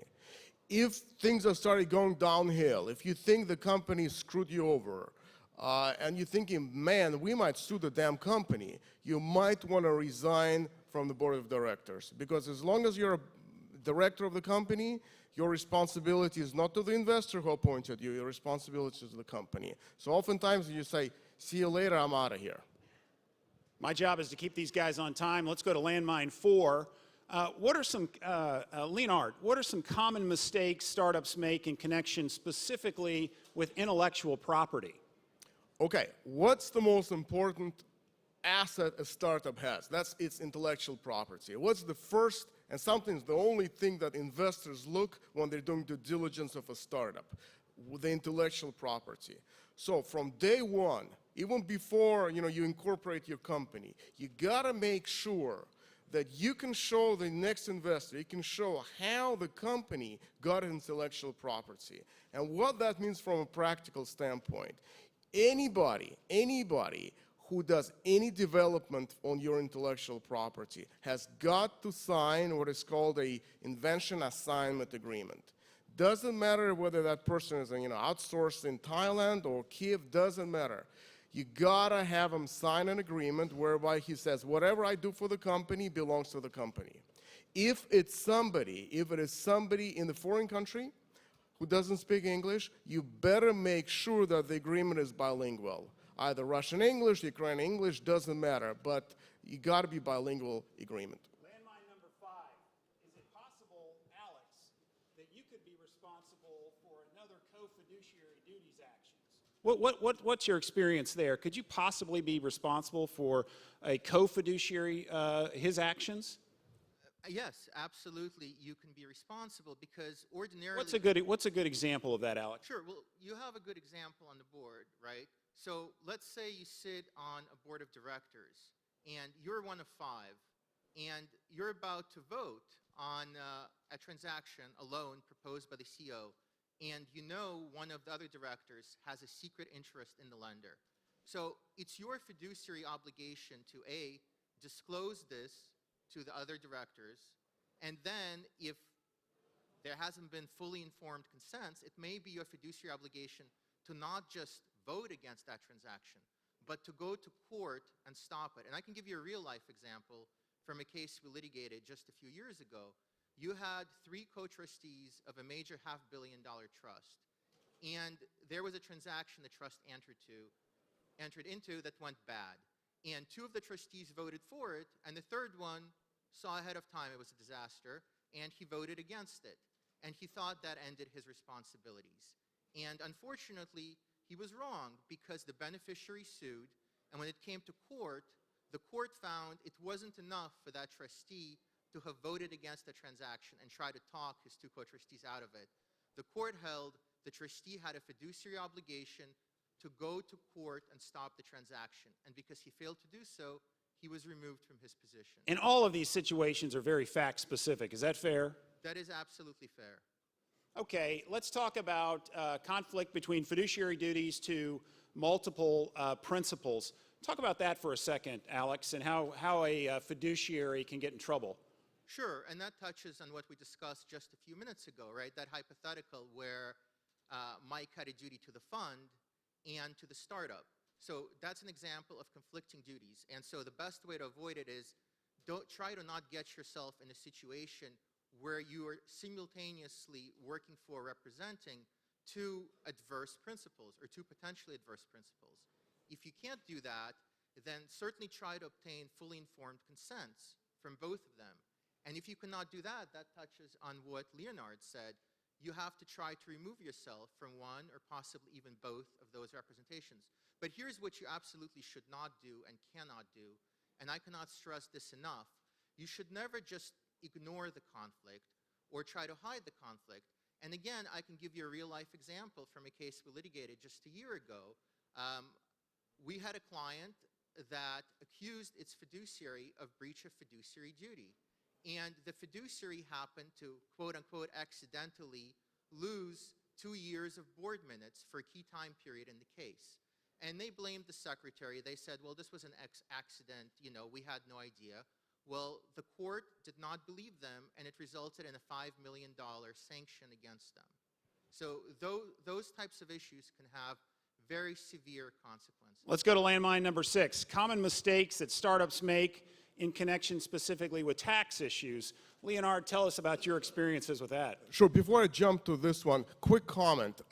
If you're a startup and you have a board of directors meeting, put as little as possible in the minutes. You don't need to put everything that was discussed, just main points. The more you put, the more it will open you up for further investigation. So that's just a common standard in Silicon Valley.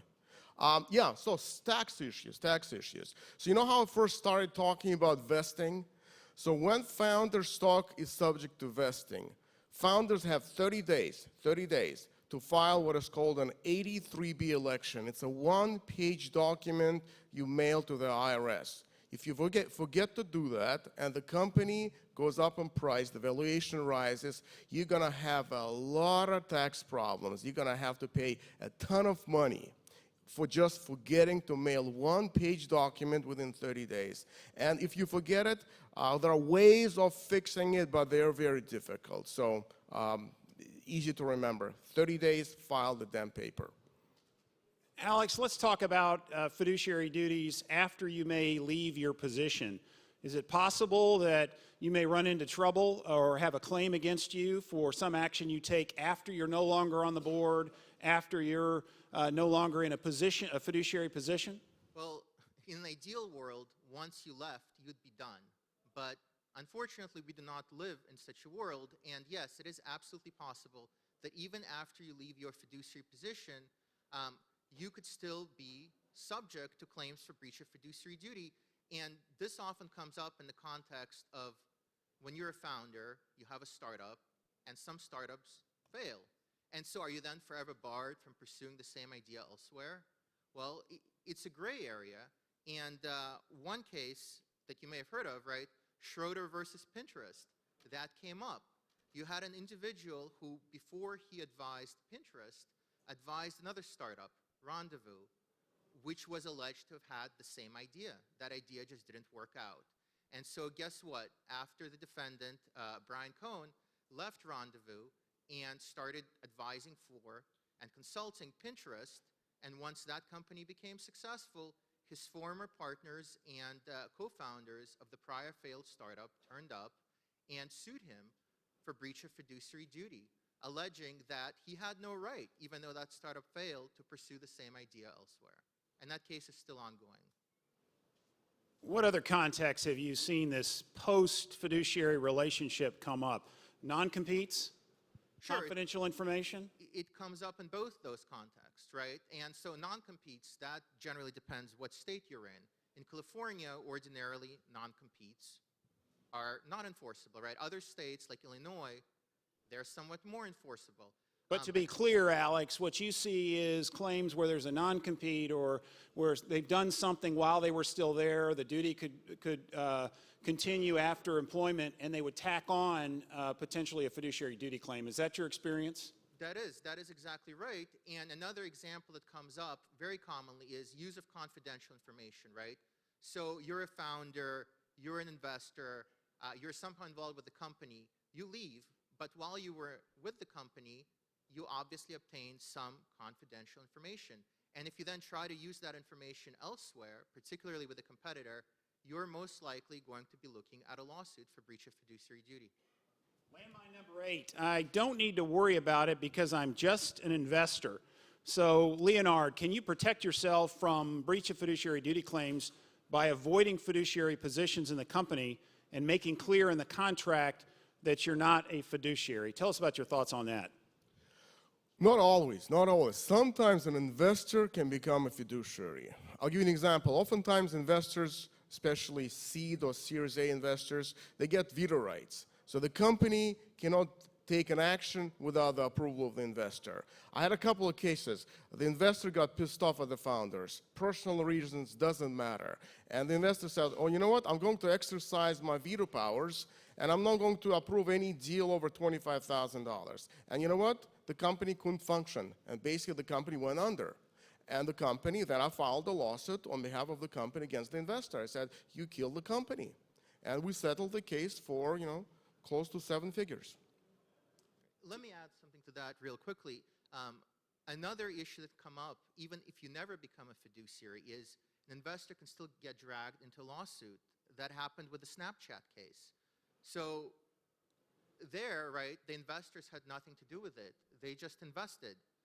But one of the 3 co-founders who got kicked out early on happened to sue the other 2. And guess what? He also sued the investors. And why?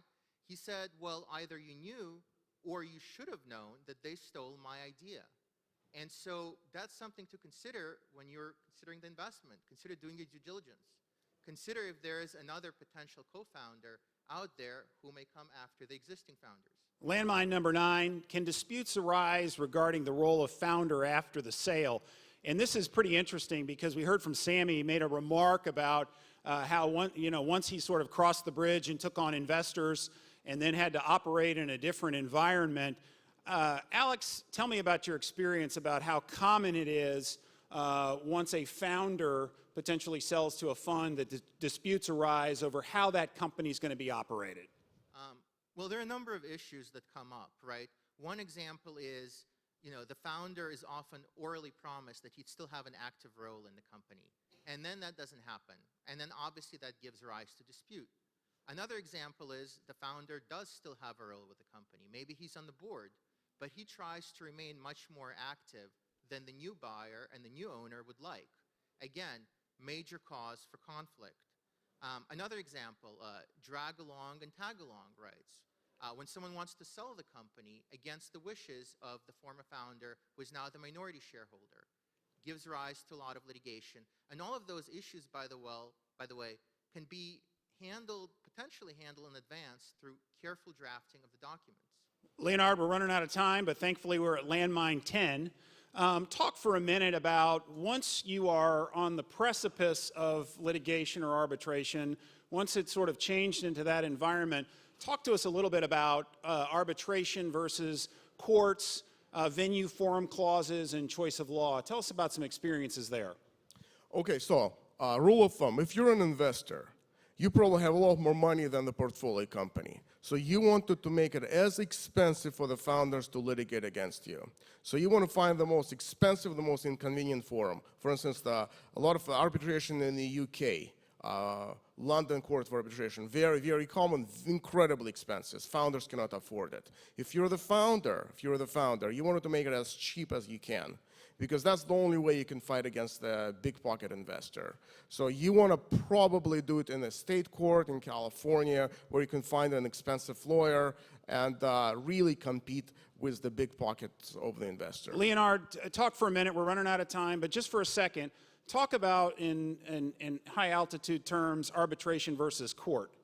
Any quick thoughts on that? Yeah, arbitration is basically you hire a private judge. It's usually a retired judge who you're going to pay money, a lot of money, $600, $700, $800 an hour. Is it always cheaper?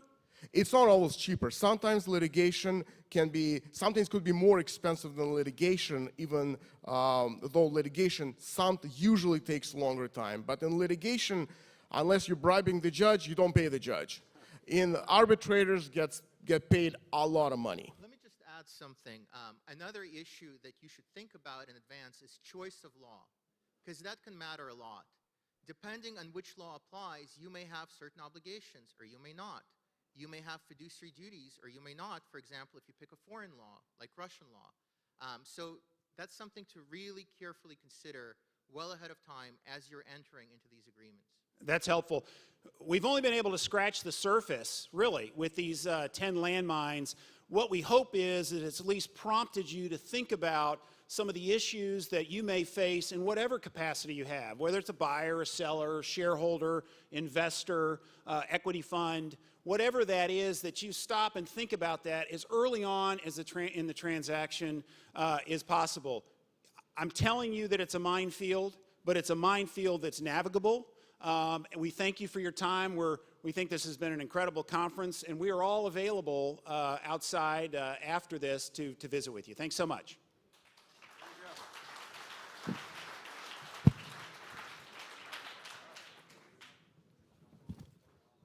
And we continue our program with our traditional pitch presentation by 5 companies. I'm asking every investor, everyone with the blue tag, move forward. And I'm calling on this stage to take seats on the stage. Alok Vasudev, Spectrum 28, David Kau, F50, Diana Moldavsky, 500 Startups, David Wu, Maveron, John Dogery, Inventus Capital, Igor Shoifot, TMT Investment, Odette Hermoni, Rhodium, and Daniil Stolarov, Almaz Capital. John. Yes, nice meeting. Well, whatever side you like, I just need to find it's yours. Any side. Ah. Where are the rest of these mics? On the other side. Which number do you have? I have 7. Okay. Do you like 6 and 7? No, don't put it in there. Do not put it in there. Yeah. Okay, guys, 4 on one side, 4 on another side. Everyone, all seats are equal.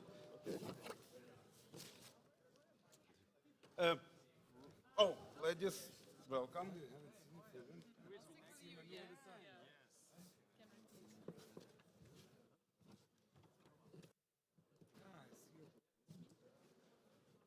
Okay, guys, let's order it.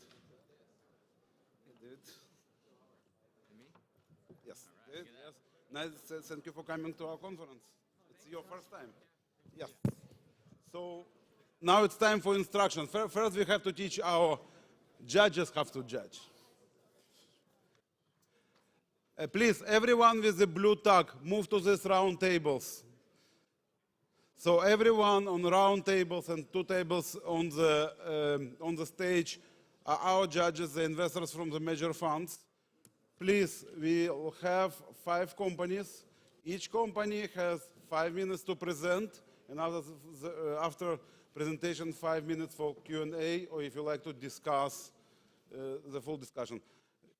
For each company, please fill up this document, put your name of the company as score.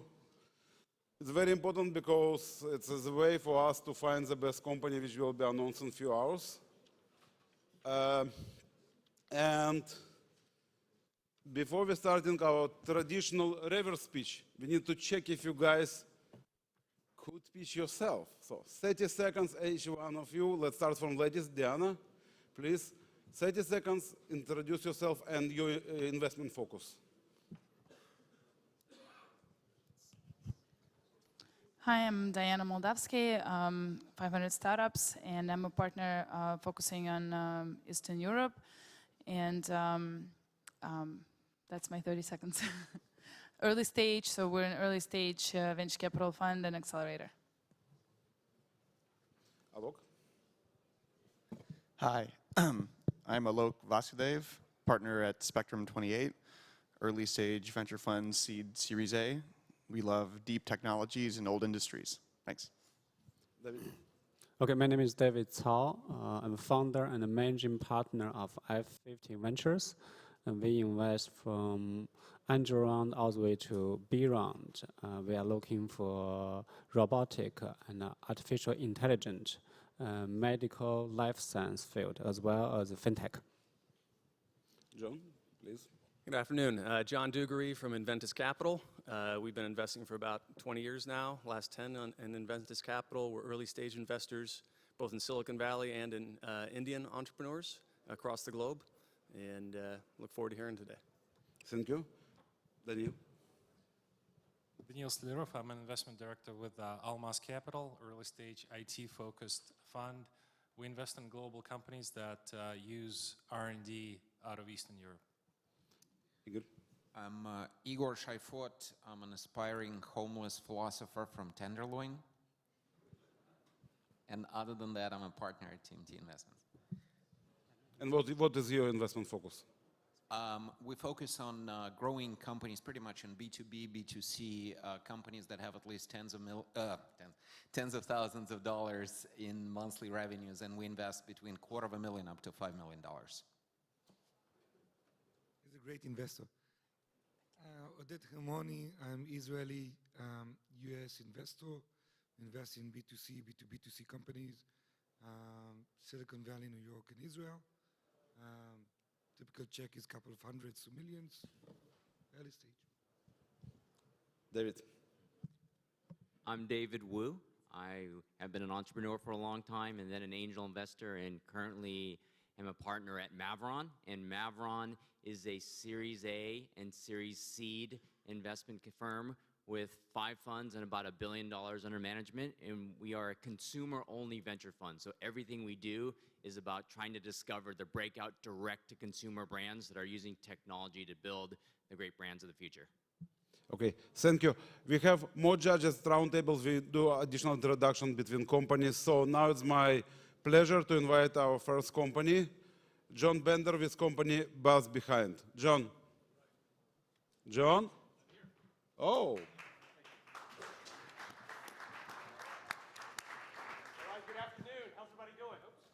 Mic'd up? Okay, I am now. Good afternoon, and 3:30, we're doing well. So my name's John Bender. I'm the president and CEO of BuzzBehind Worldwide, and we've created a customer multiplier technology for any business anywhere in the world. You might ask, what does that mean?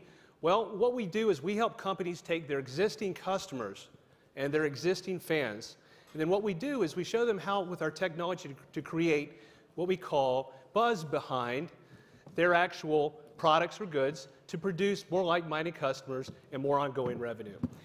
You know, with so many millions being spent right now in social marketing, but even the biggest brands, according to research, are only getting 2% engagement with customers and fans. Some of them have been convinced that they need to spend millions of dollars with so-called social influencers or the big celebrities. But according to Dr. Jonah Berger in his book Contagious, many of you guys read last year, although that might work from time to time, is it sustainable? His research says no. So the question is what is the answer? The answer is you don't have to look any further than your existing customers or your existing fans. The question is how to get them talking about your brand or your company. And that is the big question. Now, there are a number of different companies that are currently focusing on this question. And what they're doing is they're really doing one of three things. They're saying, hey, we'll give you this if you promise to promote it, or if you share this with your buddy and your buddy actually does something, we'll give you some type of award, or they're basically doing social influence matchmaking. Now, we at BuzzBehind are doing something radically different, and we call it amplified recommendation marketing. Now, amplified recommendation marketing is based upon three disruptive innovations. Now, our first innovation is a really simple concept to understand, but what we do is we take a special offer and we marry it to an opt-in page. Now, then that is actually sent out to your existing customers or your existing fans. Sometimes it can be attached to an advertisement. But what happens is for them to take advantage or access the offer, they have to opt in first and agree to socially share. Now, as that chain reaction begins, what happens is it exposes more potential customers and more potential revenue to the company itself. But at a bare minimum, due to the opt-in, you get an ever-expanding database of customers that you can engage and promote again and again. In fact, one of Google's largest e-commerce companies told us that this actually allows them to take low-value social media leads worth only pennies into their database where it's actually worth dollars because of the ongoing engagement that they're able to get. Now, once you agree to share, what we use is we use a single-click technology with a pre-written, professionally written post that compels resharing. And this is important because who has time to really actually write something? And just as Amazon did with a single-click technology in checkout, we intend to do the same thing in referral marketing. Now, our third innovation is interesting because what we do is we confirm the post before releasing what is actually being promoted. I mean, imagine that. So it helps get that immediate social reach. There's no more guessing. There's no more hoping that your prospect or customer actually does something before releasing them the savings code or taking them to some type of order page. So you might ask the question, how do we make money? Well, we make money 5 different ways, but our 2 areas right now, we're focusing on subscriptions and transaction fees of every product that's sold through or as a result of our platform. It's pretty easy to understand, and since we're focusing on larger brands, we believe that just sheer numbers of transactions as well as the larger type of subscription fees are going to be our driving force for the future. So how have we done so far? Well, we're just out of social beta for our technology platform, and although we're really proud of the 8,000 members and we're generating revenue, what we're really excited about is we're starting to get engaged by big brands through our strategic partnerships. We have a strategic partnership with companies that have we call them entertainment service companies, relationships with people like Justin Timberlake's Tenement Records, Major League Baseball, Sony PlayStation, Hard Rock Cafes. And you know, when they saw other referral marketing companies, they were kind of okay, but when they saw what we were doing, and they saw our capabilities, well, we're right now in a pilot for MacGyver. You guys remember the MacGyver famous series, TV show? It's coming back. CBS just picked it up. We're doing the pilot for that promotion. We've got now Major League Baseball teams lined up. We also have famous record labels lined up, and as you might imagine, that's got us really excited. So it's been said that the team that has the best players win. And I want you to know something. We've got great players on our team, from people that have built billion-dollar online platforms to multiple exits. We've got a group of people, and yes, we've got some engineers, but we're not just throwing technology at another solution. We have a pedigree of sales and marketing and being able to understand why people do things, and we think that's a difference maker. In closing, BuzzBehind is going to be successful because our disruptive innovations, we believe, will transform the industry and pave the path to actually cause the recommendation to become a legitimate form of currency that's used in the marketplace. Our partners, strategic partners, already have clients lined up, so our CPA is simple, and we're able to make money, and guess what? The opportunity for us to onboard more strategic partners give us unlimited global capacity. In closing, I'll just say this. Thank you so much for allowing me to speak to you, and we want to be a part of the future with BuzzBehind. Thank you very much. Thank you, BuzzBehind. Now questions from judges. Questions? Could you talk about the team? Sure. We come out of a background of different types of sales and marketing in the affiliate space, also in the direct marketing space, and we also have Justice Department legal teams. We have people that actually ran Epson Semiconductor out here in the park for many years. And we also have people that are, as far as our code people, very, very experienced people that have been doing that for many years. Are you focused primarily on selling to only the big brands or more of the long tail? And what's a typical size of a deal with a company? David, it's a great question. And the thing that happened for us, it was quite by accident or blessing, whatever you want to say, but what happened is we were approached and they said, can you do this for us? And you know, when you chase the mom and pops and you get a small subscription and small number of transactions, that's great. But when you're dealing with like MacGyver that's got 500,000 subscribers and customers, and they want to do a promotion that is actually inviting them to participate on a webinar where they're going to get to talk to the director and the producer and the star of the program to help navigate it, and then all of a sudden to get in there you have to share it, and we can grow 500,000 to 600,000. It's just the sheer number of transactions from going back and merchandising is so much bigger. So it's kind of, we've discovered our cost per acquisition goes down because they already have them lined up. We've just got to be able to service them. Can you talk a little bit more about the actual technology and what's unique about it? Okay, it's a great question.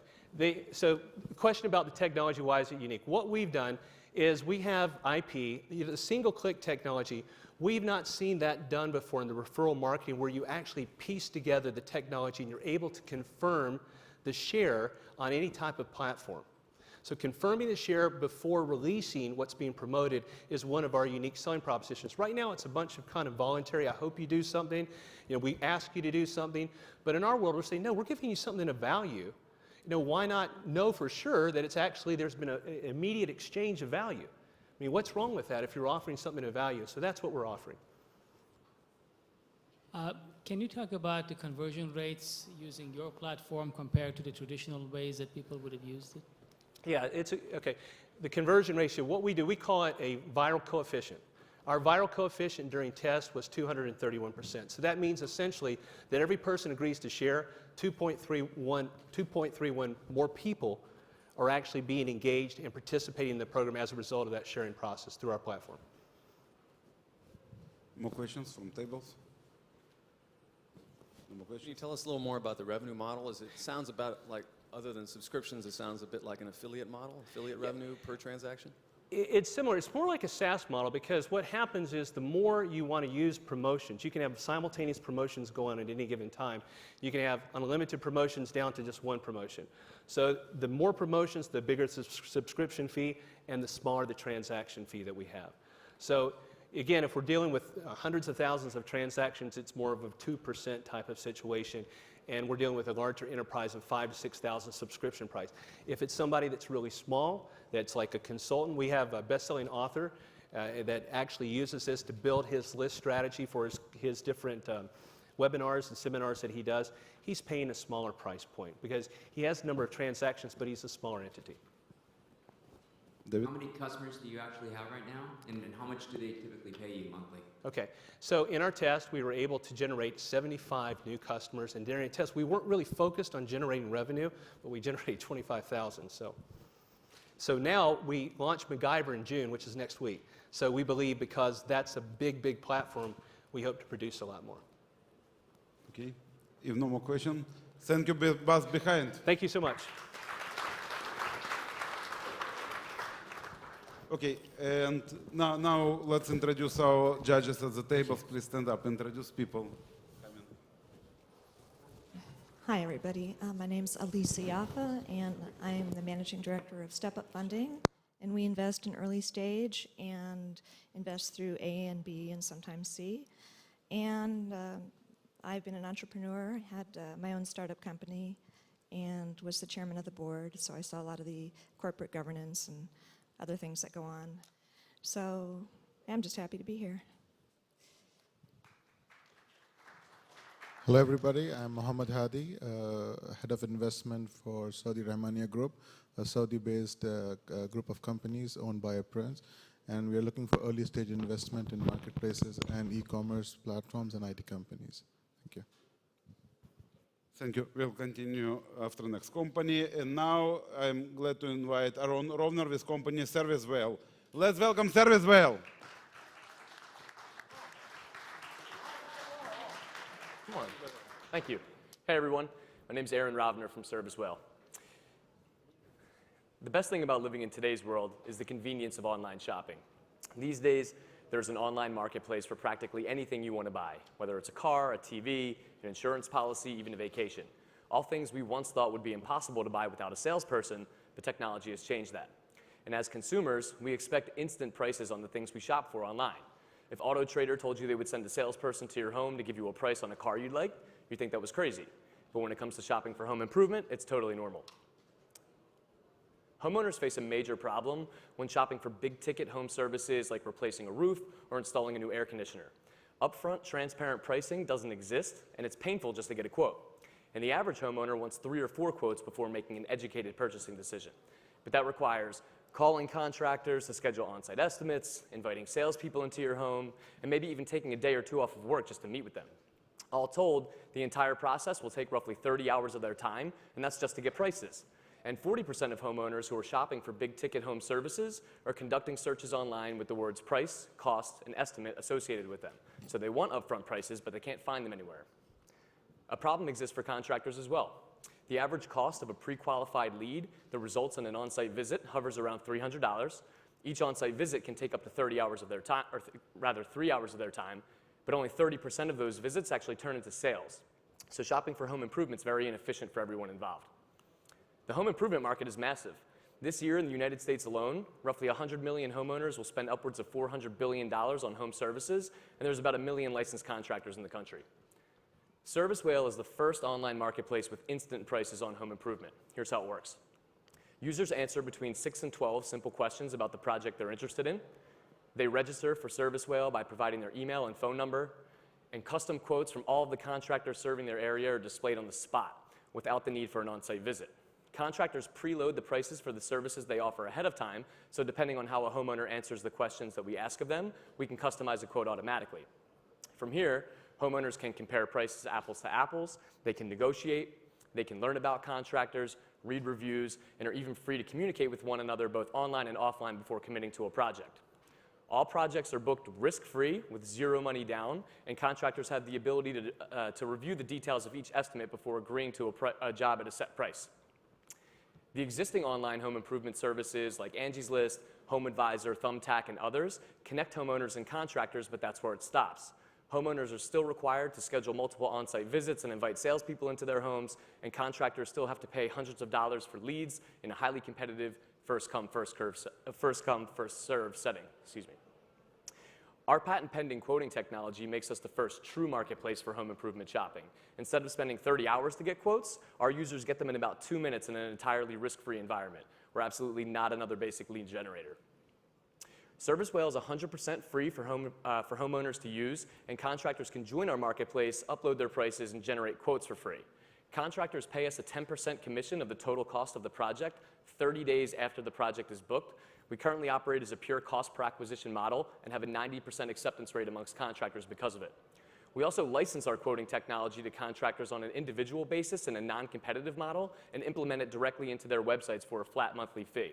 With the ability to generate automatic quotes, all while collecting a homeowner's contact information, we've successfully created a new category of conversion for contractors that spend considerable advertising dollars driving traffic to their websites. And our clients have seen ROI of up to 530% and conversion rate improvement by over 40% by adding this tool.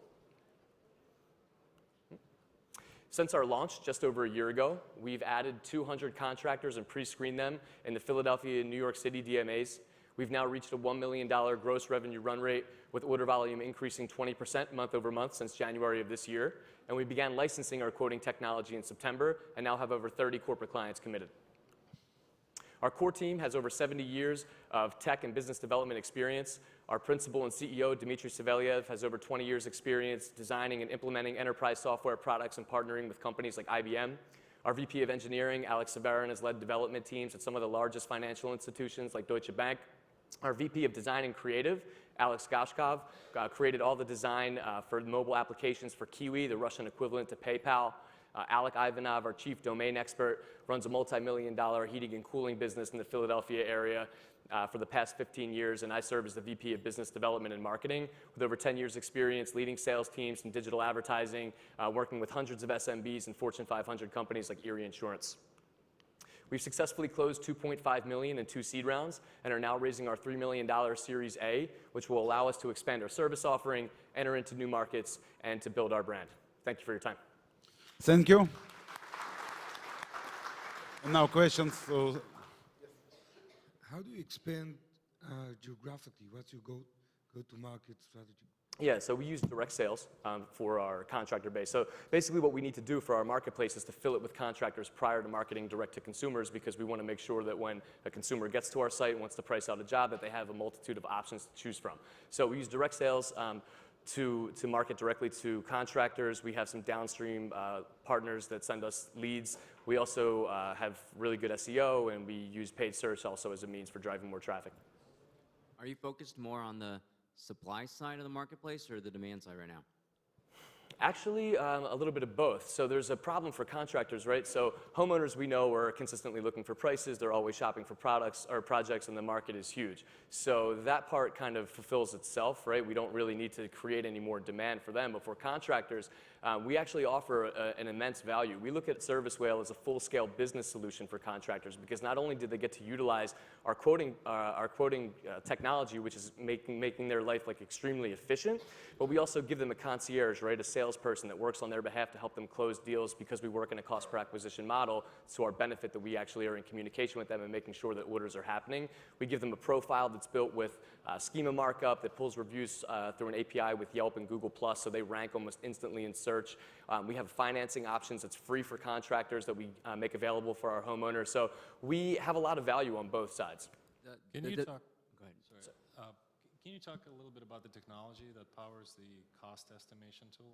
Yeah, absolutely. What we've done that our competitors have not done is we've dug very, very deep into each service that we offer, right? Because what we found is that there's very specific calculable information that goes into generating each quote. And nobody has dug that deep and actually tried to figure out what does it take to quote heating and cooling installation, or how do you quote a bathroom remodeling project remotely?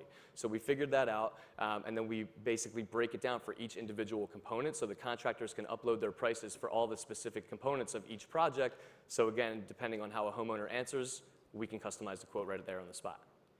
On the demand side, I realize that you have a bit of a different model, but at the same time, it's a very competitive category in terms of everything from buying keywords to bidding up search terms and such. How are you getting your customers, and what does that CPA look like? Yeah, actually, our cost per acquisition right now has been driven down like almost a third in the past 2 months by the collaboration with some third-party lead generators that we're using that actually give us really cheap and really quality leads. So it's about a $36 cost per acquisition at the moment, which is phenomenal. And we think we can drive that down all the way to like $10 as our SEO improves. So we've invested a lot of time into SEO, building lots of landing pages, and we have experts working on it. So it seems to be working well. Another quick question, if I may. Are you concerned about Amazon? They've been making inroads in this space with the kind of local contractors, referrals, No, actually, we enjoy the competition, because we know that we have a superior product, number one. Amazon is playing what we would consider like a real pricing game. Obviously, our platform lends itself to a lot of negotiation and price shoppers and things like that. However, Amazon's model is a bit different, where they're not giving a multitude of options for users to select from. Also, their percentage, their fee is much higher, but they force their contractors to price their projects much lower. So the actual revenue is much more favorable for Amazon than it is for the contractor. So in our case, in our model, we're not forcing them into this pricing game. And again, I think for us it validates the market, the fact that someone, a major player in the tech industry, is involved in home improvement and wants to actually be able to deliver transparency of pricing. We just think we have a better model, frankly. Can you tell us a little more about the supply side economics, particularly this? You said you're doing direct sales to onboard the supply. Right. What is that looking like? I assume in your test market here in the Northeast, right? Yeah, that's correct. We're currently live in Philadelphia, New York, and expanding actually as we speak into Boston and to Washington, D.C.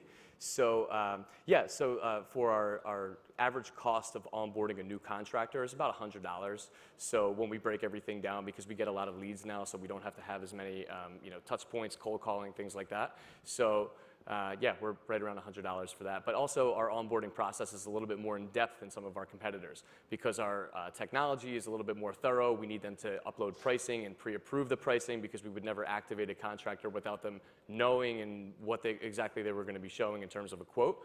We need them to be well represented, so it takes a little bit more time. But we see that the value is certainly there, because we actually convert about 15% of those into our white label product, which is just flat recurring monthly revenue. Thank you. Sorry, we have to run on our schedule. Thank you. Thank you. Okay. Now, Stas, please be ready, and please let's continue with judges' introduction. Thank you. My name is Robin Batchelor. I'm an angel investor based in London. Prior to this, I was a fund manager and team leader at BlackRock for 20 years, and I focus on seed stage through Series A. Hi again, I'm Safar Aishi. I'm starting a fund called Think Plus, focused on consumer digital health and some enterprise and Orotics. I've been an angel investor for the past few years, made about 30 investments, and looking for ideas that are really targeting major pain points, especially for consumers. Thanks. Thank you, and we continue later. Okay, and now my pleasure to invite Stas Tushinsky with Instamatic. Let's welcome Instamatic. Hi everyone, my name is Stas Tushinsky. I'm CEO and founder of Instamatic. And we are developing an audio ad backbone for the emerging era of sound-enabled devices. The story of Instamatic is about the fundamental part that play audio in the business of web developers in the next decade. Today, 82% of web developers continue to create free ad-supported apps. And that number was just 73% just 2 years ago. So, advertising is the one major source of income for these guys. And all of them are already facing a number of mega trends which we're all talking about today, such as IoT, audio bots, AR, VR, connected cars, and conversational commerce. And all of these mega trends have one thing in common. Audio and voice will become the new interface, replacing tapping and swiping. And that means users will do more and more multitasking with non-screen activities. And in this highly mobile world, the only format that will be able to monetize it is audio ads. Because audio ads, they don't depend on the screen size, and that creates its main advantage. Users can continue doing what they're doing without having screen blocked for 30 seconds ad break. Isn't that great? And another advantage is that the cost of ad production and CPMs are much lower compared to video. Today, audio are presented in music and radio streaming services. And we are about to bring this ad format to new and much bigger categories. So app developers can integrate to us via SDK and API. Advertisers get access to an easy-to-use, simple dashboard. Today, our product is live and running. We're already operational in several key European markets. And in 2015, we got traction with more than 50 clients. And these are just some of the guys that we're extremely proud of working with. During our first operational year, we grew over $100,000 in sales, and we expect to grow 6 times this year. We got 2 notable competitors, and both of them focused on meeting needs of radio industry. And we think that radio is really a small part of this business. Also, it's important to notice that one of the competitors has been acquired last year, so that is a strong sign of growing interest to this industry. So right now, there is a clear opportunity to build this out with limited global competition. And with new publisher categories taking up this ad format, the market will grow several times. And the rest of the world is just getting started, including India and China. Instamatic has an experienced team with the background in advertising and video streaming services. So I strongly believe we got what it takes to lead this charge. So we've been doing this for more than 1.5 years in stealth mode. The technology is in place, team is in place, and right now this industry is on fire, and I know exactly where it is going. So we just relocated to Silicon Valley to ramp things up for the US sales launch. I need to complete the seed round by the end of July to get targeted people on board and to continue further technology improvements and integrations. Also, we are putting together a solid advisory board. We got 3 more places for senior level ad execs from tier 1 media agencies and from target publisher categories. So right now, we're witnessing a new interface revolution. Just like once people adopted deep touch interface with buttons and then moved to multi-touch interface, we are entering right now an audio era. And we at Instamatic want to leverage that revolution by providing app developers the right monetization tool for it, and by giving advertisers a new communication channel with millions and millions of people around the world. Thank you very much. Look forward to questions. Thank you. Questions? Odette? The slide of the customers was very impressive. Yep. Revenues less. How much each customer, so large corporates are paying for? And for what? Sorry, I didn't get the question. So what's your average revenue from each customer? Oh, all right. Right now, the average revenue from each customer is around $5,000 to $10,000 per campaign. $5,000 to $10,000.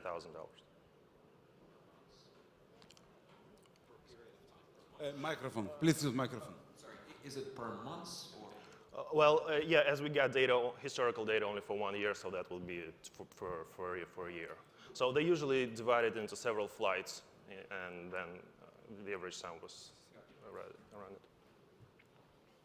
Where are you currently getting your inventory for these ad impressions? Currently, we get most of our current ad inventory coming from still music industry, but we see a huge potential in the gaming industry, in fitness industry, and any other sounds-enabled publisher categories. And are you inventory constrained right now, or are you people who want advertising constrained? Could you repeat that? Are you more constrained on your growth in terms of the amount of inventory you have, or is it more constrained in terms of selling through the inventory you have on the platform? Yeah, got it. The bottleneck is ad inventory. Question from this side. What are you providing back to the companies that are advertising? I mean, what kind of reports? Yeah, what kind of attribution, what kind of data are you giving back to them? It really depends on the kind of the advertiser, because there are basically two types. One are radio advertisers that used to put advertising on the radio, and they're looking for unique reach per flight, per ad activity. And digital advertisers, they, of course, looking for more digital performance numbers. So for that matters, we support a companion banner. Most of the publishers have companion banner. When a user hear an audio, you got a companion banner either at the same time or later on. So there could be clicks and all the other attribution that's relevant to digital. Okay. No more questions? Thank you. Let's thank Instamatic. Okay, and just to finalize our tables, please stand up and introduce yourself and your fund. Hi, my name is Katya. I'm a managing partner at Starter Capital, and end of last year we launched Accelerator in New York, and we help startups from Eastern Europe to penetrate US markets. So if you're a startup, please come talk to me. I'd be happy to discuss you joining our second cohort. Thanks. Hi, I'm Adi Rupin, Corp Dev at BlackBerry and early stage angel investor.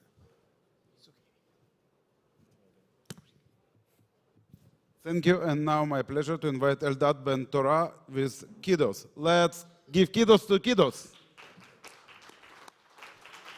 Oh, no, yeah. Oh, now it's better.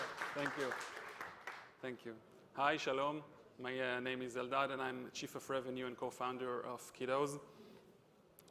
And Kiddos was created to become the #1 source for kids to discover their next game, their next app, their next video, and their next activity online. And and today we're doing it for over 12 million kids already. And I'll share with you how we got to this number in a second. First few words about the company. We're 16 people based in Tel Aviv. I'm based in New York. And we're backed by amazing investors. You may recognize some of them, led by Roman Abramovich. And me and my partner, we've been managing internet companies for the last 16 years, I think.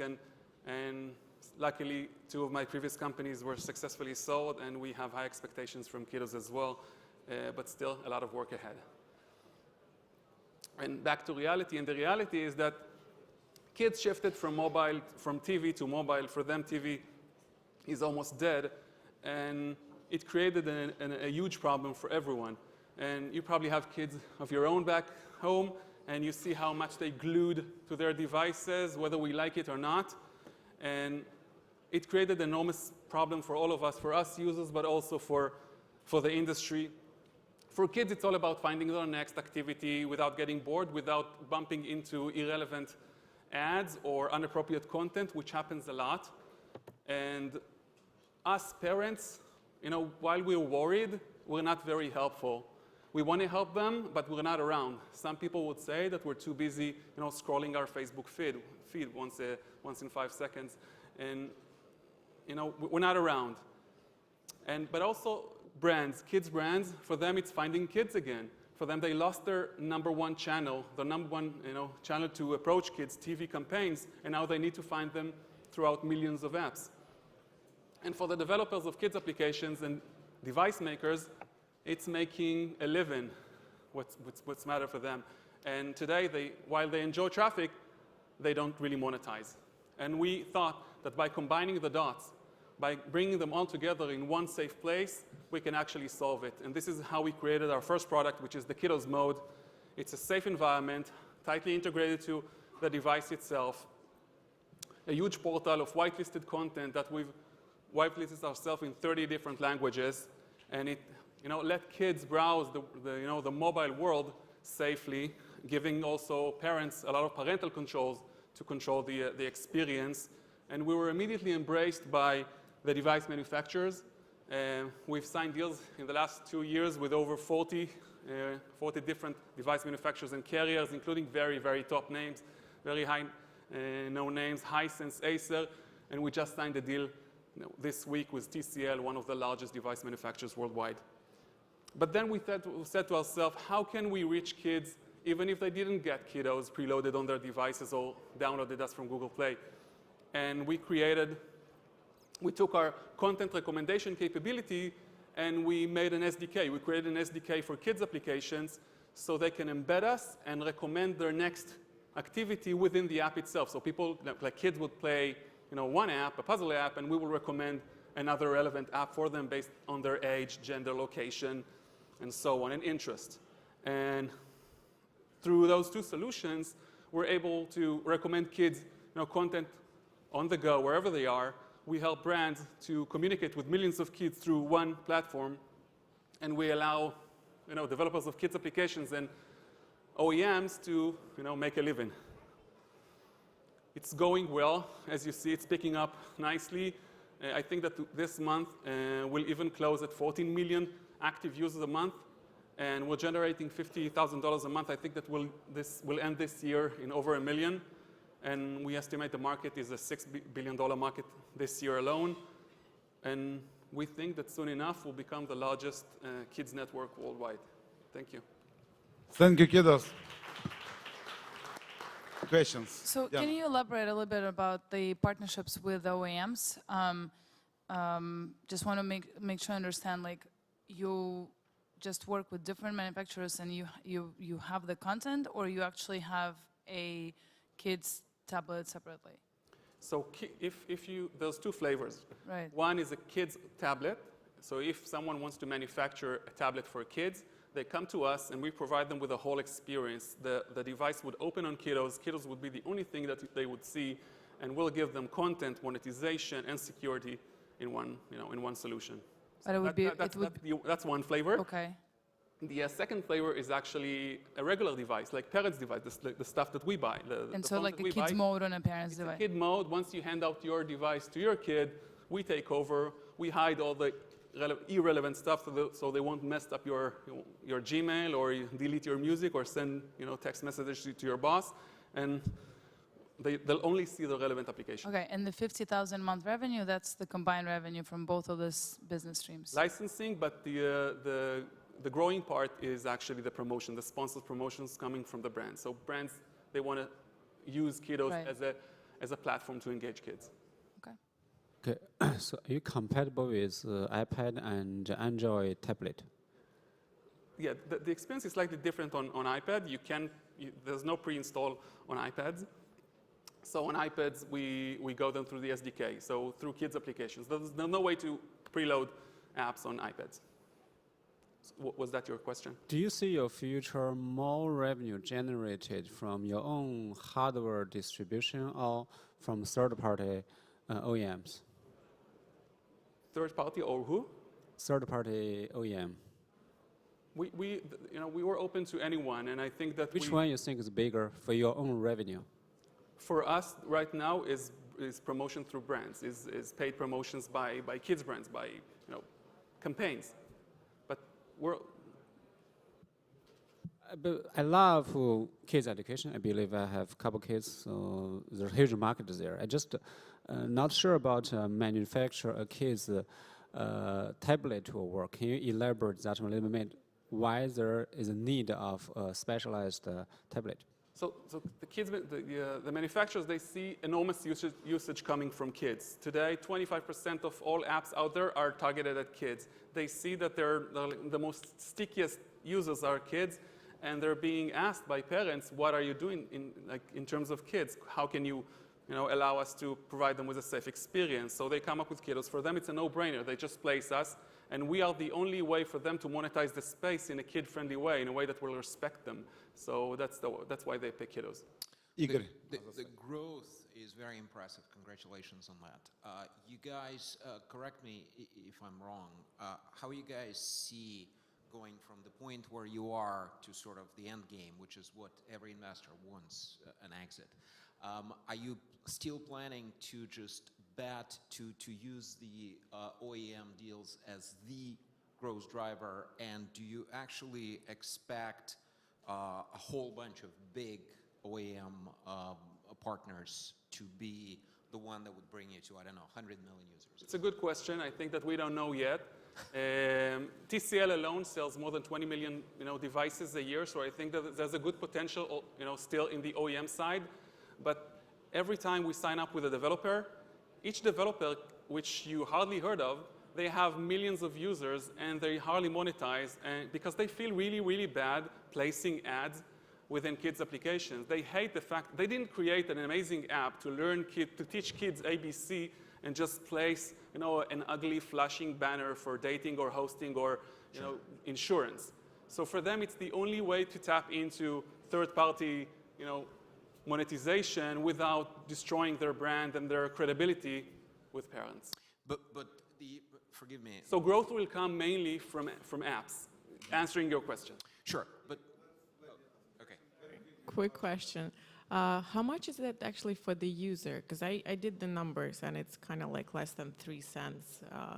What's the cost? There's no cost. Yeah, for the user, no cost.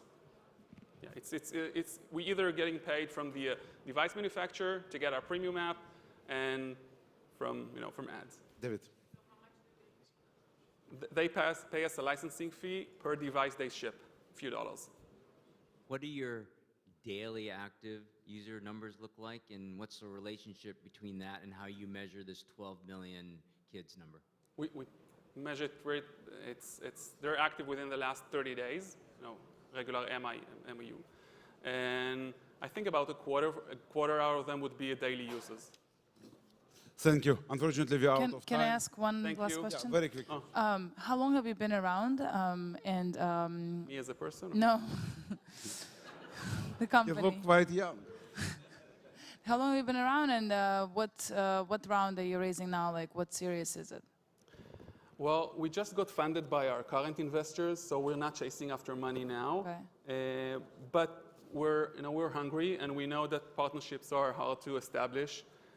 So we'll probably raise a few millions towards the end of the year, maybe later, because we want to conquer the world, and you can't do it without the funds. And us being around, we're in the mobile space. We're about 2.5 years in the mobile space. Including tablets, you mean, right? Yeah, tablets, and the SDK was launched 4 months ago. iOS 3 weeks ago. Thank you. Let's give kiddos to kiddos. And now my pleasure to invite winner, second place of SVOD Europe in Dublin, Liran Rosenfeld with the company Recast. Liran.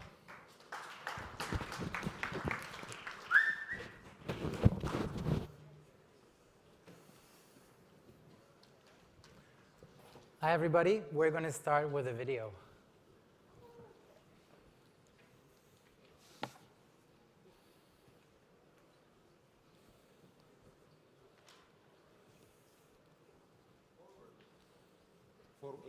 You have to push, yes, forward. Right. you ever asked yourself why I'm a movie star? Probably because you've never heard of Recast. I don't remember asking you a goddamn thing. What is Recast? A new platform that enables anyone who wishes to act in movies and TV series that they like. You can star in Pulp Fiction. Have you ever given from something? Act alongside James Gandolfini. Women are sexy when they dress simple. Or with Robin Wright and Kevin Spacey in House of Cards. Here's the opening scene from Pulp Fiction. Also, coffee. Nobody ever robs restaurants. But we've taken Tim Roth out of the game. Now the chair is waiting for a new actor. Garçon, coffee. Meet Simon. This place. Simon's dream is to play the Tarantino film. Garçon means boy. With our new app, his dream becomes reality. This place, a coffee shop. What's wrong with that? Nobody ever robs restaurants. Why not? Bars, liquor stores, gas stations.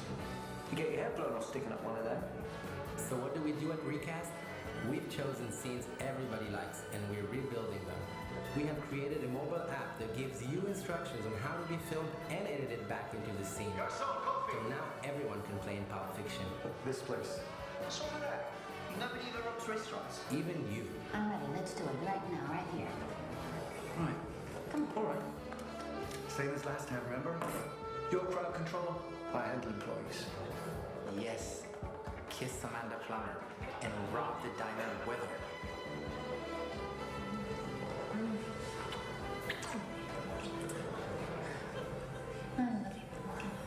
I love you, honey bunny. Everybody be cool, this is a robbery! Any of you fucking pricks move! And I'll execute every motherfucking last one of you! YouTube channels will expose the world and the industry. Your new remarkable performance, the duet feature will enable the actor that was filmed in England for Tim Roth's role. Everybody be cool, this is a robbery! To act with an actress that will be filmed in Dubai. Any of you fucking pricks move! And I'll execute every motherfucking last one of you!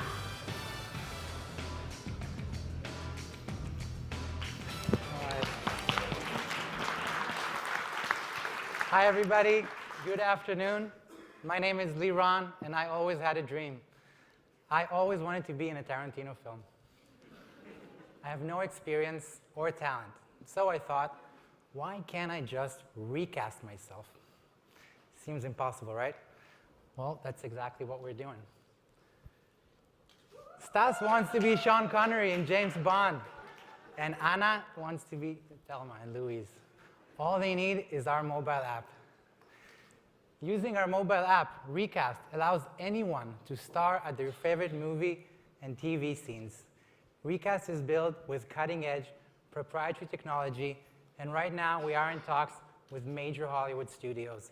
They want us. We're also about to close a seed round of $1.5 million. So let's see where we're at in the market. Facebook acquired Masquerade. Snapchat acquired Luxury. We're a part of the SVOD. Let's talk money. Recast is about subscribers, advertisers, and premium content. Our distribution channels include digital stars with 50+ million followers, and they are all excited about our technology. So meet our team of grade A developers. They are experts in computer vision, image recognition, and video analysis. And this is one of our best advisors, Sandy Grusha, who is former president of Fox. Content is king, and we're always after content. This is us, the founders. Our CTO is the former CTO of Playtech, a company with 3,800+ employees worldwide and $4 billion net worth. So don't shoot me just yet. I only want Bruce Willis to do that. Thank you.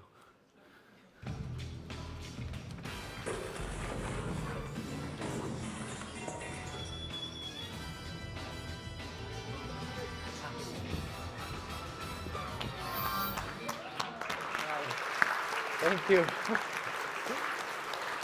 My mom said that I should imagine everybody's taking a dump and that I wouldn't be so excited, so, all right. Okay, questions?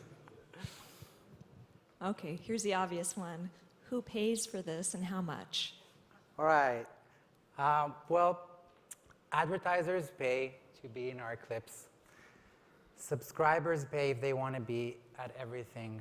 And premium content is about the certain content that we sell according to the deals we made with content suppliers that we have. So we rev share with digital stars, YouTubers. A YouTuber who gets a video on YouTube and gets 100 million views makes almost no money. So we share the money that we get with our engagement through the sales we made on our app. It's a B2C app. I hope that answers the question. Can you tell a bit the history of your company, the team history? Yes, we are 3 co-founders. We're not out yet. We've been developing this for over a year. A POC is very expensive. I'm the CEO and founder. The CTO is the former CTO of Playtech, Vadim, and we have another filmmaker who's in charge of some amazing works of art in Israel. So we're actually in Ukraine, Israel, and I'm based in LA. Nice. How much custom work is needed to do the processing of the videos before you can put people in? That's an excellent question, and that really has to do with what type of scene you're looking at. So what we actually do is we get a scene and we cut out the actors out, we readjust the backgrounds. Then if it's a complicated scene like robbing the diner in Pulp Fiction, that's way more complicated than just talking on the table, so that really depends. Got it. And so is a portion of it done algorithmically, or is all of it done right now manually? It's a mix. It's a mix. Yeah. There is manual work for each scene. Yeah. Quick question. That was really good presentation and Thank you. Nice storytelling. So I think you should get the additional round of applause for that. What are the numbers? How many users you have right now? As I said, we're not out yet. No. Our MVP is going to be launched in a couple of months. So very imaginative, great. But what is the end game here? Do you intend to be a destination? Do you intend to help people who create the videos to distribute them, or will you have it as a tool for other sites? Well, we're focusing on a B2C app, kind of like Dab Smash on steroids. But we feel that the technology could be used on a global basis for all sorts of applications, and the end game could go to SDK and games and greeting cards and much more. So to pick up a bit on a question that was asked there, how easy is it for you to scale up and keep the quality? All right, well, our initial go-to-market would be digital stars. So we have contracts with some very big stars already who was part of this. And so we're going to have about 50 million followers getting recasts on the day we launch. And as we plan to scale with more and more content that we will bring in. So content is king here. I was thinking more that you said there's a manual aspect to this. Could you elaborate? So say you get lots of people that just think, right, I want to use this, I want to download my face. If there's a manual aspect on your side to getting that quality right, so that the fit looks good, it looks as good as what you've shown us, how do you scale up to hundreds of thousands of people that decide they want to do this? Well, the key to do this is to have any average Joe get amazing results without too much effort. And something that we're doing is we're doing face recognition, which is kind of like masquerades and masks, but we're doing that on original actors in video, in movies. We're also doing full body. So if you're going to try and do a full body and you're going to get cut up in the middle, we'll know to just do your face and give you that kind of quality so you can get something excellent on whatever you take. And as long as our users will have great performance, so no matter what they do, we can continue to scale up. Okay, so there's technology today can just replace the actor's face and the head part. So how do you differentiate from that type of technology? I'm sorry, how do There's a technology just can replace the actor's facial part. Well, we do face, we do head, and we do full body. But I'm not sure I understood your question. David, this side. In the user experience, how close to real time versus waiting a long period of time before you get a finished video back? The user experience? If I create one of these as a user and I film myself, is it real time that I get something back, or it comes back a day later? How does that work? Yeah. Well, first we started with cloud, sending it to the cloud, coming back. We saw that that's not good enough, so it's all going to be real time, and you're actually going to see yourself inside the scene when you start acting.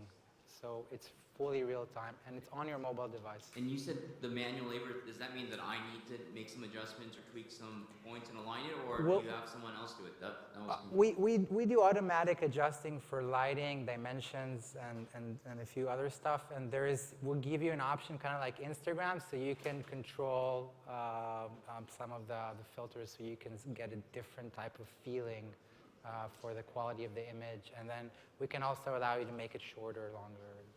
Your original voice or the original voice of the actors, the different things. Yes. Last question. I mean, are you violating copyrights of movies? Excellent question, probably the most important question.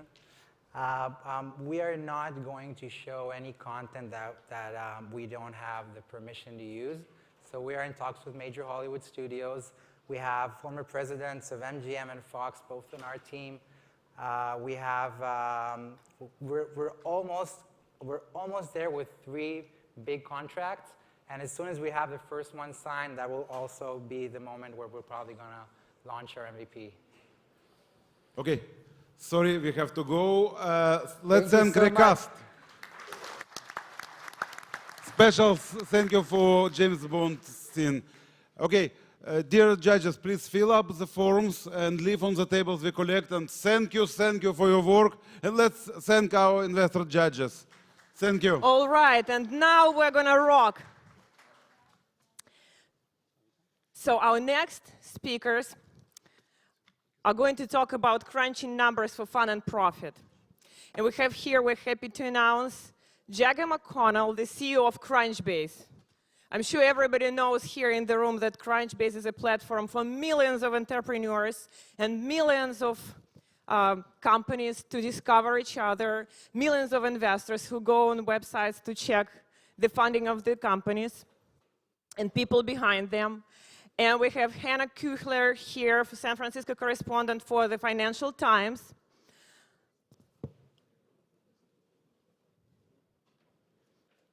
So Hannah was with the Financial Times for over 5 years. She traveled around the world.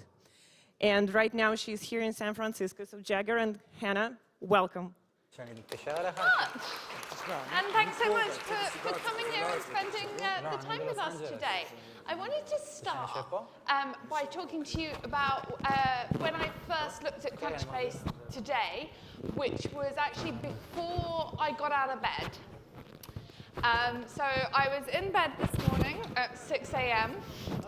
And I don't know if you saw, but Snapchat raised had a filing out of $1.8 billion, which, especially in this funding environment, is an awful lot of money, but is an awful lot of money anyway.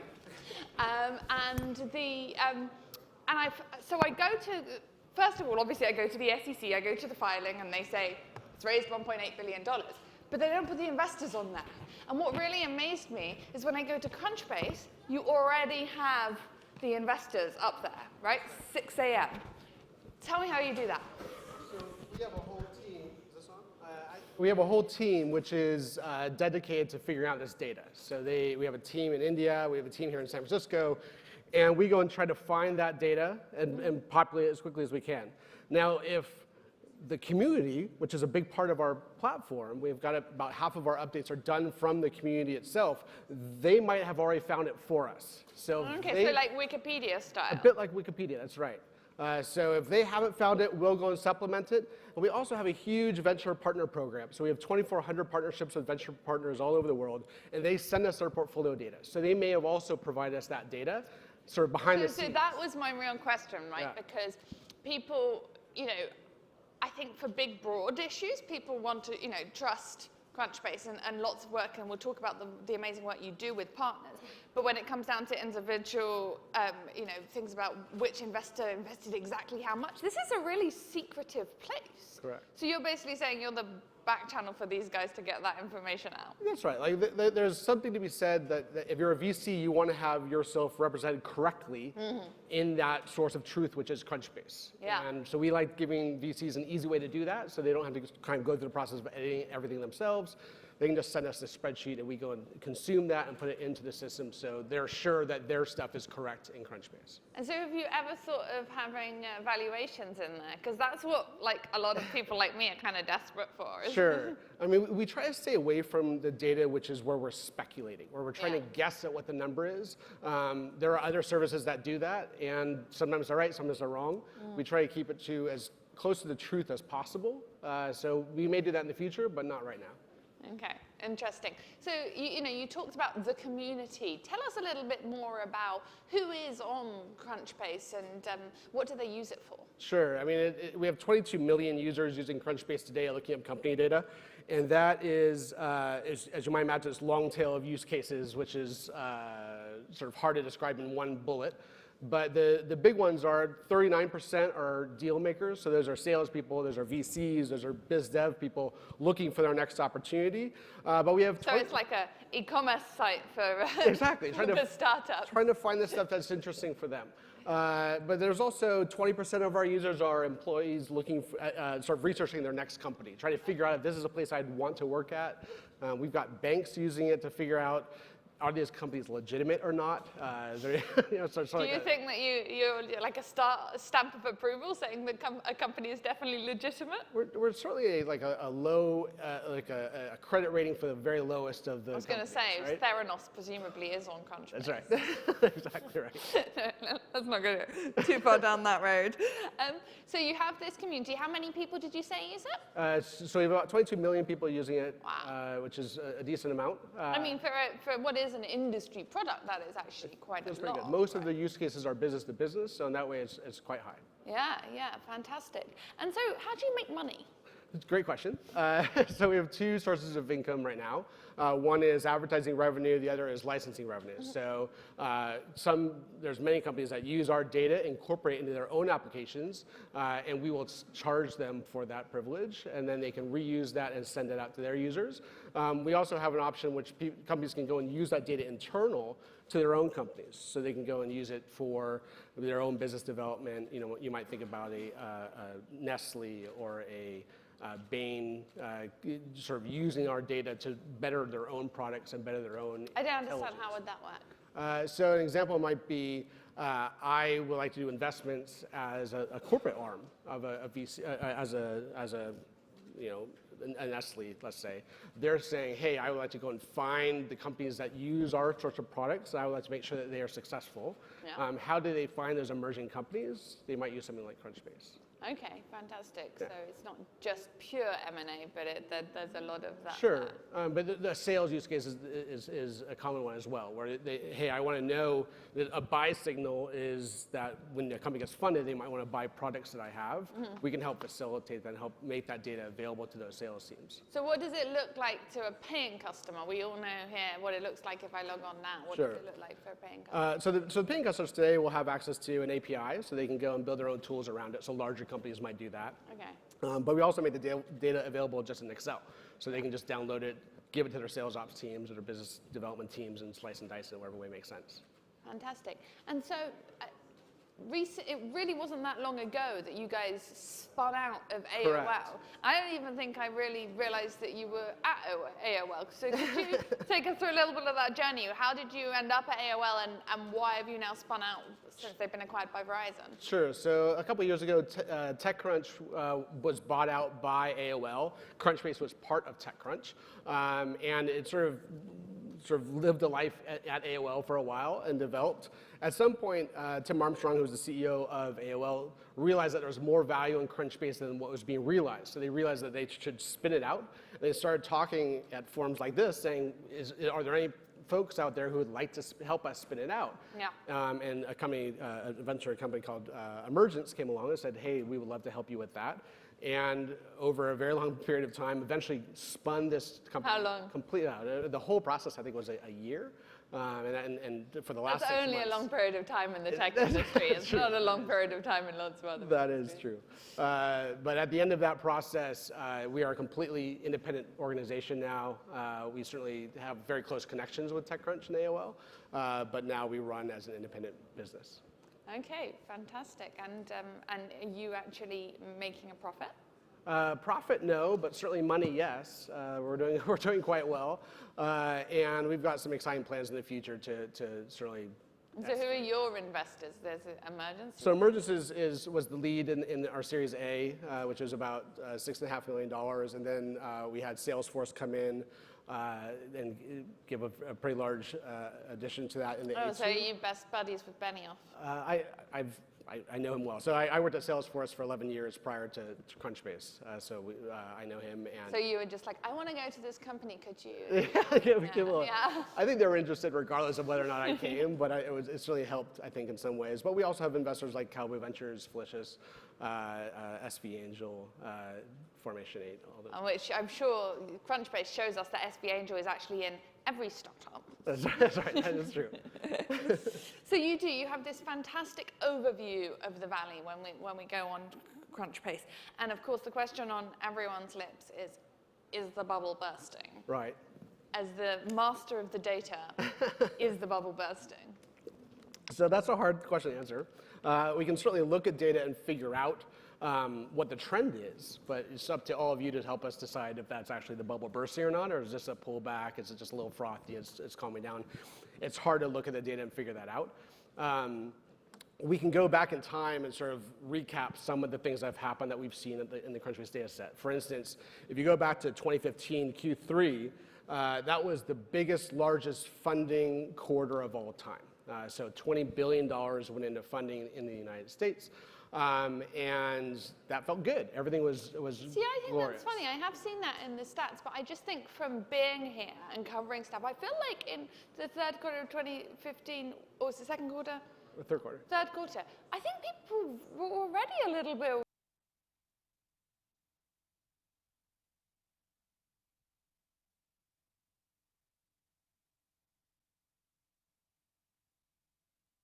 that 20 billion dropped to 14 billion in Q4, so a huge decrease in the amount of investing that went in. And are you also seeing there a decrease in the number of fundraising? That raised a lot of money are doing better, and it's the smaller ones. That's correct. The smaller, so we saw a 20% decrease in the number of funding rounds, and we also saw a 20% decrease in the size, the average size of the funding round. Right, wow. So really big shrink in. Encrypt. Okay. Ready? Man. Okay. It's already live? No. Okay. Имя еще раз. Дмитрий Гурович. Да, все.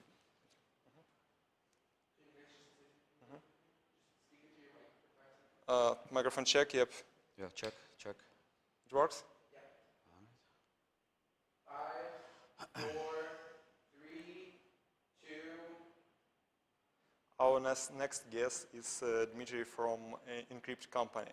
Dmitry, please describe your startup and tell our audience what is your startup and what's the business idea. Sure. I'm the CEO and co-founder of Encrypt Legal. Basically, I'm a criminal defense lawyer. I have been for the past 20 years. And my partner and I have seen a humongous problem in the legal industry. And that is clients are simply not satisfied with the communication that they have with their attorneys. And that's costing the industry millions of dollars in lost revenue and malpractice lawsuits. These days, dissatisfied clients leave very poor reviews on social media sites like Yelp, for example. Sure. And they can really kill an attorney's business. Satisfied, happy clients, on the other hand, leave very positive reviews, and that actually increases the flow of business. And so the question is, how do you keep clients happy? How do you solve the communication problem? And what we came up with is Encrypt. Encrypt is a CRM for both the attorney and the client. So the client gets his or her own CRM, meaning case management, calendaring, access to their documents in their case, for example. And it's all centered and built around an encrypted messenger that they can use to communicate with the attorney. That really solves the issue. We're actually in beta testing right now, and the response is phenomenal. Sounds great, but let's talk a bit more. How it works. For example, I'm a client and you're a lawyer, and I just sitting and waiting for what? That's a good question. You're waiting for, you're the client and I'm the lawyer? Sure. You're waiting for me to give you status updates, which I don't because I'm busy. I'm running from court to court. And if I ask you to keep me posted, what will you do? Before Encrypt, I would probably call you back in a day or two, and you're not going to be very happy with that. I'm going to be built for these calls because it's your time or not? Yes, but in the criminal defense industry, actually, we work off of retainers, and so it's usually a lump sum for a particular case. There is no billing, although we will be expanding into other legal industries that do have billing. At this point, we've started off in the criminal defense industry, and so there is no billing. However, there is very little contact, simply because the lawyer is very busy doing your case and other cases. The Encrypt is really built for the small firm practitioner, 1 to 5 attorneys. These are the lawyers that are always on the go, always running from court to court. And, believe it or not, that's over 70% of the entire legal industry. Wow. What is the handy approach? How you can keep me posted? You send me some notification or what your application includes? Absolutely. There's a lot of automation built into the software. So whenever, for example, I do an update in my calendar with respect to your case, you get automatically updated, and you know the new date. You have access to my notes, let's say my attorney notes, if I make them available to you. And we can communicate using this encrypted messenger, which is far easier and far more personal to use than, for example, email. Sounds interesting. Really handy things. By the way, about your experience in SVOD, have you got what you expected to get? This is my first time here, and it really has been fantastic. I absolutely love it. There's a lot of interesting people, a lot of interesting ideas. I learned a lot listening to the presenters at the lectures. Looking at the presentations and just generally, talking to people. There's a lot of excitement. There's very positive energy here. It's great. Have you ever been to some startup conference except SVOD? We have, and those were nothing like this. Best one. Really, it really is.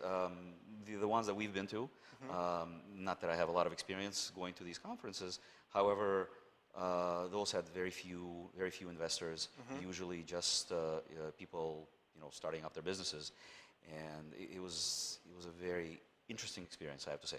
But this is just fantastic. I absolutely love it. Awesome, awesome. Maybe you can say a couple of words to our audience. The guys who are currently watching us. Sure. Well, I'm probably going to repeat what everybody else said. Never give up on your dreams. Keep plugging away. Never give up. Never surrender. Because eventually you're going to get where you're going. You should read this on your notebooks. That's right. Yeah. Thank you so much. Thank you. Thank you for having me.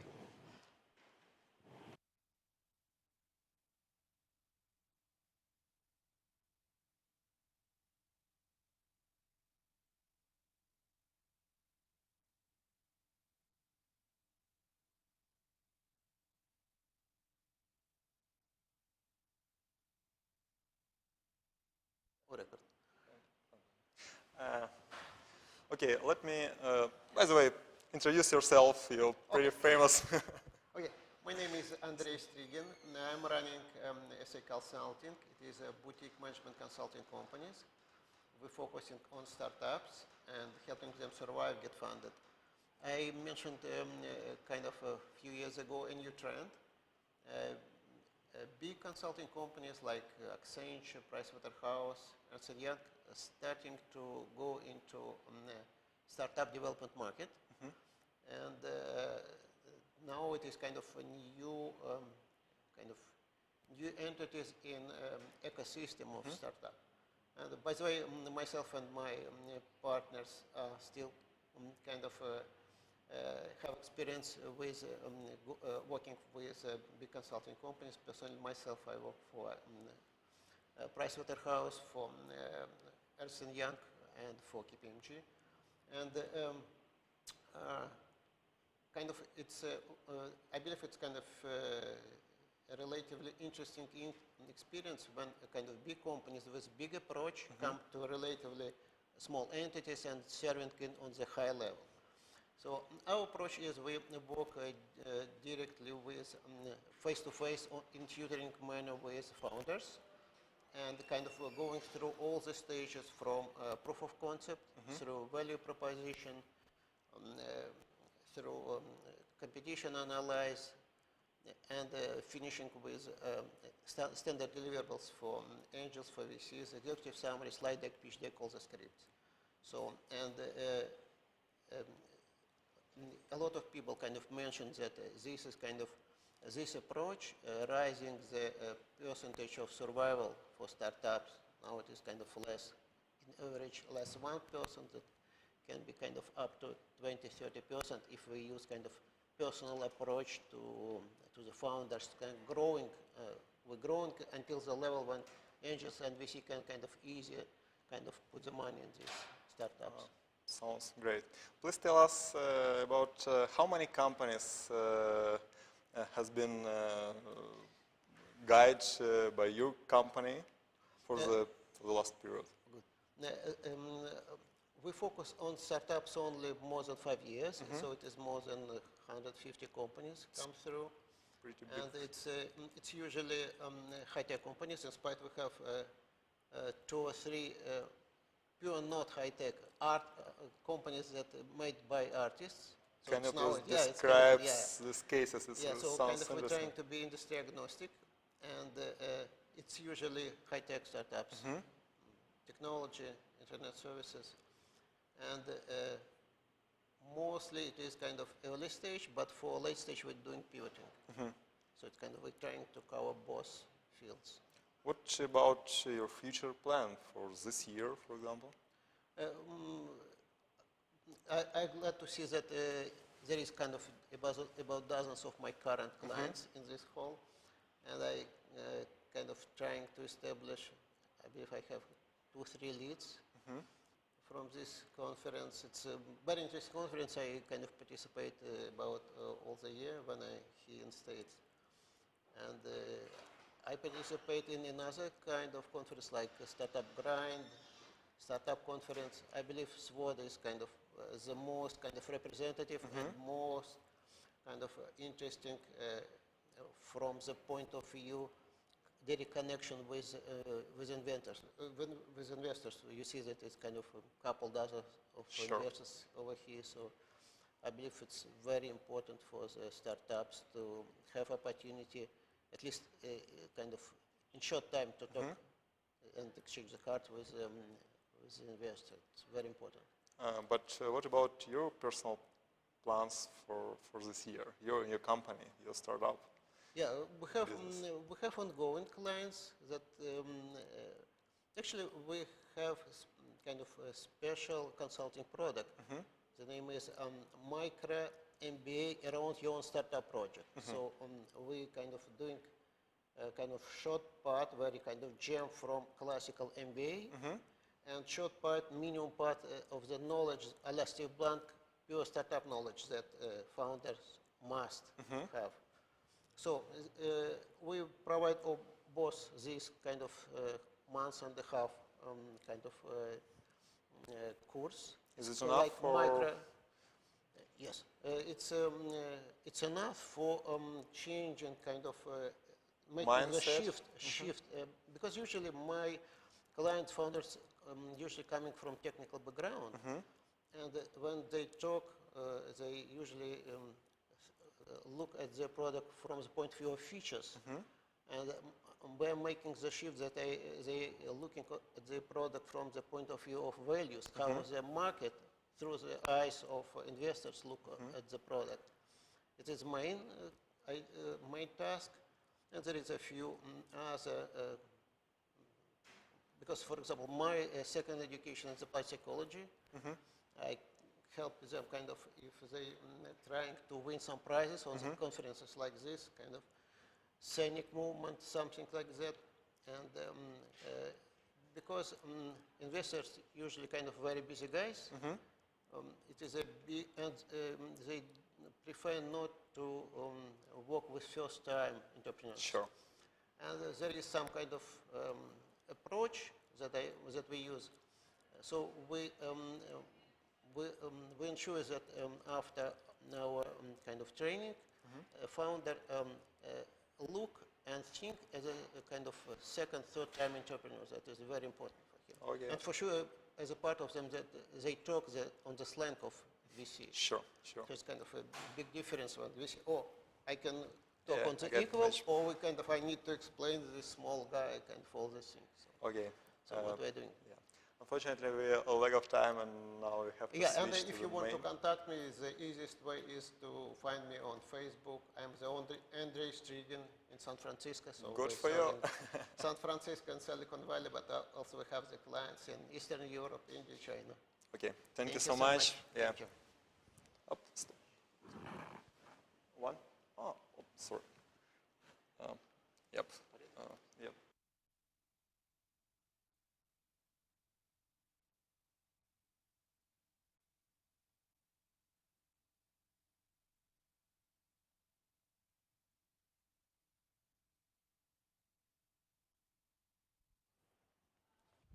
Okay, guys, let me introduce one more guest. It's Mikhail. He has his own startup. Please tell us about your business, about your startup. Sure, thanks.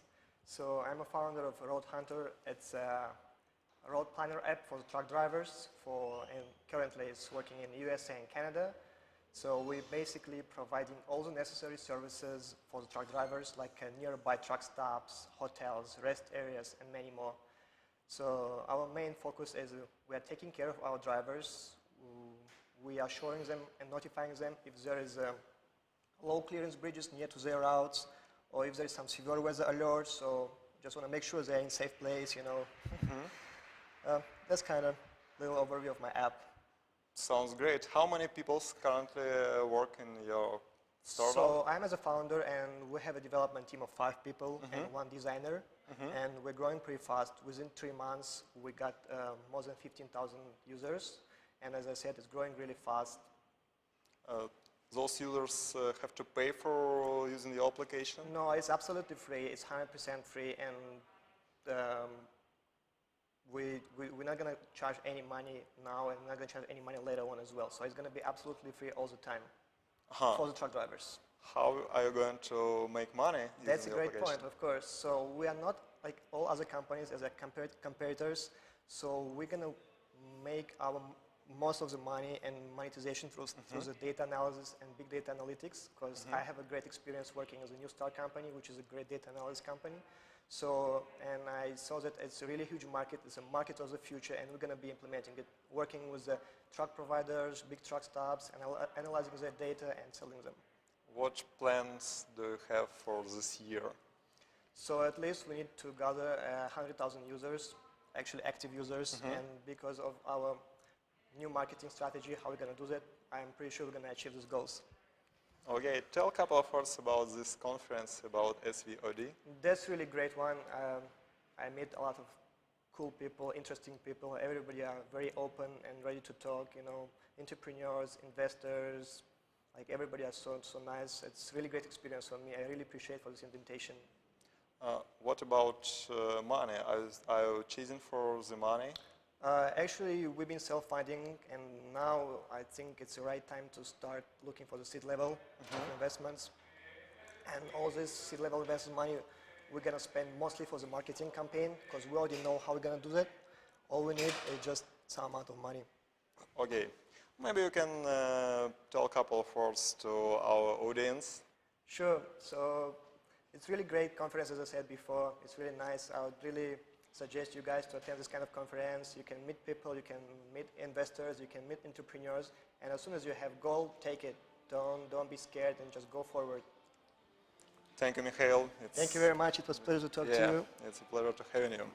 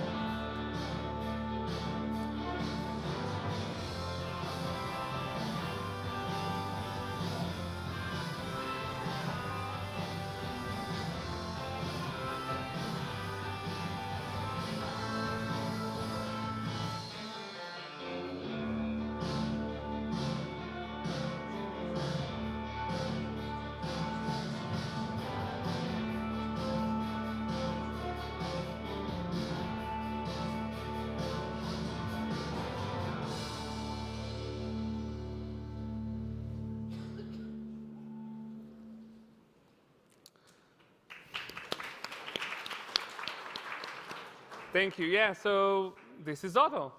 Done. We actually filmed this, so we're fresh off the unveiling. We filmed this in Nevada 2 weeks ago to just show some of the vision. And really the vision and the reason we came together and joined from across the industry, automotive and self-driving experts from Google, from Apple, from Tesla, is really to solve a pretty important, we think, societal problem, which is the safety and efficiency of our highways and our transportation and commercial transportation infrastructure. And if you take a step back and think about sort of the automotive landscape and the roads and highways, like trucks is really the backbone of society and the backbone of commercial infrastructure. Almost 70% of US cargo is moving on trucks. More than 4 million of those trucks on the highway. So huge market, but then those truck drivers are being pushed to drive more and more and more and more for less and less and less sleep because they're just a part of a cog in a big supply chain machine, and the economic situation is basically driving them and driving us to an unsafe situation on the highways. So we just thought, as a group of experts, how can we bring our expertise, our experience, and solve something that can have an impact on all of us? And I think that's what we all want to do as entrepreneurs in this room. And we ended up choosing trucking, choosing highways, and really trying to help alleviate that problem of thousands of unnecessary deaths every year on the road because trucks. We want to make it safer, we want to make it more efficient, and we just want to, help all of us drive safely on highways. It's just so exciting.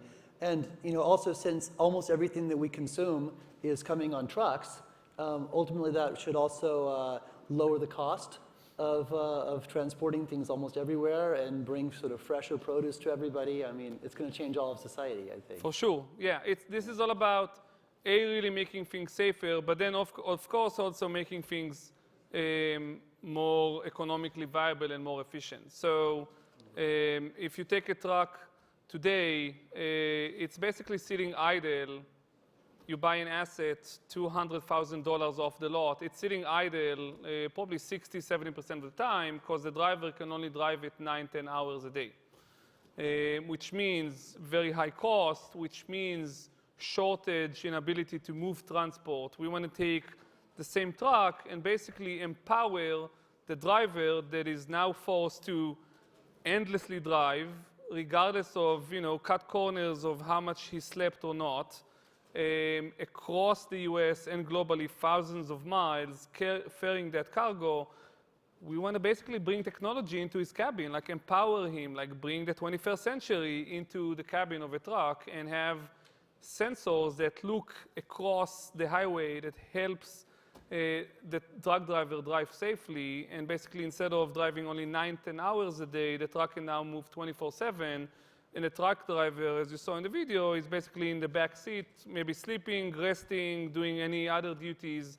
He's still there, but rather than like actively drive the truck, he's more of a supervisor or sort of a co-pilot together with the sensors and the truck.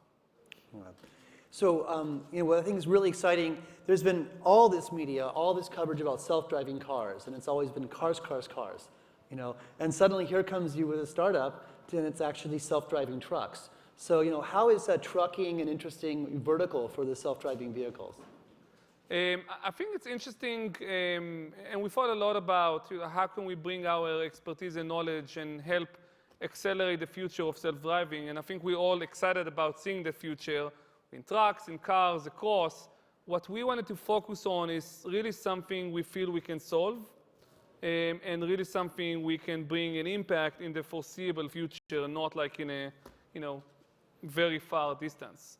And I think the trick, like every other problem that we set to solve in entrepreneurs, is choose a problem that is very constrained, that is very digestible, that is very, very focused, that you can actually solve. And if you think about highways and think about like how much energy we all exert while driving a highway versus driving a city street, like we don't have random pedestrians that might jump at us, or crosswalks, or stoplights, or any of the other challenges you have on city streets. Highway is an environment that is very restricted, that have very defined social norms and sort of rules of the way. And because it's that constrained, it's actually a problem that we think we can solve in the foreseeable future. There's only 220,000 miles of highway in the US. It's easier to map those highways. I was in Google Maps in my past. It's something we can actually map in a scalable way. There's only few trucking routes really in the end of the day to map. It's easier to see further away while the sensors are basically on the cabin, on the truck, and can basically look all over and see to a very far distance. You care less. It's less about cost exercise of fitting sensors and all this great technology to our cars. As consumers, as passenger cars, we care about every dollar that comes in from our pocket. And even if it's a great feature that allows us to do autopilot on the highway, still, like, we need to pay for that, which means a very high scrutiny of budget and cost in the end of the day. So you have to wait for the technology to be cost down. With trucks, because the return of investment is so big, and because it's really an economical equation, in the end of the day, you can afford a much higher sensor cost to be able to equip the truck in a very safe way. So that's what we set to do. And really, maybe we can talk a bit about sort of the approach. Yeah. It's really all about accelerating. So it's about accelerating in terms of the pace. So we started in January. We're now somewhere in May. So it's been, I think, 15, 16 weeks. We already have a few trucks testing on the road continuously, basically perfecting the technology. We've just done the test drive last week that you saw, completely driverless. So it's all about moving in very high pace and pushing the envelope in a thoughtful, safe way, but really sort of always pushing the envelope. And I think, again, as startups, it's all about the pace of innovation. Barney's, I mean, I know you're a member of Singularity. Yeah. Right? And I mean, Singularity is all about exponential. No, I mean, exponential technology. I mean, I think this is a great example of technology that all the computing power is now driven, it's become computing and sensors partly driven by low-cost cell phones out for billions of people. This stuff would have cost $1 million per truck, just So the technology is exponential, and really the pace that we want to approach is also, I don't know if exponential, but it's all about the derivative of pace and how can we accelerate and how can we move fast to solve that problem. So how do you move that fast? I mean, you guys, this is like 4 or 5 months, and these guys actually are now showing video of self-driving trucks. I mean, how do you do that? First of all, it's about commitment to urgency and commitment to bring that solution to market as soon as possible, because I don't think we can wait. Like that's why we started the company to begin with. There's no reason we should wait. The future is here. It's just not equally distributed. The sensors are here. The know-how of how to drive on highway. I'm sure some of you have Tesla. It's here. I'm driving my Tesla happily on 101 and 280 without touching the wheel. A lot of the building blocks are here. There's no reason to wait and waste all those human lives for 5, 10, whatever years it will take. So we wanted to take action now. So I think first it's just commitment in a very culture deep way to just move as fast as possible. And then how do you move as fast as possible? A, you decide to do that. B, you never let anything stop you or be on your way in terms of dependencies. So, I mean, you saw the approach. So, sort of in a high level, what we want to do is bring a retrofit kit to the trucking market. So, we're not going to wait for trucks to come out of the production line with autonomous abilities, which will come at some day in the future. We really want to equip existing trucks on the market, and trucks, have a great engine, diesel engine that is suffice for 1 million miles, so they stay on the road for like 8, 10, 11 years. We can't wait for that cycle to replenish. We want to bring that solution now. So how can we design an architecture that allows us to bring a self-driving kit to the trucking market? So it's the culture, it's the product of how to actually do that soon. And then it's just the development approach. Like, this sensor is not ready. Let's just put, and you saw in the video, let's put something that maybe is not perfect, but is good enough to get going. That is not ready. Let's do something instead. But it's all about continuous progress without waiting for any sort of weakest link or slowest link in the chain to slow you down. So it goes throughout everything we do. Yeah, and presumably not having to be a fully autonomous car with no person around and all those requirements, you actually have a person there, so that makes the job easier for the initial technology deployment, I think, as well. Absolutely. It's all about taking baby steps in the right direction, taking them in the right direction and bringing something to the market that works, and then evolving from there. So yeah, absolutely. Getting into these trucks as a retrofit, one can imagine you have to do something different for every single truck, and then this becomes incredibly hard to manage. Is there anything you can talk about how you managed to do that? We're focusing now, you saw Volvos, we're focusing on few models. The beauty of the truck market, it's relatively standardized and regulated. Unlike first of all, in terms of numbers, there's 4 million trucks in the US versus hundreds of millions of passenger cars. So the number is finite. And then the selection in that finite number is also finite. Like, there's less OEMs, there's more standardization.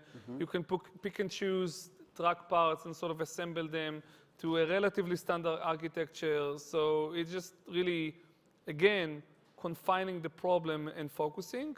And then in that, really doing smart things at scale and keep things as simple as possible to avoid any unnecessary complication that will make things much harder later on. Now, you mentioned something about regulations. I think a lot of founders would be very afraid to jump into a business where maybe there's all this regulation issues. What's the regulation challenges here, and how are you going to address them? I think in general, I think for entrepreneurs, the opportunity always lie where nobody is actually doing stuff right now. And it comes because a series of challenges. One is, we picked an unsexy market. It's actually, I think it's very sexy because it's a market we can actually help with. It's a market we can actually do a real impact. And it's a market that needs, I think, a technology sort of like shake and kick. So first it's choosing markets that one as an entrepreneur can truly help and move the needle. To go hand in hand with that, it's also, there's challenges, regulation specifically. So it's not as scary as it looks. Actually, if you look at the letter of the law, most of the states in the US today don't have any regulation on self-driving cars, which means I can go and drive autonomously in most of the states today in the US, and that will be explicitly okay because there's nothing forbidding that. Few states have made specific regulations that, of course, we'll need to adhere to, but in most of the states, it's fine to drive.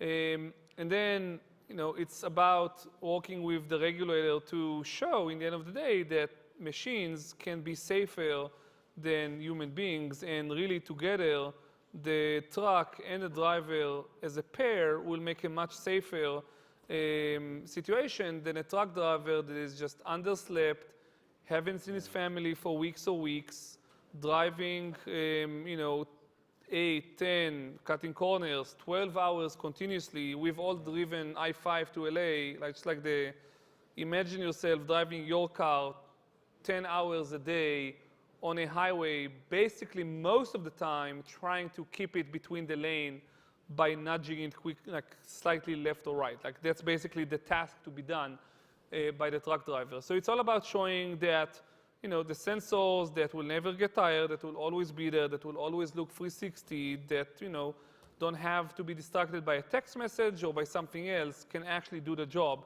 And once we show that safety, then it's really a discussion with the regulators about we have a solution that is safer than than a truck driver. Can we please work together with the truck driver?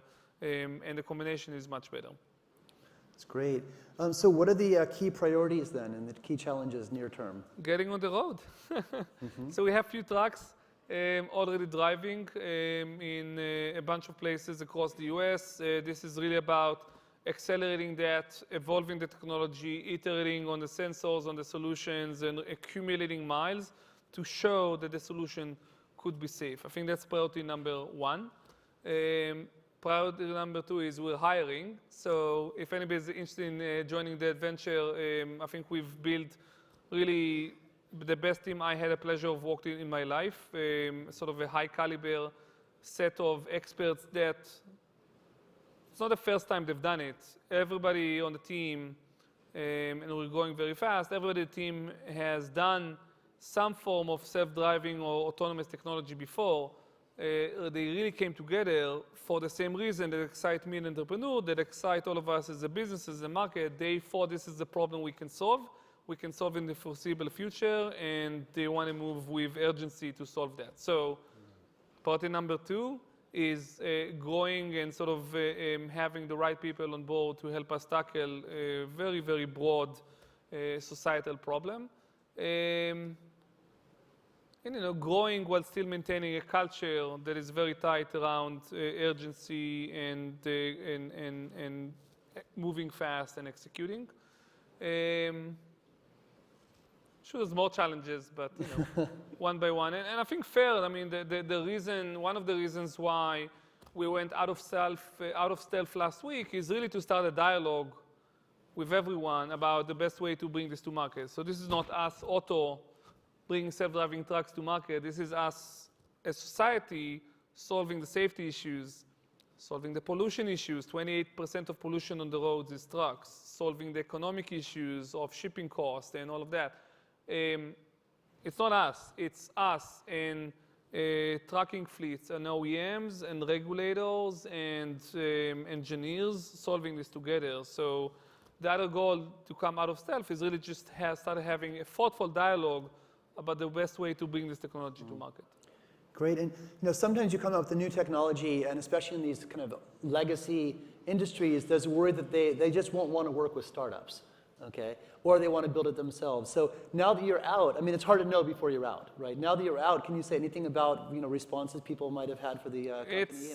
It's been great. The last week has really been a pleasure. I think there was a range of responses. I think the vast majority of responses that I've seen were really embracing someone trying to solve a very acute pain point for the roads, for the highways, for society.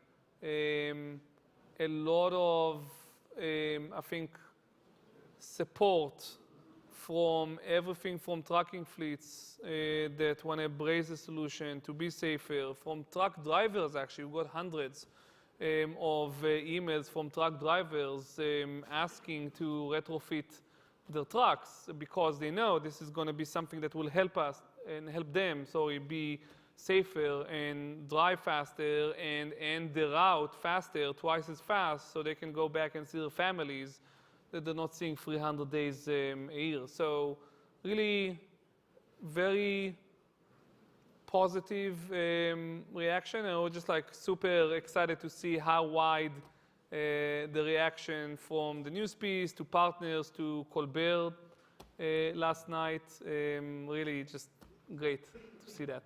And what about like the big truck makers?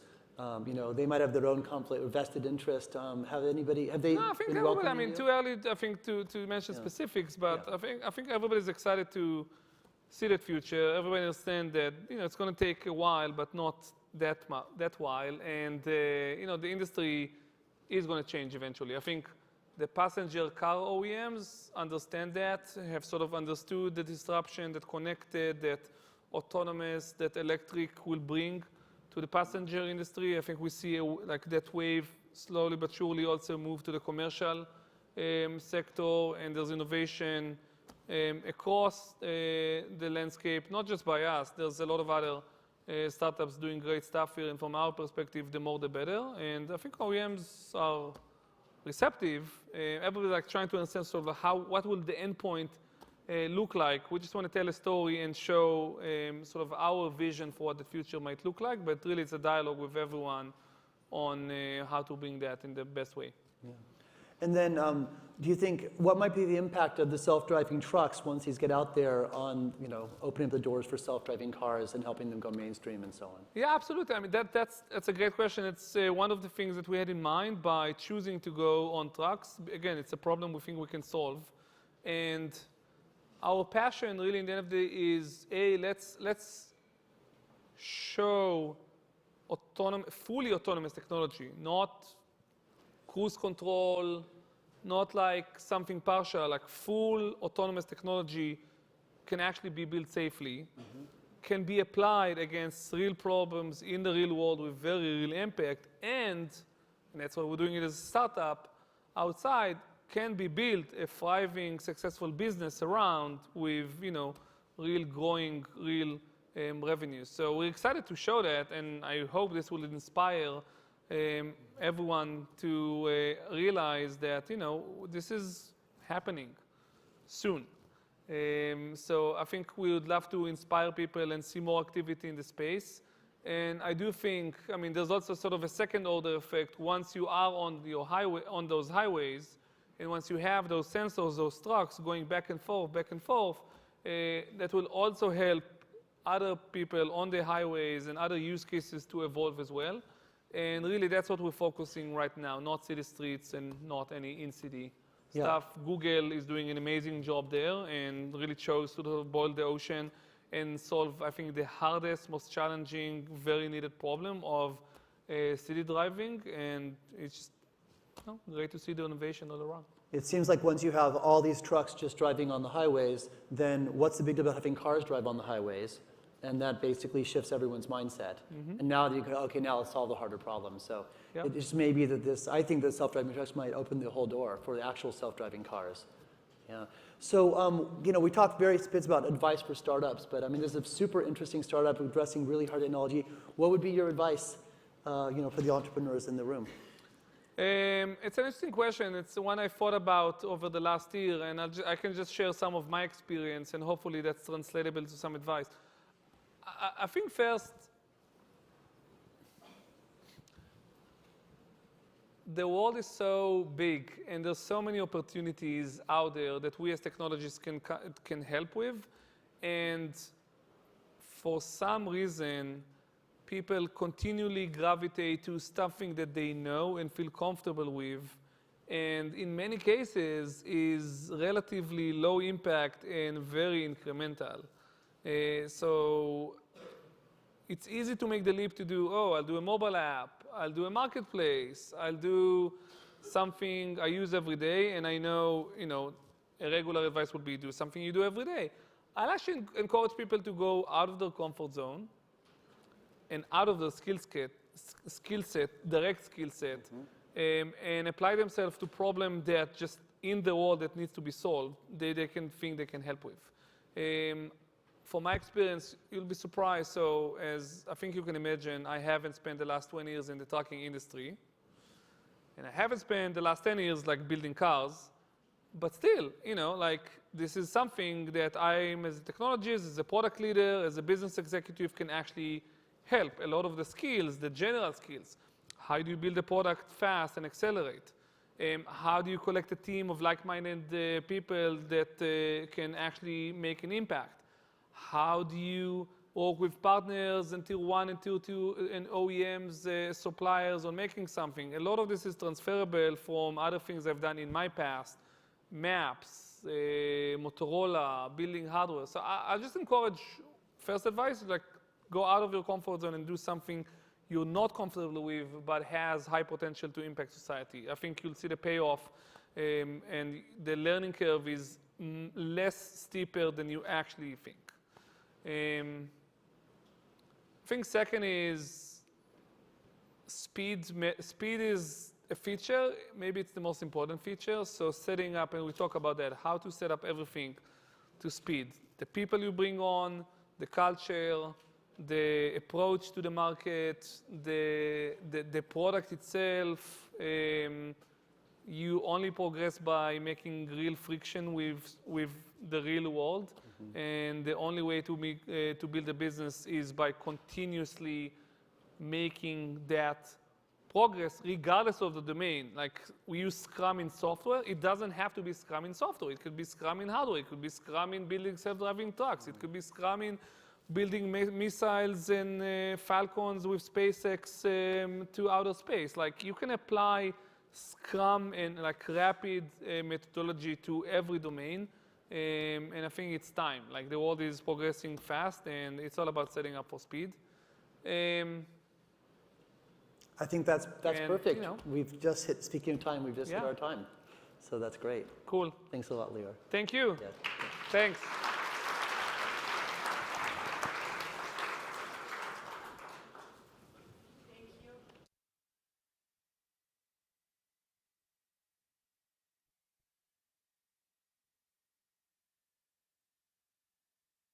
Number 7. All right. Okay, and then, so our last discussion. We're happy to have Ilya Strabolov, a chaired professor of finance at the Graduate School of Business at Stanford, here with us. Ilya is also a research associate at the National Bureau of Economic Research. He is an expert on venture capital and innovation and teaches one of the most popular courses at Stanford on venture capital and angel investing. He's also doing research on venture capital and entrepreneurial finance and is currently in the process of writing a book based on his research. Ilya has been awarded the MBA Distinguished Teaching Award and the Sloan Teaching Excellence Award at Stanford Graduate School of Business, as well as the inaugural Masters in Management Best Teacher Award at the London Business School. His work includes papers published in the major academic journals, and he has numerous awards for his research paper. Ilya, welcome.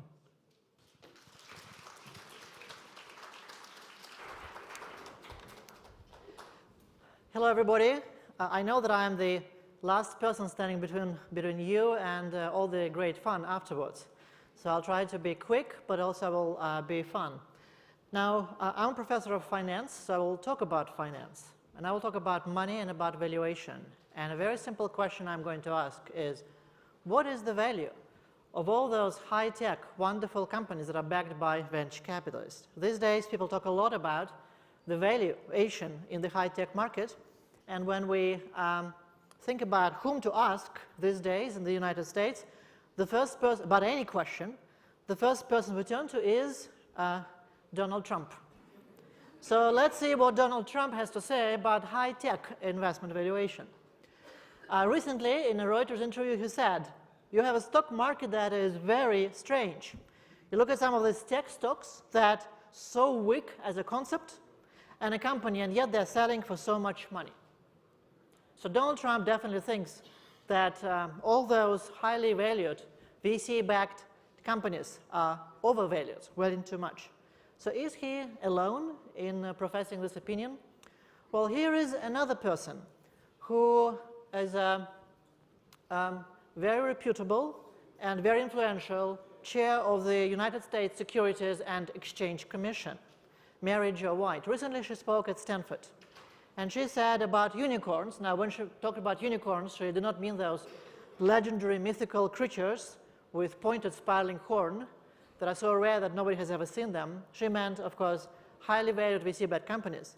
And she said that maybe those companies appear more valuable than they actually are.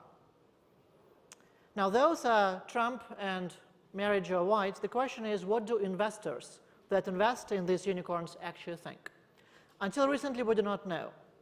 We have just finished conducting the survey of venture capitalists with about 1,000 venture capitalists, and specifically we asked them about the unicorns. And we're living in the era of the unicorns. So I'm going to define unicorn as a private VC-backed company with a valuation of over $1 billion. And let me provide you brief statistics of the unicorns. There's 436 unicorns globally, 242 in the United States, the rest in China and Europe and in other countries.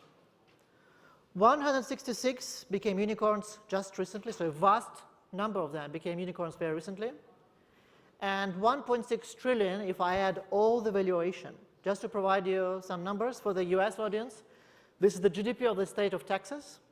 And for the international audience, this is just shy of the 2014 GDP of the Russian Federation. So, what are these unicorns?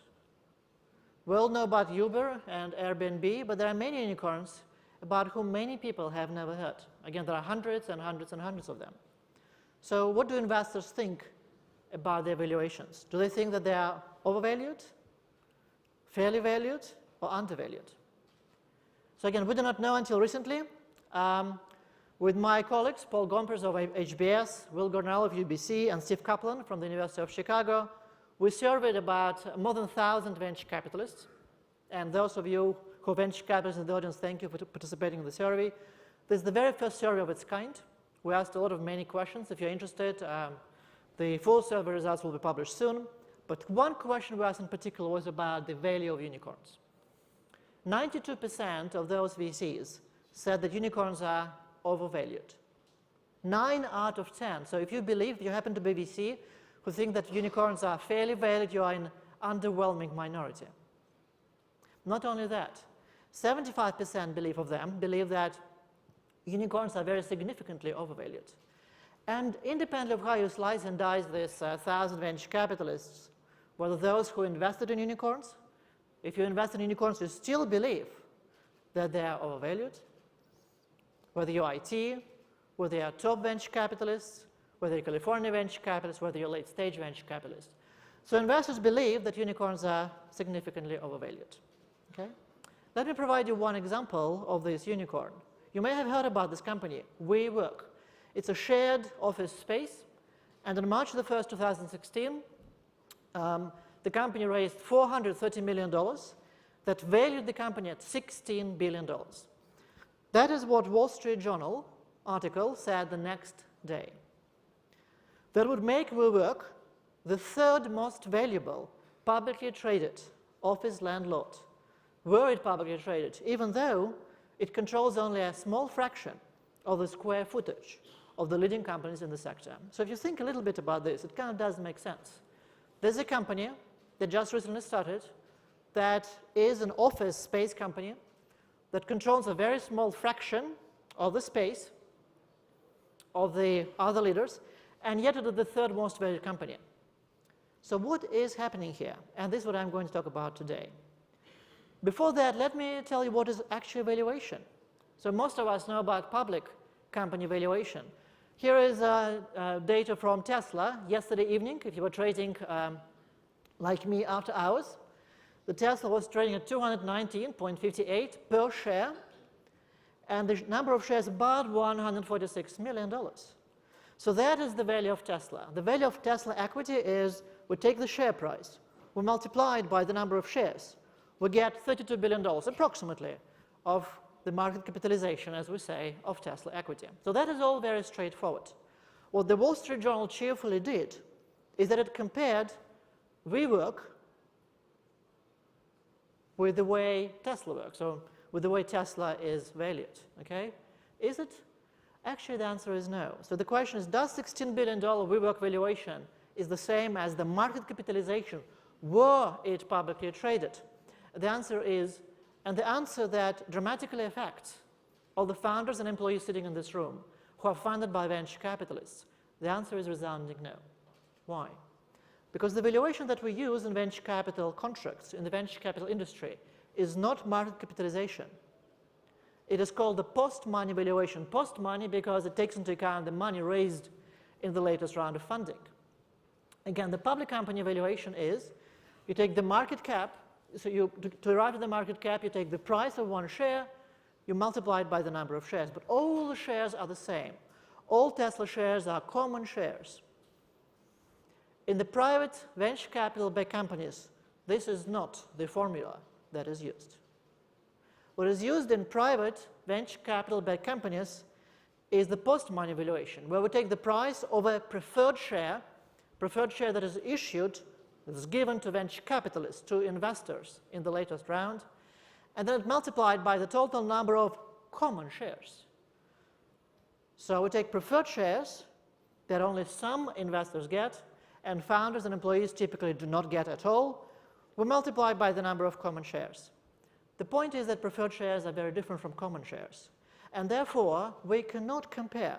We cannot compare at all the valuation, the market capitalization of any publicly traded company with the post-money valuation. And that is what the Wall Street Journal and so many other people, including people in this room, I'm sure, are doing every single day. Here is the stuff I teach my MBA students. I'm going to condense 1/4 of intense venture capital course into one slide. I have here company's exit multiple. So I care about, you invested money, or your founder, you care about your exit multiple. And the red here is what the founders get. The founders and the employees typically have either common shares or options on common shares. And the blue there are the venture capital investors. They get preferred shares. And the name preferred has a meaning. It's preferred because the shares get preferential treatment. If the exit, you see it on the left, if the company is not that successful, if the exit is relatively low, the founders get nothing or zero. But venture capitalist preferred shareholders' return is preferential, they are paid first. What happens if the exit is great? If the multiple is high, well, here in my example I have participating share, participating preferred share that is very frequently used. Participating has a meaning. You can participate if you're a venture capitalist on equal with the common shareholders. So as you see, whatever the exit multiple, preferred shares get always more than common shares. One preferred share is always more valuable than one common share. That is the simple takeaway from one quarter course of venture capital at Stanford. Okay? So one preferred share, okay, this wonderful king's crown, is more valuable than a common share or a stock option. So what is the classical approach? Here's my example. Let's say we have a unicorn incorporated, just sold preferred shares for $10. And therefore, the post-money valuation that is used in WeWork and everywhere else will assume that each share of the company is worth $10. So let's say we have 3 common shares and 2 preferred shares. By the way, know that I have 2 different classes of preferred shares. We can have round A and round B. So we can have many, many preferred shares, but all of them are more valuable than a common share. What is going to be assumed that each share, each common share and different preferred shares, each going to be valued at the price of the preferred share just issued. So what is going to be the post-money valuation? $50. So whatever the fair valuation of the company, and if you're the founder or the employee of a unicorn or any VC-backed company, you kind of might want to know what your paper money is worth. Whatever it is less than the post-money value. That is implied by post-money value. The question is by how much? And until recently, we just did not know. And here is where finance theory comes to rescue. And this is what really we're coming to the meat of what I'm going to talk about. With my former student and now my colleague and co-author, Will Gornall, we developed a financial model that is sophisticated yet practical and beautiful, that allows to value each common or preferred share of any VC-backed company.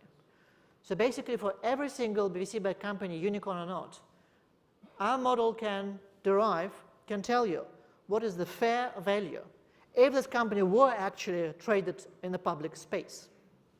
What is the fair value of each share? You can ask what kind of information we use. Well, the information we need is only the price of the latest round, and we need the contractual terms for all the shares. So basically, we don't need to know who gets what for every single exit multiple outcome.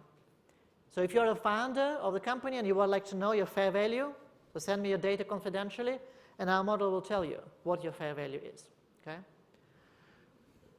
So let me tell you, going back to my simple example of unicorn, okay, we don't use this valuation, post-money value. We use our model, GS model, to price all the other shares. Okay? And so if in our case, the price is going to be substantially smaller. So this is, of course, just a simple example.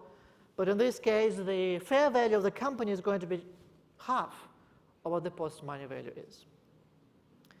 Preferred shares are much more valuable than common shares, but some preferred shares are even more valuable than other preferred shares. So common share is one vote, typically, plus one share of the exit. Preferred share, one vote plus one share of the exit plus a guaranteed payback, guarantee of their money back. But some preferred shares are even more preferred. They can have some additional liquidation preferences. They can have participation. They can have anti-dilution provisions. They can have IPO price guarantees. They can have cumulative dividends and a lot of other features. So our model is going to take into account every single contractual feature imaginable that, that will be important when exits happen. And one thing that I would like you to remember, unless you are the founder of Unicorn, if you're a founder of a startup, that multiples of 10x plus that all of us dream about happen relatively infrequently. Much more frequently happen 1, 3x. And these are, to some extent, very successful outcomes too. Well, for these exits, it turns out that contractual terms matter greatly. If you are valued at $100 billion, contractual terms are relatively unimportant, the one that I showed you. But contractual terms matter greatly, and so your value as the founder can change dramatically with the one simple twist in the contractual term that you might not be aware. That you said, well, let my lawyers deal with this, or let my venture capitalists deal with this.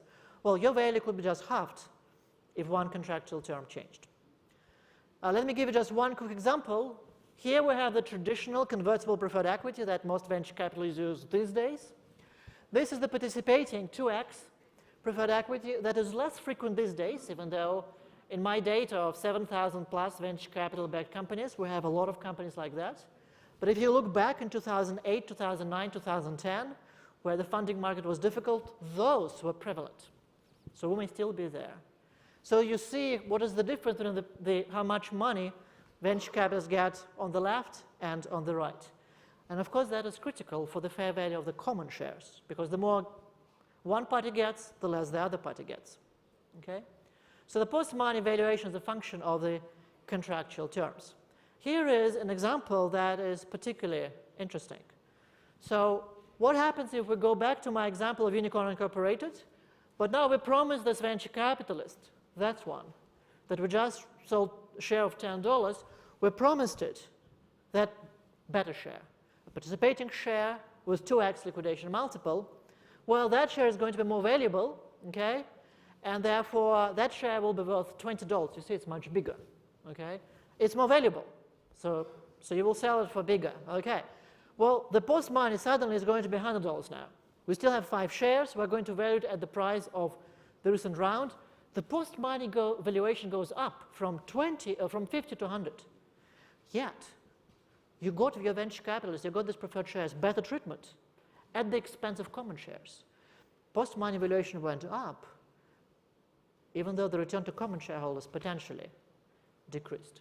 So higher post-money valuation does not mean at all that common shareholders, founders, or employees getting a better deal. Let me give a specific example of one company. I told you we have 7,000. Of one company, I'm sure you all know it, space exploration known as SpaceX. It's a great company for me because it's been in existence for many years, so I have a lot of data. It raised money again and again, okay? And let's see what happened. So this is going to be years. The blue is going to be the post-money valuation reported by the Wall Street Journal, by all these data sets. And red is going to be the output of our model. For the math wizards in this audience, this is going to be the log scale over there because the change in valuation is dramatic, okay? So the company started in 2005, was successful, raised money in 2007. Notice that the value is lower than, the red is lower than the blue line. It's always going to be the case, okay, always. And you think that it's a very small difference? Well, it's log scale. Actually, the difference is quite large. Wow, what's happening here? This is the financial crisis. This is the month or the year where NASDAQ decreased by 40%. And yet, if you look at the post-money valuation of SpaceX that raised money exactly in that month where everybody was collapsing around, its post-money value went up. And let me tell you, I'm a great believer in electric cars. I'm a great believer in privatized space exploration. Okay? I can't believe as a professor of finance that in the month where the NASDAQ was down by 40%, the company that is extremely speculative went up in fair value. Well, that is not a fair value. That is our model's result that you showed that the fair value of this company was substantially lower than actually several years previously when it raised money for the first time. How could this have happened? Because the investors that invested in this round got a very special liquidation preferences. They were guaranteed 2x of their money. That increased the post-money, or their price, the post-money valuation, the seemingly everybody price, but actually the fair value went up. So then the company, the SpaceX, of course, is doing quite well, okay? It went out of crisis. Here, Series E investors participate and are senior. So again, they have preferential treatment. This difference is actually quite huge again between the blue and the red square. And then we have more rounds. And the latest round I'm going to show you last year, Series G investors, this is the latest round, can get their money back at any time. What a wonderful investment, okay? And you see this explains again the big difference, okay? So we can do this for every single company, and we can evaluate the fair value. This is the value of the company. Of course, we can do it for every single share class of SpaceX or any other company, okay? Now, why that is important? I titled my talk, Do You Believe in Unicorns? SEC chairwoman said that maybe these companies inflate their valuations. Is there evidence of that? So this from another piece by Will, Gardnall, and me. So this is the companies that raised at the post-money valuation, okay, in the past year or two, and this is the in $1 billion. So as you see, suddenly there are so many companies that would love to be unicorns, okay? And maybe they time the market well, or maybe they twist their contractual features. Again, it is not that difficult. So it seems to be that there is a unicorn effect, and the SEC chairperson might have been correct. So what is the outcome of our model for the class of unicorns, and actually for all other VC-backed startups? It is difficult to generalize because, again, every single term is sometimes complicated and intricate, but post-money valuations are on average between 30 to 200% higher than fair values. Just to make sure it sinks, okay, it means that a fair value of a company is between 1/3 and 70% approximately of post-money valuation. And more than half of unicorns have post-money valuations of less than $1.6 billion. And almost all of these unicorns actually have fair values below 1 billion. So if you think about fair value, then 100+ unicorns in my in our sample is culled from the herd, okay? So this is the true state of the unicorns. And just to make sure, I'm not saying that these companies are not doing something right. Many of them, maybe most of them, are great companies. But post-money valuation is not the true statement of how valuable actually they are. If you would like to understand what your value is, if you're the founder, the employee, or the investor indeed, you need to think about how to apply our type of model rather than to think about post-money valuations, okay? How many unicorns have been out there? Well, we're kind of at is there the extinction of unicorns? This is the number of new unicorns in the United States in 2014, 2015, and this year has not been that great for unicorns, okay? Unless you look into our friends in China, okay? So China is on the rise, so maybe I should learn Chinese and give this talk in China, okay? There's a lot of Chinese unicorns these days, and of course, the fair value model that we developed applies both to US, Chinese, or indeed any other VC-backed company in the world. Am I saying that the VC industry is doing something wrong? Absolutely not. So in fact, we did another piece of research about the economic impact of venture capital, where we found out that if you look at all the companies that went public in the United States in the last 40 years, every single one, more than 40% of these companies were funded by venture capitalists. That's remarkable. Basically, the venture capital industry is the growth engine of the United States economy.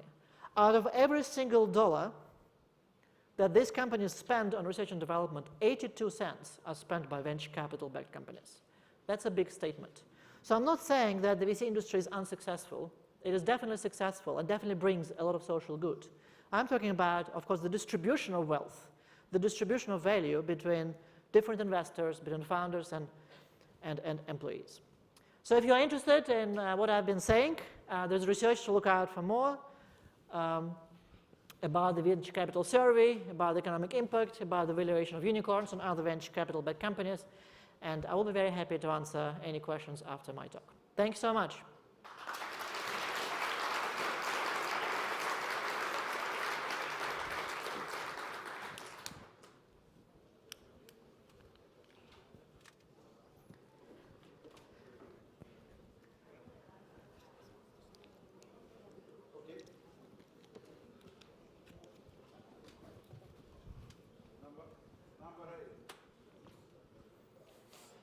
Hello? Okay.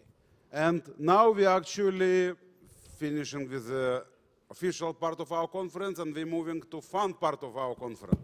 So let's make a few minutes break because we need to arrange tables. And important point, you remember that we give you 300 SVOD dollars. And you remember that we give it to companies. So companies that collect those dollars, please calculate how many dollars you have, and we're going to start our fantasy IPO in 5 minutes. Company who collect your dollars, please come forward. In 5 minutes, we're starting our fantasy IPO. And by the way, don't go home. We have a lot of fun. We're going to have our competition results in a few minutes. And we're going to have wine and cheese.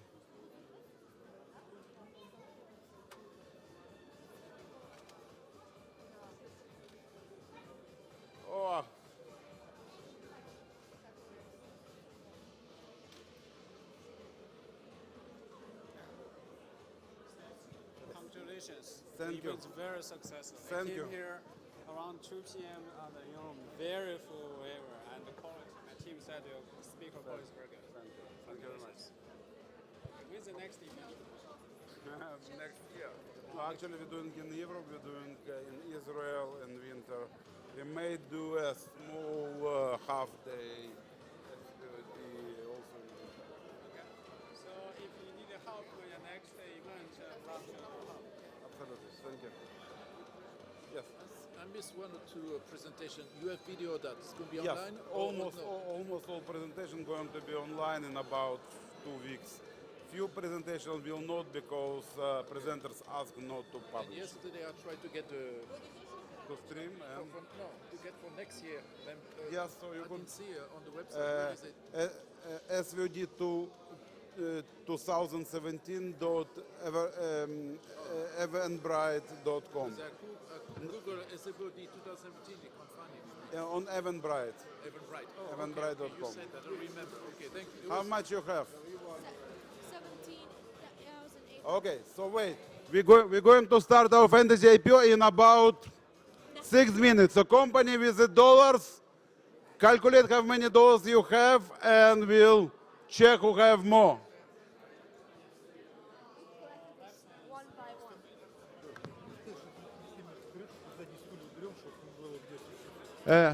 Please, we need to remove back seats. So please, everyone who's sitting on the back rows, go forward. We need to remove this few rows.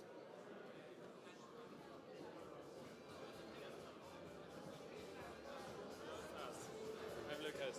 I'm looking for Katya, the investor who's sitting there, and she invited startups from Eastern Europe to come. She's probably going to be around. We're going to have an Okay. What's her last name? I don't remember. If you send me email, I find tomorrow. Oh, okay. I thought I could find her.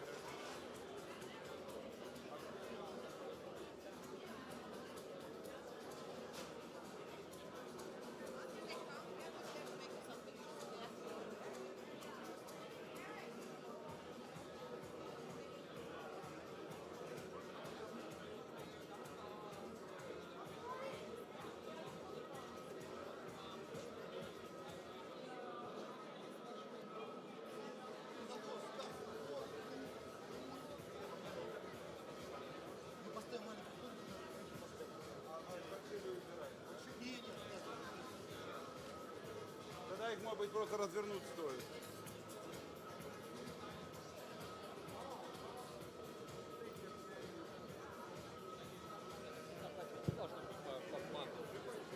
Да нет, как?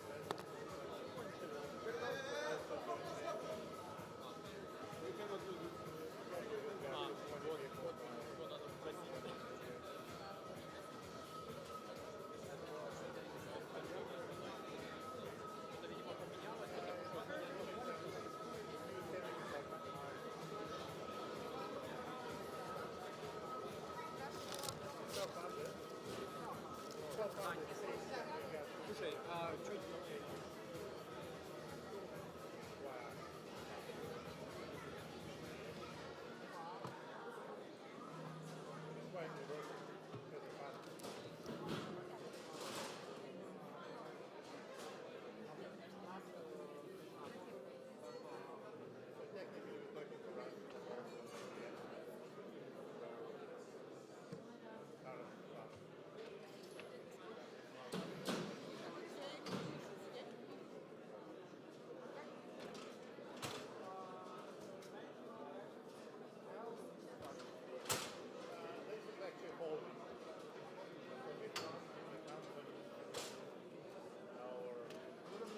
Где Аня? Девочки, кто-то может сказать, где Аня?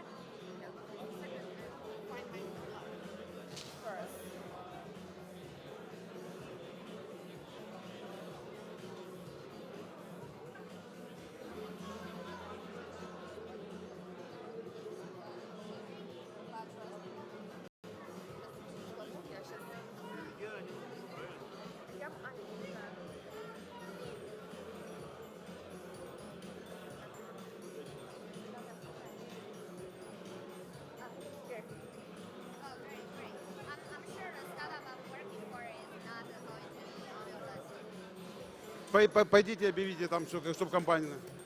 Окей. Анечка, начинаем Fantasy IPO. And now time for our traditional IPO. So every company who chase our public with the dollars, come forward. No, not yet on the stage. Young gentlemen, you think that you're winner, maybe you're not. We'll see who collect more. Please, someone call people inside and call all companies who like to win Fantasy IPO Public Audience Award.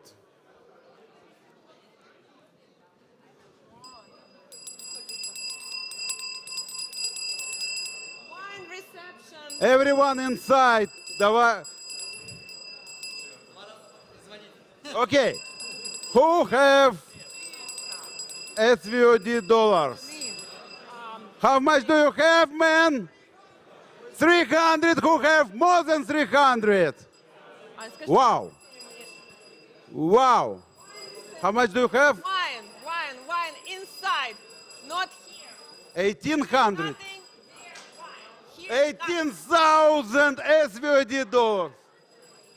Because there is some old guys with the SVOD dollars. They think that they can win 18,300. Who has more? Guys, this young gentleman, let's check. Oh.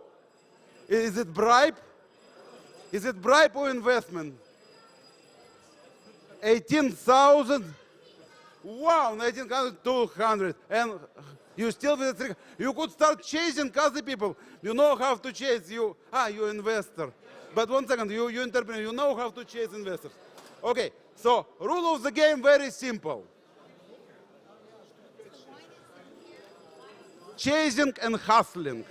So every company could chase investor, all of us, and collect SVOD dollars. These young gentlemen have pretty substantial amount of SVOD investment. But maybe there is someone else.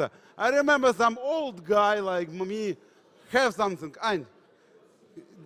Do all companies know that we're starting Fantasy IPO?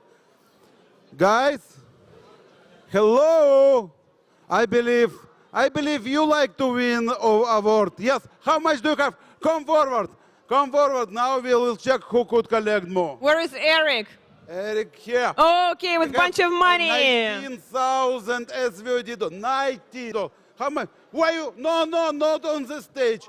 Do you think you are a winner? 19,000 SVOD. No, let's compete with this young gentleman. How much do you have? 5,600 SVOD dollars. How much do you have?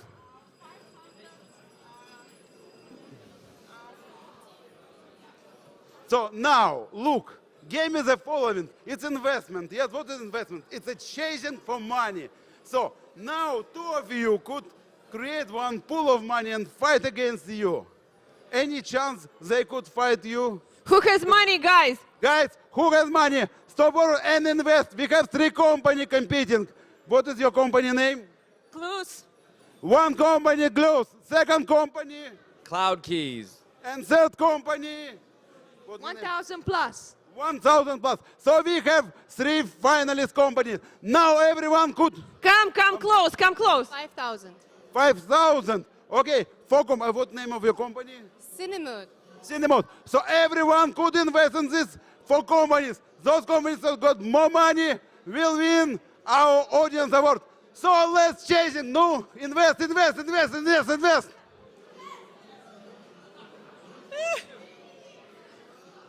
Okay, we have 4 companies. Let's ask.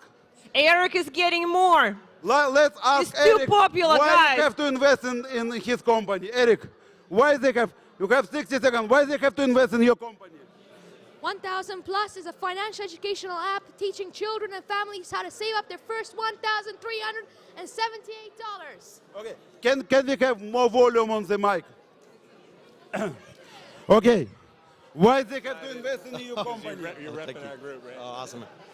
Because CloudKeys eliminates the old call box intercom system at every apartment building, college dorm, and gated community on the planet. More, so guys, you can more. access- Whoever has money, come up, come girls, up. Why we have two nice girls? Why we have to invest in their company?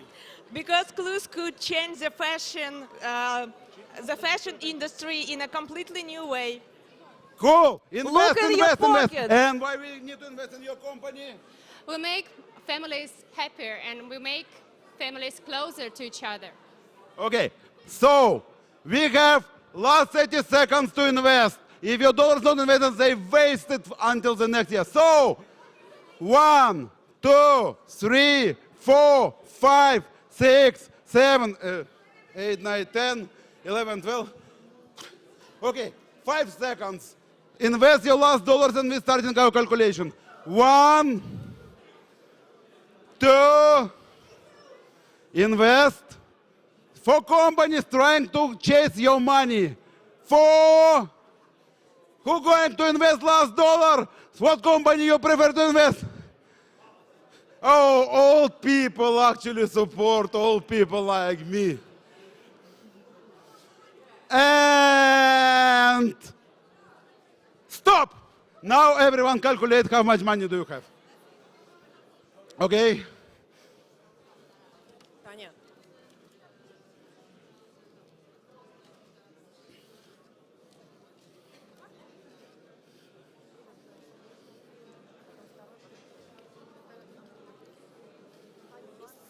Suspension, okay. So it's, I see almost 4,000. Almost 4,000, it's 4,000, each 1,000, yes. I see 5,000. I see how much. Please, Daniel, check if the counting. Daniel, who do you choose? Give Daniel, your money. who you? Young people invest in young people. Young people invest in young people. Young people. Oh! I see 7,000. 1, 2, 3, 4, 5. 7,000. We have 7,000. We have 1, 2, 3, 4, 5, 6, 7, 8, 9. They we have 10,000 SVOD dollars. Who have more? Okay, let's check. 23,000. 500. Wow. No way, guys. 8,000. No way. Guys. No way to beat the young blood. No way. 7,000. No, don't cut. That's okay. Almost 8,000. Guys, we have 8,000 SVOD dollars. We have 10,000 SVOD dollars. We have 7,000 SVOD dollars. And we have 23,200 SVOD dollars. Guys, it's no competition. I am really sorry. Eric? Google on stage. It's real competition. By the way, if you think, you remember what Professor Stribulaev just told you. It's not different, it's same paper. So now, Here we have a representative of Google who will present this award, the Audience Award. You all voted for him. The young entrepreneur, Eric. Hi, everyone. Thank you for a great event. Thank you for a great atmosphere. I actually saw this guy the day before yesterday. I could hardly understand what he was doing. By the way, who understands what Eric is doing? Please raise your hands. You see? That's really impressive because, Eric, if you managed to win this audience just by yourself, and at this age, all together, yes. So, Eric, I could hardly imagine what you will do afterwards. And I wish you to be as successful as you are with raising this money with real money. So good luck, Eric. Congratulations. Oh!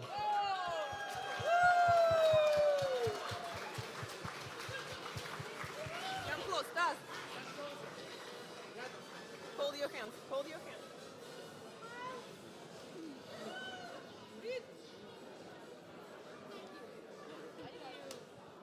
Thank you. and now, please, can we, one more, good. Давай с нами. Okay. It's okay. Yes, yes, yes. Come here. Come here.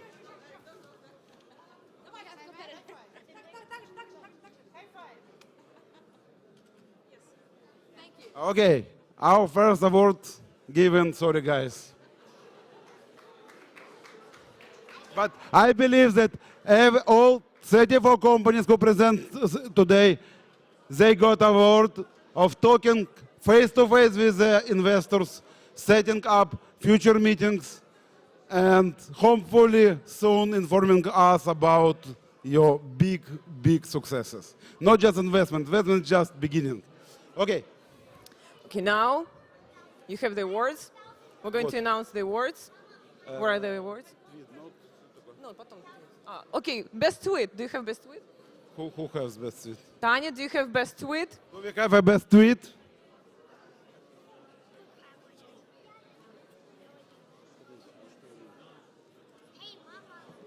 And see, the very young entrepreneurs are picking up on the old entrepreneurs. Okay, now the next award is for the best Can we have mic? tweet. Second mic, please. Power it. Anna Navid. Anna Navid, please step forward. Anna.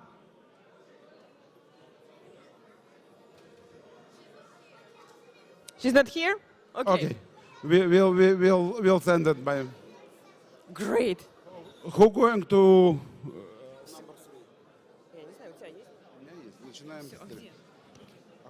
Okay. Silicon Valley Bank logo, please. Andy Tsao, are you in the room? I see you. Andy, please step forward. No, you didn't got our prize. But step forward to pass this prize to real winner.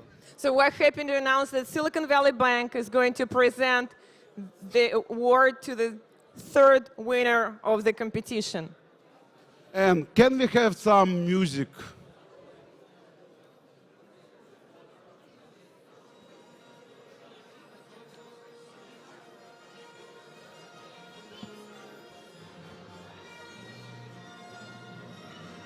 We're at the end of another SVOD. It's unbelievable.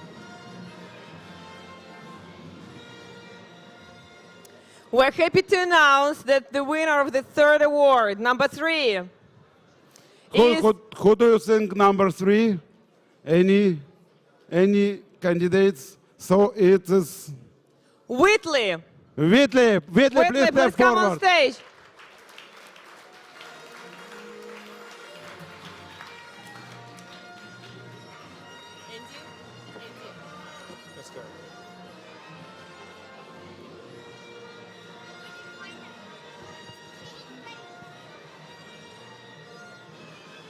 Come forward. All team, please step forward. All Whitley team. All right. Well, congratulations to the Whitley team, and again for placing a second runner-up in the Silicon Valley Open Doors business plan competition. On behalf of Silicon Valley Bank and SVOD, congratulations. Cheers, guys. Thank you. Thanks a lot. Did they get to say anything? Or? Good. Don't run away. More excitement.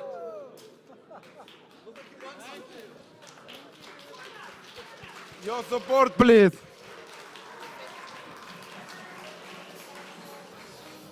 Well, again, a very quick congratulations to Anna and Stas and the entire Silicon Valley Open Doors team. Again, Silicon Valley Bank has been thrilled to be a partner to another great conference. I think this was the best one yet.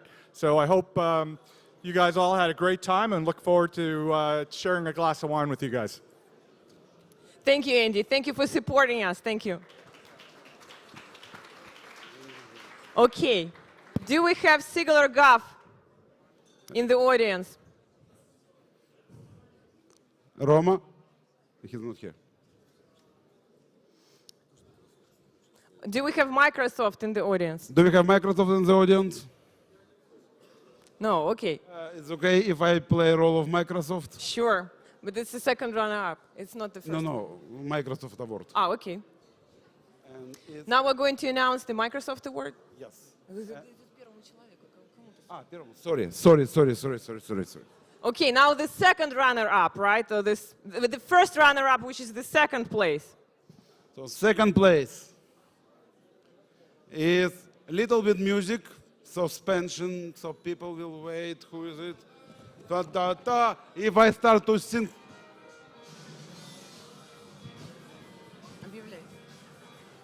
Second place in our competition is Famoko. Famoko, please step forward.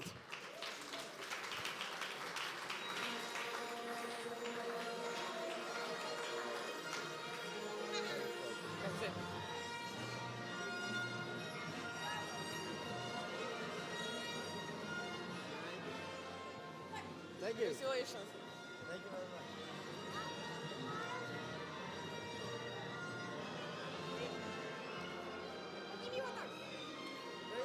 Be excited.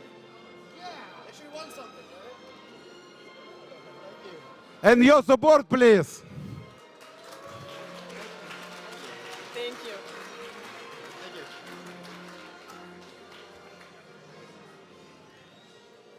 Now can we have Alexander Galitsky on stage? Almaz Capital logo. And Daniel, great. Both of you coming. That's cool.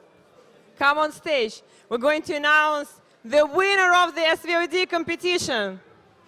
The best startup selected by our jury. We have over 200 VC and angel investors. All right. And the winner is? And the winner is Stas. Oh, no, I'm reading this wrong. And winner is Entropics. Entropics, please step forward. Woo! Ah, okay.